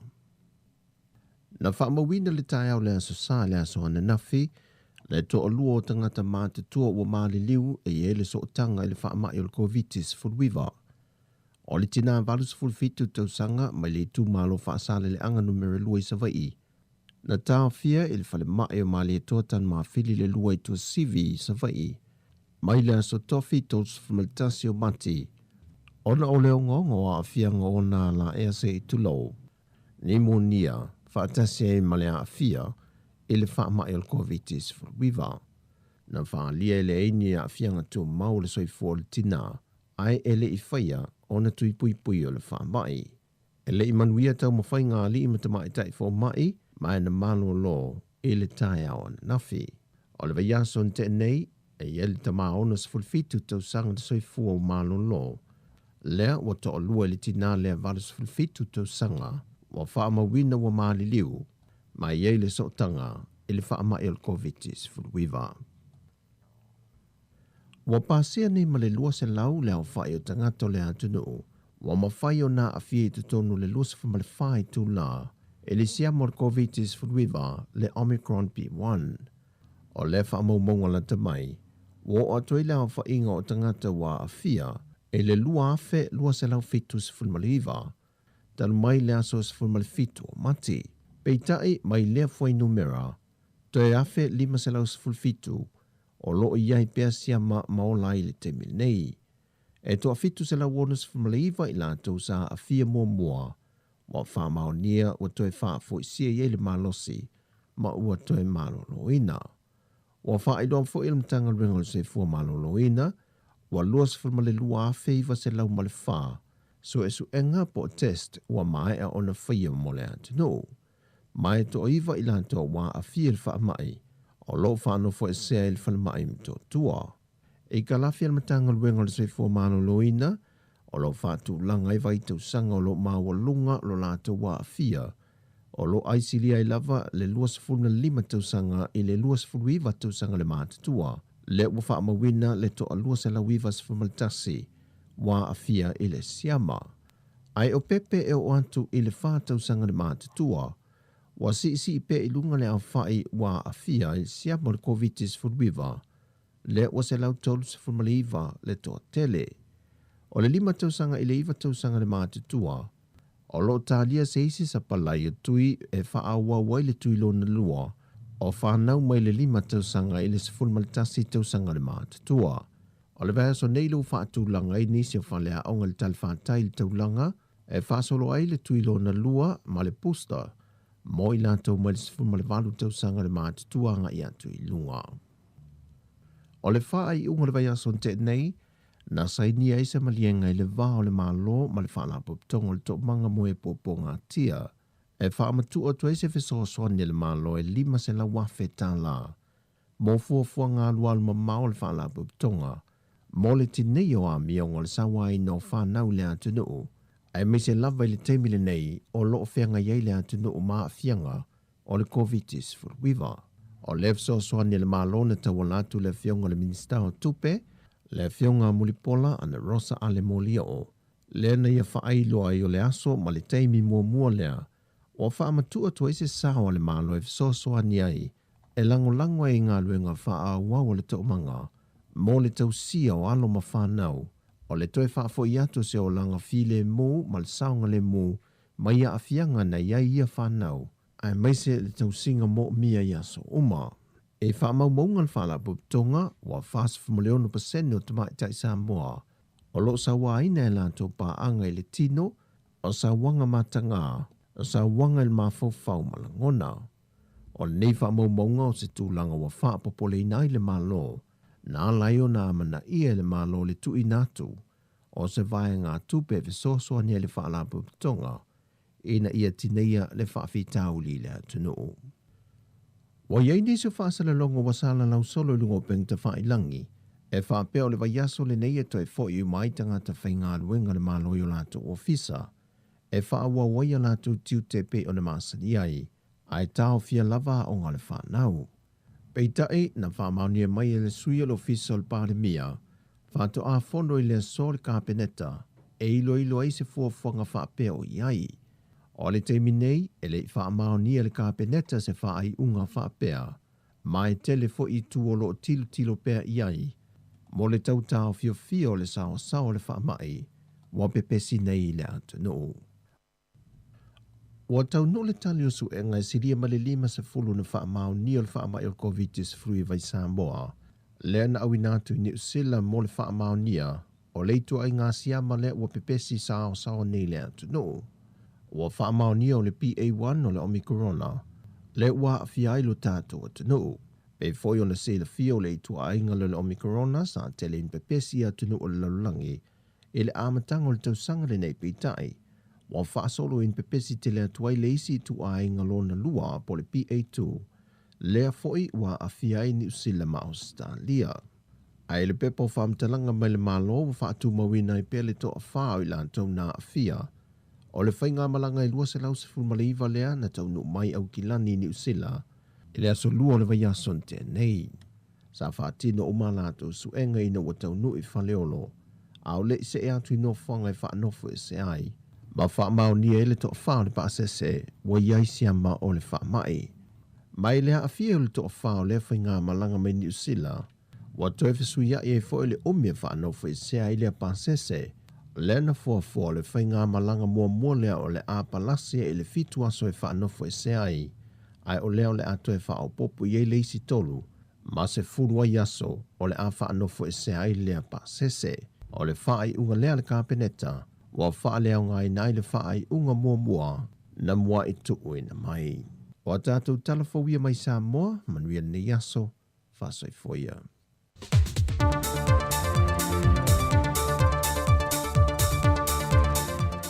O le nā ua whaafonga le tātou atinu i le whaapoponga muli o tātou telefou o le nei aso, mai le sifonga le laumua, tāsi ono tesi ma le tāsi whaamō, e pe ona tautua mai le fionga alawano ati lawa, ia e mese fo i le tautua whaopea, a le sunga ia tāsi salam sam, mai Samoa, ia o tala o mea lo tupu le tātou atinu, ia wala fo i nofisi le fia, ia o mea lo tupu i Samoa, i nei fo i teimi o le tausanga. Wa luas fulu lima minuti o te enei le tūlasi fulu malua to e whaamalo atu le taimi, malo la fo ngā luenga o nei aso ia i tātou, lo ngā lue, ia e mesi fo i nei mātua o tali sua le taimi, o le o te ale afole aso e mātou i New Zealand nei le aso ngafua, le aso whao Aparila, ia o i lava engari Hawaii ma Amerika Samoa, ia i lato i pe o lato sapati le nei, ia mania fo i tohenga le sapati a te utou, ia i nā fo i atinu, ia o mātou i New Zealand, o leo tele no malo, lo leo whai ngā luenga, i lato sa ngā lue mai le aso na nei la, ia whaia lātou tau mawhitanga malolonga ia on toi wha awa wileo lātou ngā luenga i le tūlai tasi i le au ni nei. Ia mo i lātou lo whalongolongo mai tono a inga e ala le tātou tau tua tasi ona tesi ma le tasi wha mo le lau lau au le whalongolongo ia manuia lau foi ia tau mawhitanga nei au ia mau pēla ia le kio lau le tio whalongolongo i le tātou tau tua mai se foi i lātou lo mai mo mai lungo le Facebook ma lungo le tātou YouTube e a mai lene ia so i whiau mga luenga e ili manatu lo tau whai tutusa tātou le alofa o le tua ia ua foi le whiau wina o ngā luenga o le nei aso ia whaila i o se malo longa ma tali le sua ia mafuta mai whawhiawhianga si filo e si whonga lau mua se i pae le tūlai tasi whatasi mai foi leo leo se ta sesa mai Samoa ia awara tātou tautua o le nei aso mai Samoa. Luas fulona minuti o te nei le tūlai se fulu ma le lua. Ano longa ma tau mawhitanga o leo au li si ufofonga o le lau mua.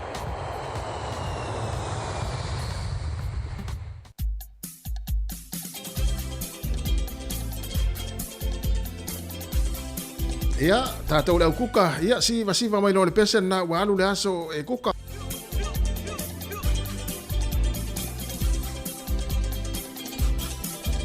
E ui lava nasa ai mua le tai au ia leisi me o iai.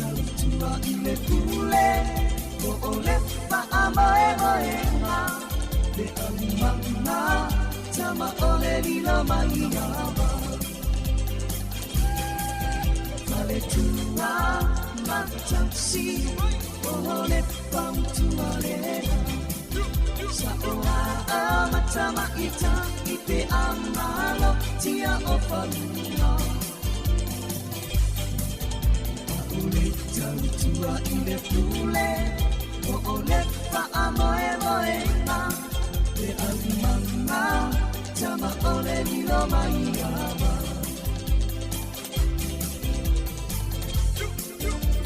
Le whawhiwhianga mai le langoto manase lo moni I nei vaianga whawhiwhianga su whilo e ti whonga le laumua a o tāre sua fo I tātou atino mai se la tau malolo mai ngā luenga ia manai mātua I tono ainga mai se fo I tono mo tanga ngase o lo o tali li sua le nei taimi o le aso o le wa awhats fururua ia I tātou le taimi New Zealand a se vatu whasilanga le ia o le tātou musika loa lea o le whasilanga le nei maftanga whaiwhi so whaatasi ale Hard Valley. I le avatele ma le whaaloalo e wala auatuai I le paia ma le mano le maftanga whaiwhi au so whaatasi Hard Valley whaapeo tau whaletua. O le a whatanu ina le tātou whilo inga ma le Pacific Health Service I le Hard Valley le asonga fua, le aso sfurma le tasi o Aparila, lono winga o le asonga fua le vesa fau, I le kalesia e whakasa I e puni Lower Heart, I le afol se fulu I le tae au, wha mole mole, e mana o mia lo tātou o wai whaatasi, e le nei whilo inga tā ua, ma le whaalo lava whaaftai, o lo esainia e le laulau a whono. Ia le whasilanga nā, al maftanga whiwhau so whaatasi, le pitonu ule o Hard Valley. Ia le pitonu au le leitasi, le pitonu au le leia Wellington o Hard Valley. Wa toi luas fulu ma le 20 minute, wa te ainei leitu la toi luas fulu 20 minute o na tāleo leitu la tasi. Ia au leo la a whaongana nei taimi.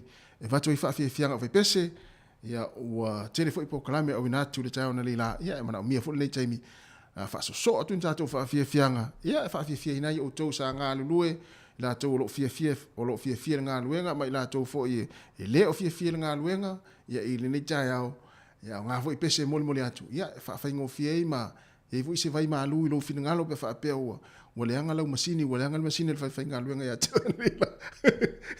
O le tā ua nā le ma sani ona o whai atu ai taimi whapene o le tātou poklame.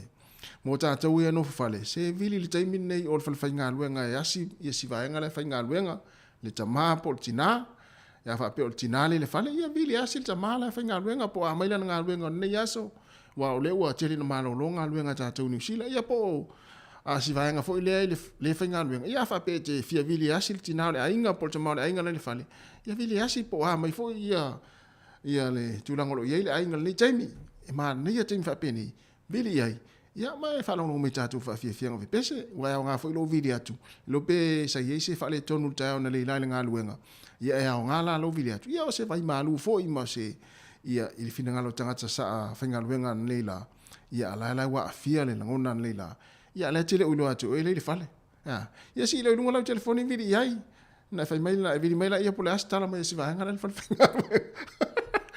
Ia ma sa mai tātou whawhiawhianga I le la whaaso so tua tātou pese ia.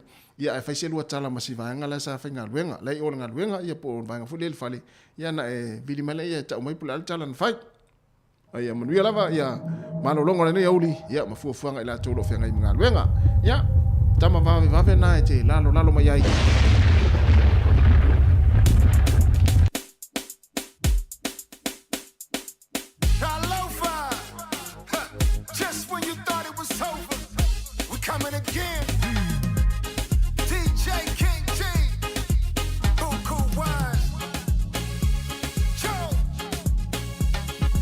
Ia e fia whatalofa mai fo, I whatalofa mai.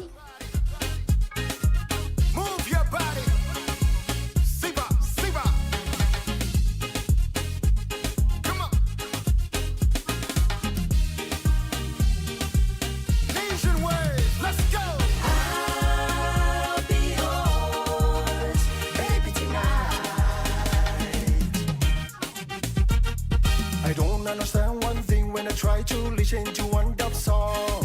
I try and I try and I try and I try and I know that something's wrong. Every time the DJ decides to play, one hand goes up in the air. Everybody chanting, doing the boogie, oh what an atmosphere. But all I hear, I'll be yours, baby tonight. Rugga, rugga, rugga, rugga. Be my baby. Rugga, rugga, rugga, rugga. Be my baby. Rugga, rugga, rugga, rugga. Be my baby. Rugga, rugga, rugga, rugga.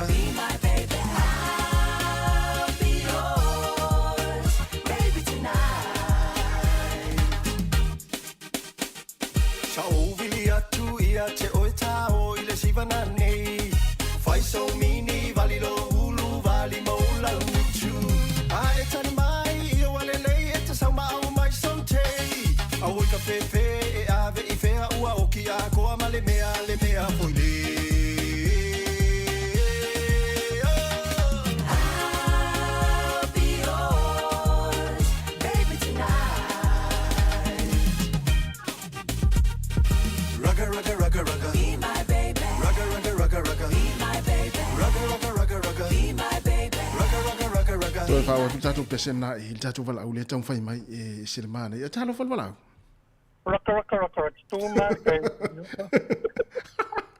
Malo le soifua e lo vionga le mtila. Malo. E mai le ia uli. Pro manguia lava faftai. E mai tau to pitanu. Ongo le wedding kongi ala manga ia le lai I abat. Oi, yeah. Ona te fa ngota. Ia, o le ngau sau e tāre o. Ia na ngau te mai I rau waenga rei vidi asi tangaka rei wharwhainga. Ia, na asi waenga wharwhainga runga. Nona ia le asi seo kōrua. Ia, vai la le mana ia. Au pai aku, san, au me ngai whai. Nei dei se mea, o waku tālo whai mai maule nā. Ia vai o le hong masa I awa ai.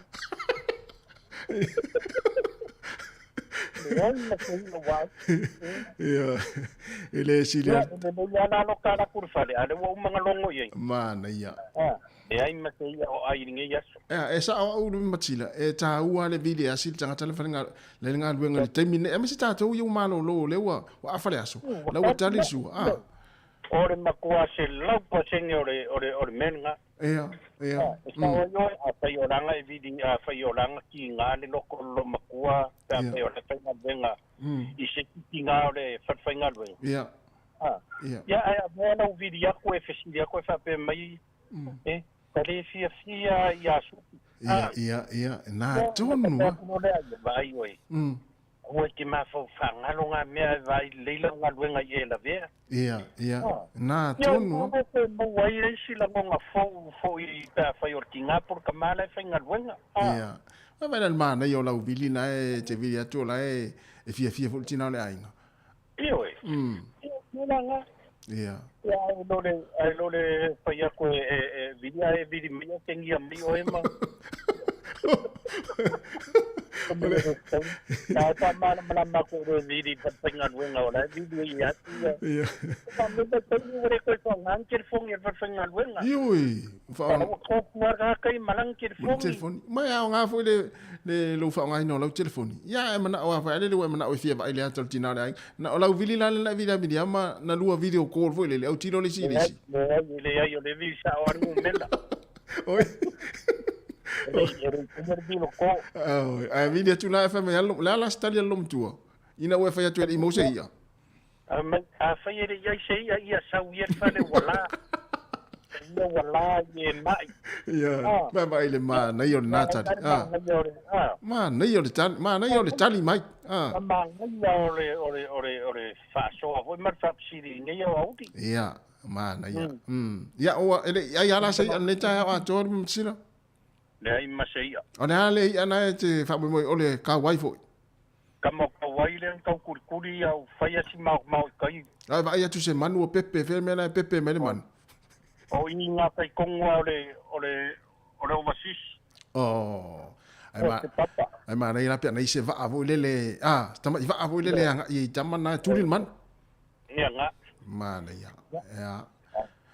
Ato no le lope umaloa I ta noanga le ai lo ma se ka wai pe ana vai atu na wa matana na se male manu nan vai ngana tu te na oe po ini si foi te mari ole tu no lo to fa ngot olo ko kele foi le malo si o ka ko wa kungu ole ai ma na ia ma lo skimo foi ka ngai di sami ma wai foi sin sabali ma na ia te ia manuia le tarsia ia mo se ia wa foi ia le tama ftanga le ainga na nei ila foi fatani mai tu I mai mo panga to lo matua ia ma ia mo se ia vidi mai tai au pe fa pe na laki lo fai van nei nan fa fa ye ko ole vidi aku ia lo wina la wa se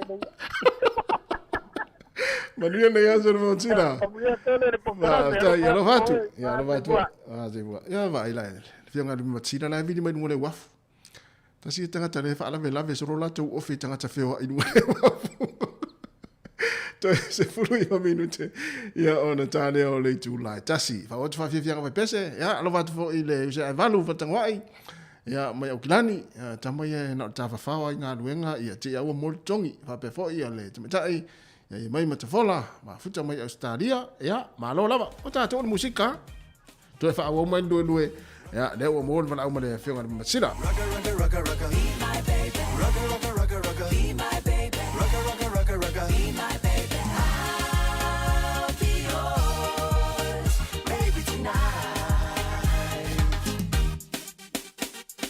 Rugga, rugga, rugga, rugga. Be my baby. Rugga, rugga, rugga, rugga. Be my baby. Rugga, rugga, rugga, rugga. Be my baby. Rugga, rugga, rugga, rugga. Be my baby. I'll be yours, baby, tonight. If the party ain't live, then it ain't boo cool. And if it ain't boo cool, then I'm too through. If I gotta choose one, I'ma choose you. Be my wheel of fortune, let me give you a clue. Dance, dance for a player. Hands, hands, put them way up. Tonight is major. Place your wager. You ain't never seen paradise. Let me take you. In my love fang choose. In my love fang choose. For my Sophia, five of my illusion. In my love fang choose. In my love fang choose. For my Sophia, five of my illusion. Oh, we can fade the king at reach. Our loyal my illusion. Pa my loa ole kalima ole va alele my new shila. Ema kakia o ngai anga fika. Elelele solo ele se pe mika. Kalo fai si koe inga ua kangi kangi solo kaluai. Oi mi mai love fang choose. Ingu mai love fang choose. For my Sophia, five of my illusion. My love fang choose. Ingu my love fang choose. For my Sophia, five of my illusion. If the party ain't live, then it ain't boo cool. And if it ain't boo cool, then I'm too through. If I gotta choose one, I'ma choose you. Be my wheel of fortune, let me give you a clue. Dance, dance for a player. Hands, hands, put them way up. Tonight is major. Place your wager. You ain't never seen paradise. Let me take you. In my love fang choose. In my love fang choose. For my Sophia, five of my illusion. In my love fang choose. In my love fang choose. For my Sophia, five of my illusion. Dance, dance. Musika o malo longa ma tau mafutanga o leo au si fofonga le laumua. Vai la mana ya. Ya zato pese va vena. Ya e te fa malo stino mai ai. Le later e se lo fie na tinai wa mata ona tala no mai. Vai. Ya le fa meltina ya tusa fi vili tamala ainga ya le tali le telefoni. Ya fa mai ya le lopo lai po ile la tinanche le toinga manatu. Itu inga manatu ale o tato. Ele talia lo telefoni ya te ya wo so mafo fo se fo ya le lo o lai pisi ale fa pe o lai tau fa uma senga hadu nga stanga ta fo ile ya so ani ya. Ya po lai fo tan normal supervisor po pule ale we a vilia tu o lai pisi le a ta tia se o system al melo le vilia ala pe la o misi o ele tali mo le tali mo tanga tali o fa nga lo nga. Check ya fa ye. Ya no video tu ya sia tu oi al me siri nai e manuia oi ya fa pe isi me tu ya longo mai ya vai e le te pa ora me te le nai tu sa e tau tara sa oi ya ora pesa nei ya olo fatu e mo to umalava nai tina lo masalo salo i telefoni na o video tu o tari mai tina o pesa nei to e video ya fai fa lo na le pesa na uta e olo fatu e mo oi Mili lo e fai whalongonongo nane le pesen nane wa tātu mo e.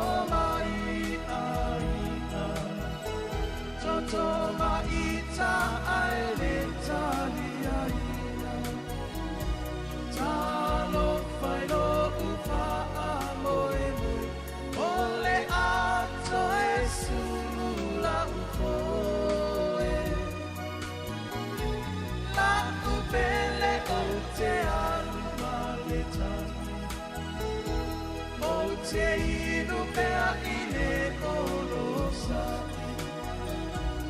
ana tua fo i mai o a o tano whae watari i rani ana tua fo i mai o a o tano whae watari i rani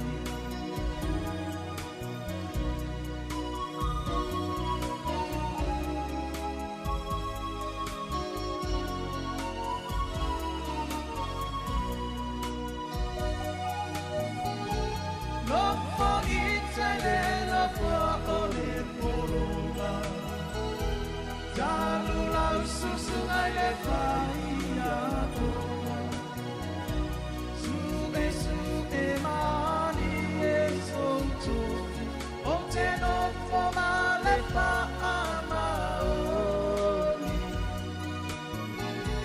Wha a pea lo usolina Eita me atatana loa E ui ina pa ataruba alita Atamari ina yoruia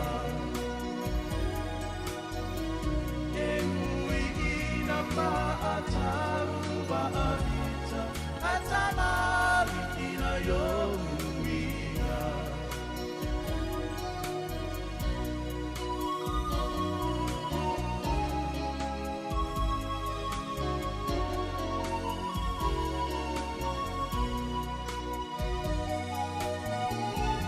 Lofo itale lofo otalita Asio upale aromanaya Ame ita ise motutu upua Maana longa loai ita ua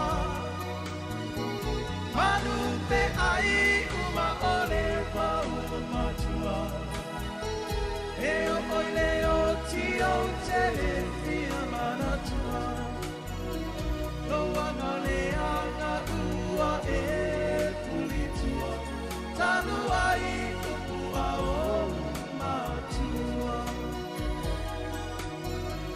Lo anga le anga ua e pulitua Tanu ai upua o matua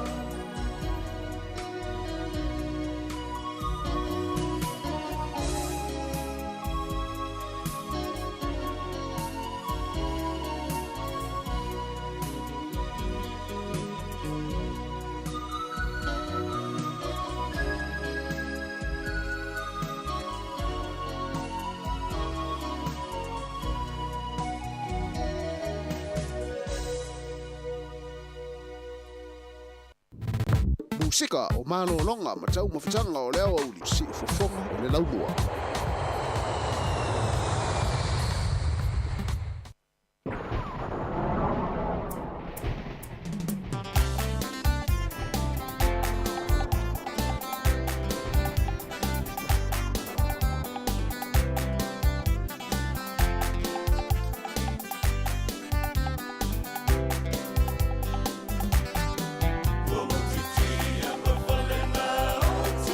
Say to la imaya, say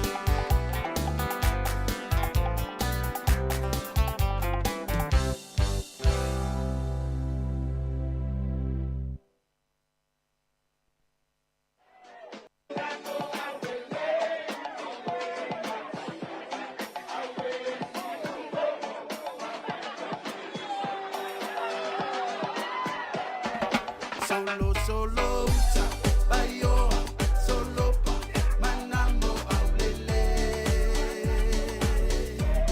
awe latayala awe si umbo fa per masi papa solo uta baioa solo pa manamo aulele awe latayala awe si umbo fa per masi papa ha e fia ilo ngai yo piko asi mai si o mako a fio ai le kau fia mali e ko ka papa a fio ai le la ko kama le alo ali ku pole sava uso ali ka ua mai ngau iau alona kai sa le kongi o le lima maku fa le po pe fa ko finga lu ko style wa pe pesa masiva solo uta baioa solo pa manamo aulele awe latayala awe si umbo fa per masi papa solo uta baioa solo pa manamo aulele awe latayala awe si umbo fa per masi papa pai kele kua ma akua fale loa le uka fe ua fale limu lalo asi puki vangu male pa ia lasi o tama fina male awalu maa io e o nganga ai malo sila fia so le fiku fale sa welcome to mangu wai le loa eva e sidi ai le ku ia he this is still sila Samoa aku wai le sao o Aotearoa sau sauna e alu e ua umata mauata itasi malelo foanga solo uta baioa solo pa manamo aulele awe latayala awe si umbo fa per masi papa